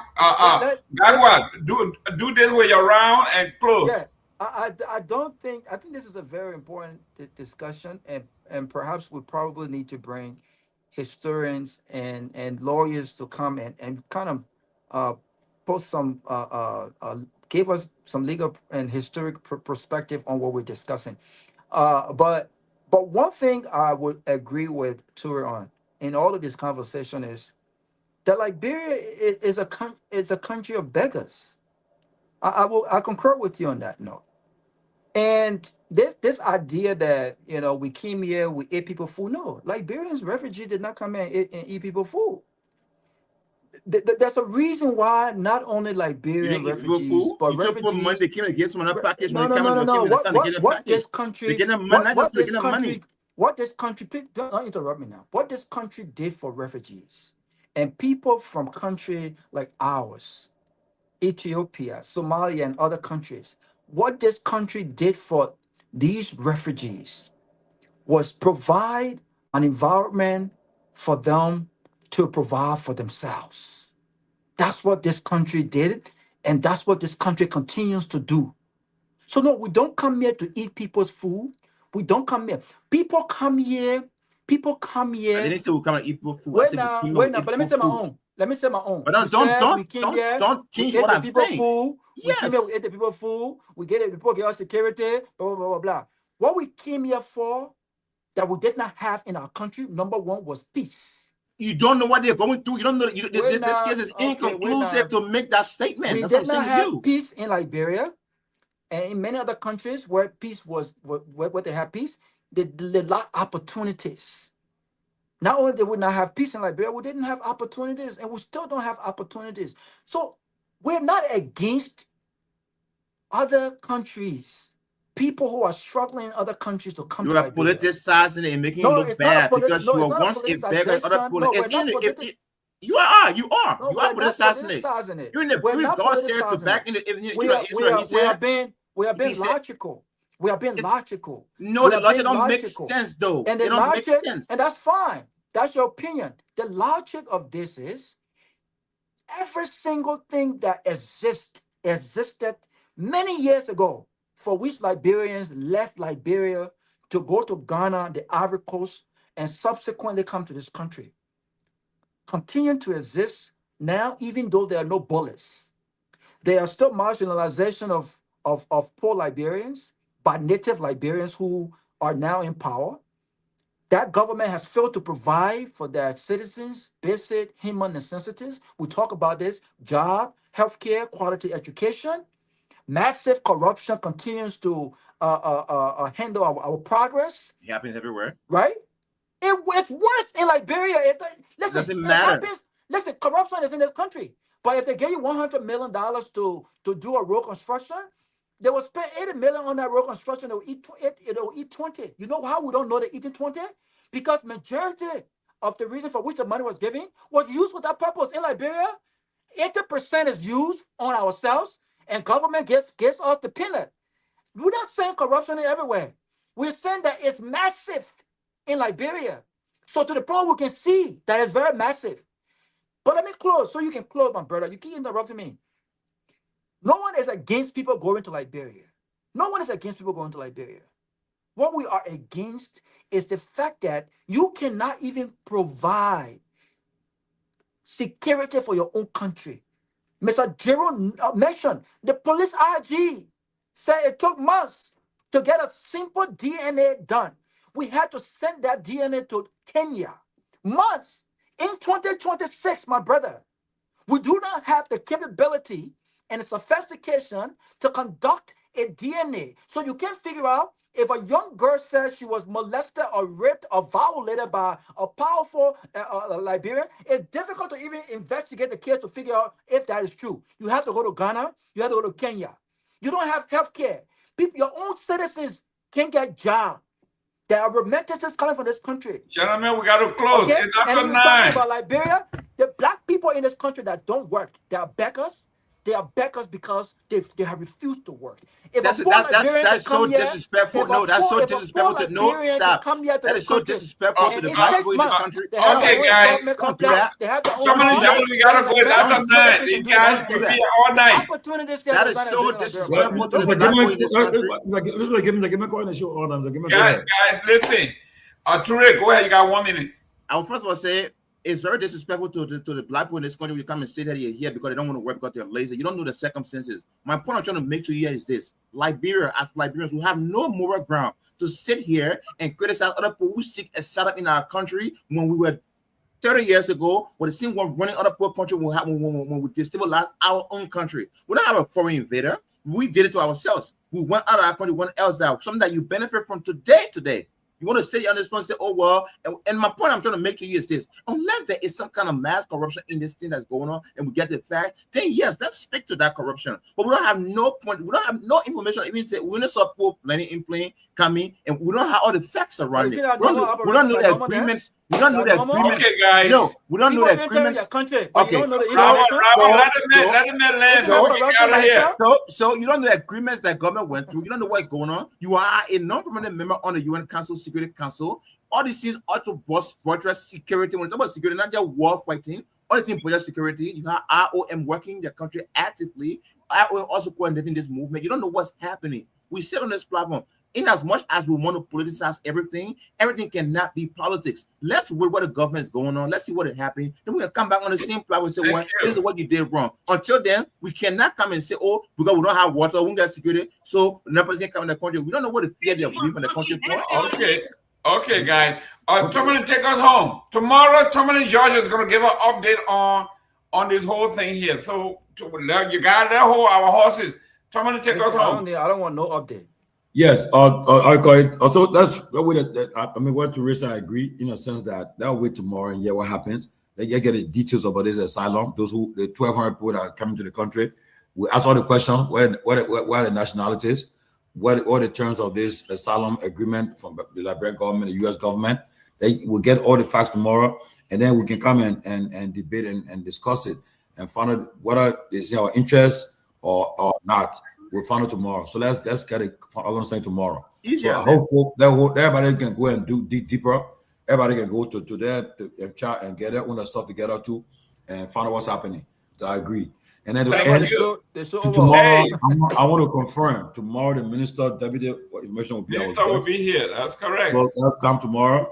Come prepared to engage him. Oh, you're talking about the on-scale Sarcophagus. The on-scale sarcophagus. But he's my bastard brother. He's coming. We'll be very civil and nice to him. Listen, guys, real quick. Florida is about to get Tomalin. Florida is about to get their first black governor. Let's see what happens. We're about to get our first black governor. Dahn just won. He just won the nomination. 49 to 9. Yes. And I mean on this, Mr. Gayman, the issue about the MPA boss. I hope the Minnesota speaker, I think she's running for governor too. I think she's running for position in Minnesota. She's speaking on it too. She spoke on X on it today. So let's see what happens. But I know right now the Duke is not here. He just dishing out money all over the poor for people to come and talk. They're not like problem. We can talk all the good for him. The issue is in Minnesota. It's not about Liberia. So right now, let him pray that there shouldn't be further destruction for him. Right now, it's not Liberia. Our president gave the press and pop PR right now. It will help. The GOP majority will be saying that. Yes, he's a U.S. citizen. So if it's a U.S. citizen, then why can he come back to America? That's his country. He come well, back and deal with his issues. They could pull your citizenship if you do. There's a lot of they have done it. Let me welcome this Republican from Kamara like me. Welcome, brother. We're gonna have our first black governor in Florida. Barry just won the primary, so you know. Well, I hear the busty Bob. I'm not Republican. I'm an independent. Oh, there you go. Listen, that's another Tomalin George. You check a voting record, you vote for all the conservative causes. I vote for Bush. I voted for Bush 2004, so I can put there. You go. But guys, but welcome, Chief. Welcome. Yeah, I just want to chime in on that citizenship thing. Look, okay. You know, it's unfortunate when we're talking about citizenship and we start referencing individuals, you know, Jetty and these people. Look, we need to focus on Liberia economic empowerment. Structurally, the country is not ready. We can sit here and have this academic debate or this intellectual debate, but go to the common Liberian and just ask him. And before you even finish, he will tell you no. Exactly. You feel no, because look, there's a country where you say police put a man in jail. Police put a man in jail. You know what I'm saying? You know what I'm saying? Arrest that man. Put that man in jail. You can keep that man as long as I want him there. I will feed him every day. Your Supreme Court Chief Justice just said it. He said, I put our own son for me. I put him in jail. We'll keep him there. I tell you, Jerome, there was a case. I mean, his soul rest in peace. Mama Diakede. He took upon that case and he talked about that case every day on the radio until that woman got her right. The woman married to a these men that she had children. They have a bunch of stores to the red light. The moment the man passed away, some Lebanese men walked in and said that he and the man were business partner. And the woman said, my husband never told me about you. And he brought papers. And that woman fought for years. I mean, they even gave a restraining order. That guy was buying a coat. If that thing hadn't gone on radio, he would have taken that property for free. Yeah. So when we're talking about citizenship, Oh, they invested millions. AML, the guy for asylum retire. So why is he asking for citizenship? Why the guy be marginalized for citizenship? They invest in billions. You know, these people are traders. They buy and sell. They buy and sell. They take advantage of any environment that they can make quick money. So why they're not flourishing in Ghana or vibrant economy? Why they're not flourishing there? Why they're not flourishing in Ivory Coast? Why they're not flourishing in Nigeria? There's only two countries in West Africa they're flourishing: Liberia and Sierra Leone. And they are citizens in Sierra Leone. If we use that argument, then Sierra Leone should look like the French Riviera. They've been citizens in Sierra Leone for decades. But they are traders. They're not people that invest in infrastructure. So let's look at the argument in Liberia economic empowerment. In the United States of America, no foreign company gets U.S. federal contract. Right, Jerome? You have to be a U.S. company. Yep. So is that a racist policy? No. It's American first policy. So this idea about Liberia, oh, we part of the war. The reason why we struggle with it because we invite everybody in, but the people don't report now invite in our own homes. When we go there, they let us know that you don't belong here. But we invite everybody to come and take our things. When we go there, we can't get anything for them. And that's why we are today. The Ghana that everybody, all the Liberians are running to. You go in Ghana, you can't do anything with other Ghanaian partner. Or you gotta come with millions. In Liberia, anybody can register a company and start getting the big government contract. So we need to look at Liberia economic empowerment and talking about citizenship. Thank you. Ricky Young, 1800. Look at this. That's me and Barrow Donald and his wife, his beautiful wife. So I think he has an uphill battle, man. We'll see what happens. Who you running against? He just won. He won the nomination. He won the nomination. He's going to represent the Republicans. Well, hey, this is a ruby red state. No Democrat will ever win. Don't bet against him. He's going to benefit from the Jeb Bush machine that Bush built since 1994. So it's there. Ain't no Democrat coming close. But listen, guys, this has been a great. Let's continue this tomorrow. Let's look at this. The Asali thing took me by surprise. I've always kept my eye on the Gonzalez guy, where he named Garcia guy. And how did we go from one Garcia to 1,200 Garcias? You just multiply by 1,200. Yeah, Garcia was different. Yeah, it was different. You multiply by 1,200. Okay, so I got a question to ask you guys. No, not different. Tomalin is the same. But different. People, they're not criminals. Robert, how you know? What if the Americans? No, but Robert, how you know? We don't have any information. The foreign minister told me say they're not criminal. They are that is forget about it. Let me ask you this question. I mean, I'm calling you opposition. I'm here to be. Tomalin, if the Americans will not keep people who lie. No, I know what Trump doing to people. Okay. I'm gonna take that part. But let me ask you a question. Our brother Toure were talking about. We in the big league. Ghana in the big league. The Liberians that went to Ghana in refugee camp, they ever became Ghanaian citizens after 20 plus years. I mean, so for some reason we just feel that we. But what about the ones that were born there? What about the ones that were born there?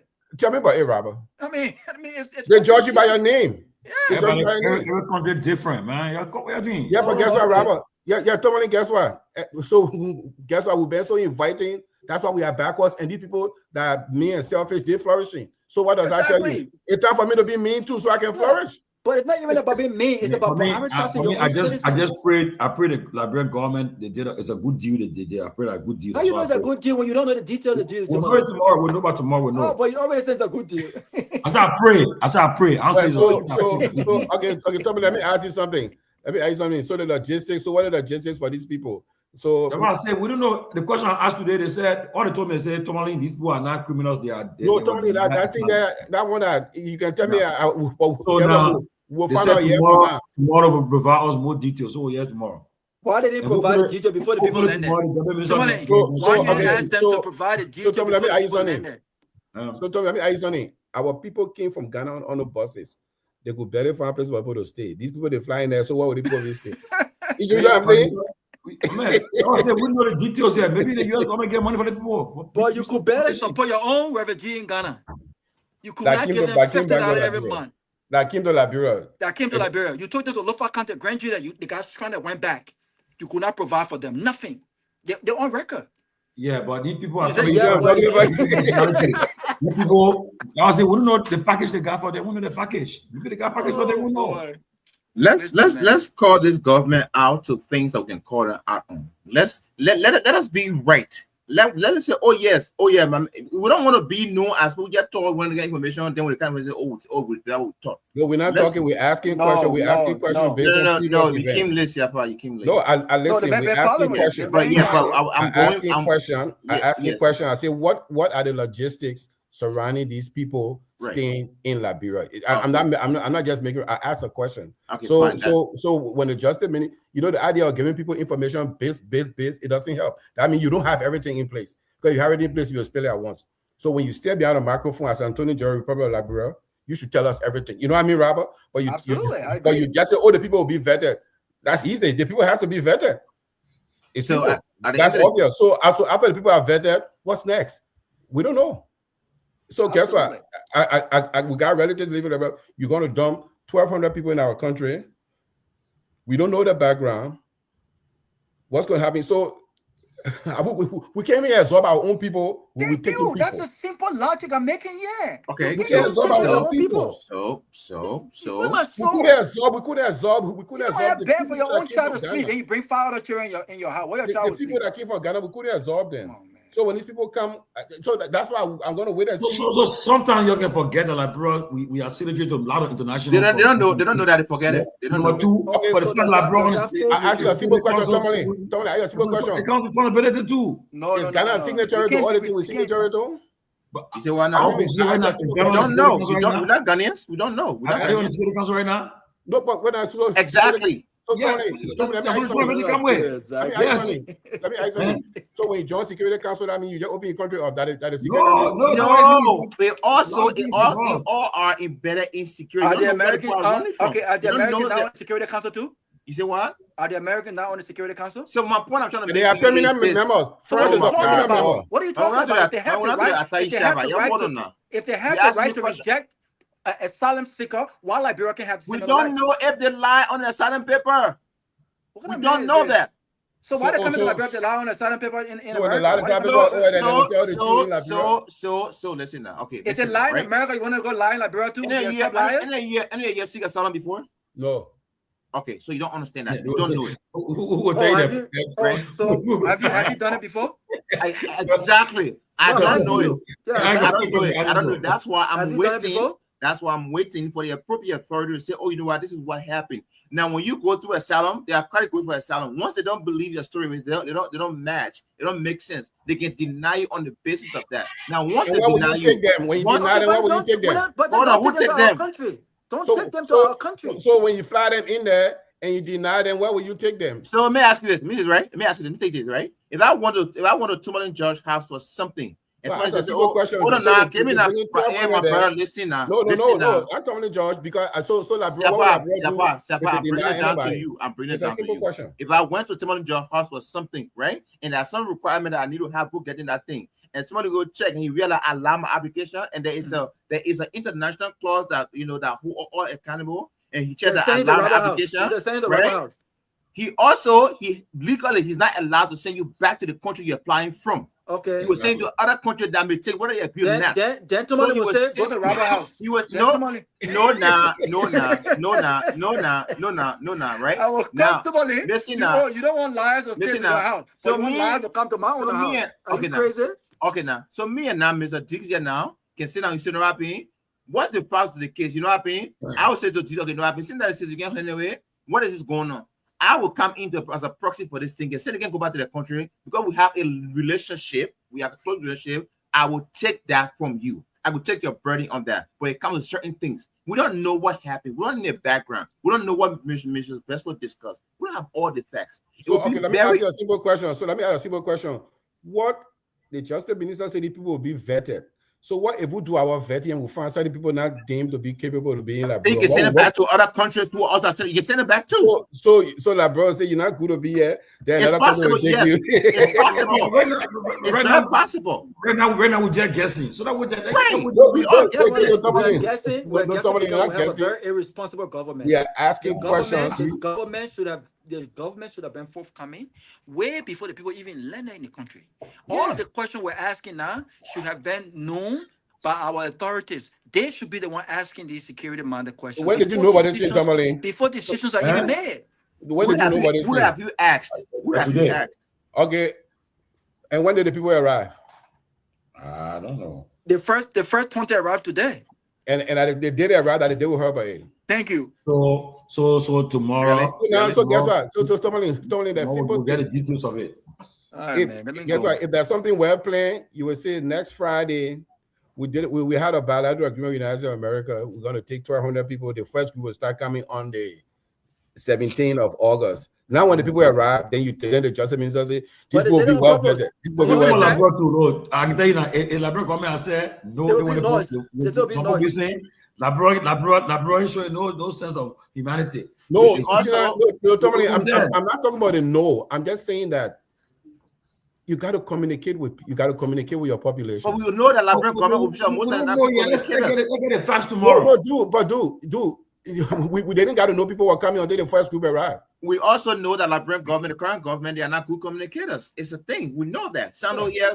But who come and speak for the past government, they're not good communicators. So if we want to hold them for not communicating, let's hold them to that. But when I say they're doing arrogantly wrong because I never said. I asked a question. I said, what are the just come in? That's what I meant because that's what actually what happened. No. But I'm speaking for myself. I'm not speaking for other people. I asked a question. I said, what are the logistics around these people? We don't know. I come in. But the reason, and that question is a fair question because the people are already in the country and were never informed until they arrive. I mean, can you imagine? Your child can't downstairs. They dress up. Somebody go in and say, I go into something, and you just find out they go in somewhere when they come downstairs dressed up. I mean, come on now. I mean, you got to communicate with your population. Then because why you don't want people to ask questions, so you don't communicate. You just drop it on them. What I'm saying is, we cannot continue to keep doing this. Let's get all the facts. When we get it, I'll join the bandwagon tomorrow. If I see anything that's not clear, we'll hold up. No, I'm not on no bandwagon. I'm just it sounded like it. No. I asked a simple question. I asked a simple question. What are the logistics? Why were in the country informed prior to these people arrival? Is it not a fair question to ask? It's a fair question to ask, but at the end of the day, to be honest, there are a lot of things that we don't know that happen in the background. They happen. Government don't always come and say, "Oh, tomorrow we're doing this." Tomorrow we're going to sign an agreement. We should say, "Oh, government, I just signed a bilateral agreement or investment agreement." We don't know. They don't come and say, "Oh, we're going to turn out tomorrow. We'll discuss with the man." Then we'll no. There's the nature of every agreement different. This one has an impact. This one has an impact on your population. Every agreement has impact. No. This one has a direct impact on your population. Everything has direct impact. No. If I sign Security Council agreement, it doesn't have direct impact on my population. Are you serious? So what's the direct impact? Let me ask you a question. You got 1,200 people flying in your country. Is it the same? Is it not a direct impact on your population? It is a direct impact. But that's what I'm asking. So you think it would be some anxiety with the people in the population? Just because you have an anxiety, the government is responsible for your anxiety. Well, you have that when you bring in 1,200 asylees in the country that have been rejected by another country. Okay, it won't create anxiety. Okay, so let me ask you a question. If somebody just brings 5 strange people in your house, say let them be here for a weekend. The people did not just bring 5 strange people like bro. People are strange to us. We don't know them. They are strange. No, for the time they are not deportees. For the time you voted, you get all your right to be in every discussion. The time you voted as a citizen, you give all your right to be in every discussion. No, I didn't give up my right. Hey, my friend, listen to me now. When you vote, you do not give all your right. Every time you vote, okay. When you vote, you do not give all your right. Listen to me before you respond. When you vote, you do not give all your right. Understand? Hear me out, sir. When you vote, you do not give all your right. When you vote, you choose somebody to represent you. And hear what I'm saying to you. You're talking to me, not listening to you. Understand? I'm saying to you. Don't tell me say when you vote, you give all your right. You know that's what I said to you. You're not listening. Who votes to give out a right? But your premise is wrong. Me, I can speak Who Spanish. voted? You said no. You said from the time I voted, I gave up my right. You see, the higher can misquote people in government or in positions. But I told you, by the time you voted, you gave up your right to be in every conversation. That's what I said to you. You give up your right to be in every conversation. That means the people you entrusted are the ones that will be in that conversation for you. So until so when you trust people, what do the people do when you trust people? When you trust people, they are accountable to you, yeah. But let's wait and hear what did they discuss. That's what I'm saying to you. So when they should tell you, when it's happening or before it happened, you ask me. So when should they tell you when it's happening? Should they tell me? When should they tell you something? If I vote for you to represent me, okay. You should, when you go discuss something on behalf of me because you my representation. Okay. So you will tell me when it's happening, or you will tell me after. It depends. It depends on what? Is it secret? It depends. It depends. Why I say that one? Okay, let me ask you. Why based on what parameters? Hold on. It depends based on what. Every conversation does not require the person coming back to you. Every conversation, negotiation of government. So let me ask you something. So let me ask you something. As a leader, if you bring in strange people into your population, you think your population should know before they arrive? They should know. They will know. If that is your point of contention, then wait. Because my sense to you is the facts are not conclusive. When should I wait? When all of them arrive? The facts are inconclusive. We don't know what's going on. We don't know the agreements. We don't know the circumstances around the situation. Let's wait and hear from them tomorrow. It's not too big. Do we have any of them in Liberia right now? Do we have any of them in Liberia right now? Who? The people that will arrive. We have any of them in Liberia? I don't know either. Do you know? Somebody, do we have any of them in Liberia right now? I don't know. Do you know? I say people arrived today. I was asking. I've all picture of you see, man. You know, like people carry. So where are the people arriving? So we don't know. We'll follow tomorrow. No, we're asking them tomorrow. But today, Attorney General had a press conference. The man said they said it will be vected. That means they are not even come to the country yet. That's what it just means. Simple English. They will be vected. That means they ain't come to the country yet. So let's wait. Yeah, but so you give me piece information. I mean, the man go to a party with Tomalin. I see you tomorrow. No, I'm not talking politics. That's simple. How you doing now? You talk to people. That you doing? You talk to people. I'm saying to you, the facts are inconclusive. Let's wait to see what the government has. Why the facts inconclusive? I should tell you something, Tomalin. Let me tell you something true. Let me tell you something.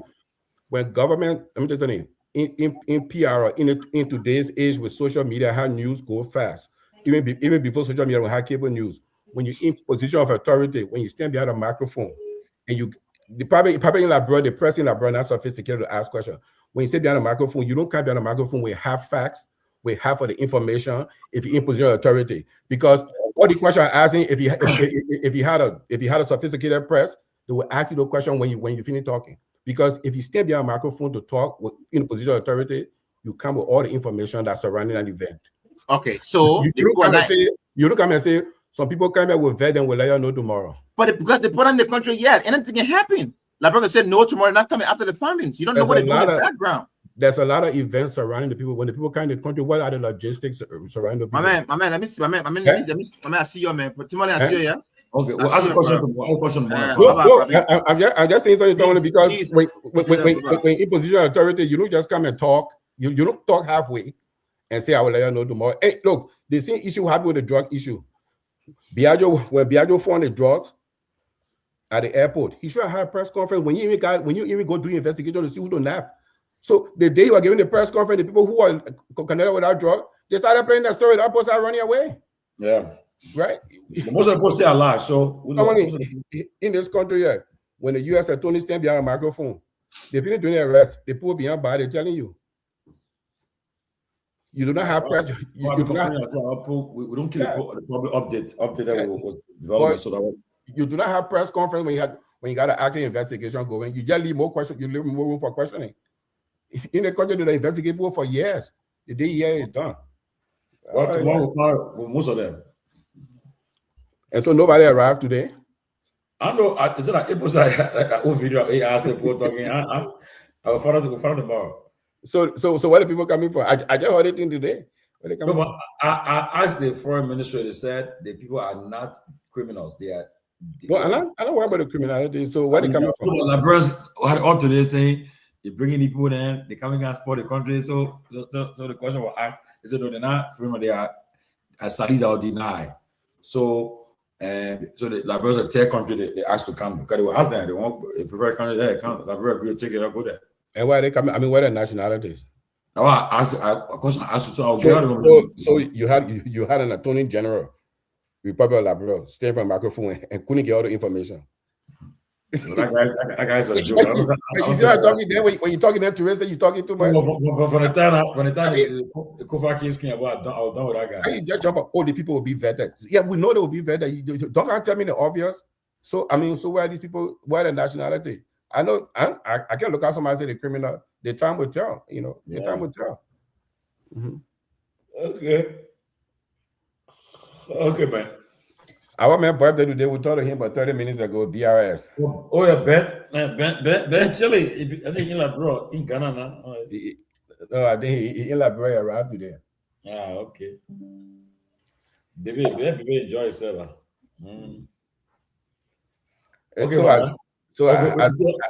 I see your man got people writing article. First thing, the story that came out was done by NPR. That's a credible news organization. Yeah.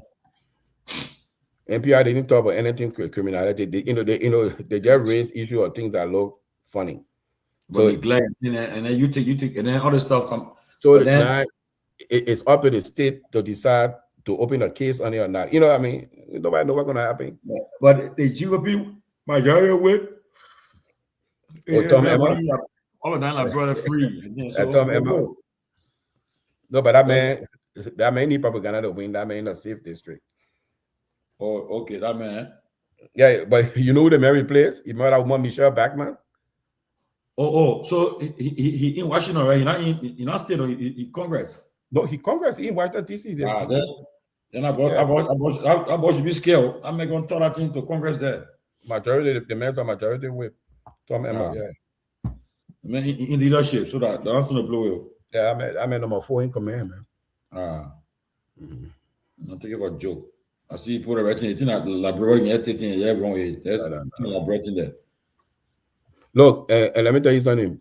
I'm not gonna accuse him of fraud. It's not. No, I say I'm not being accused. But that industry with the fraud, with the Somalian people, that thing is taking so much hit. You know the state put a moratorium for 2 years on that particular application. They're not granting the application. So people that had the application in the pipeline, the application got canceled. The money they refunded the money. So they're not opening the application until 2027 December before it opens. And when you apply, it takes about 18 months to get a response.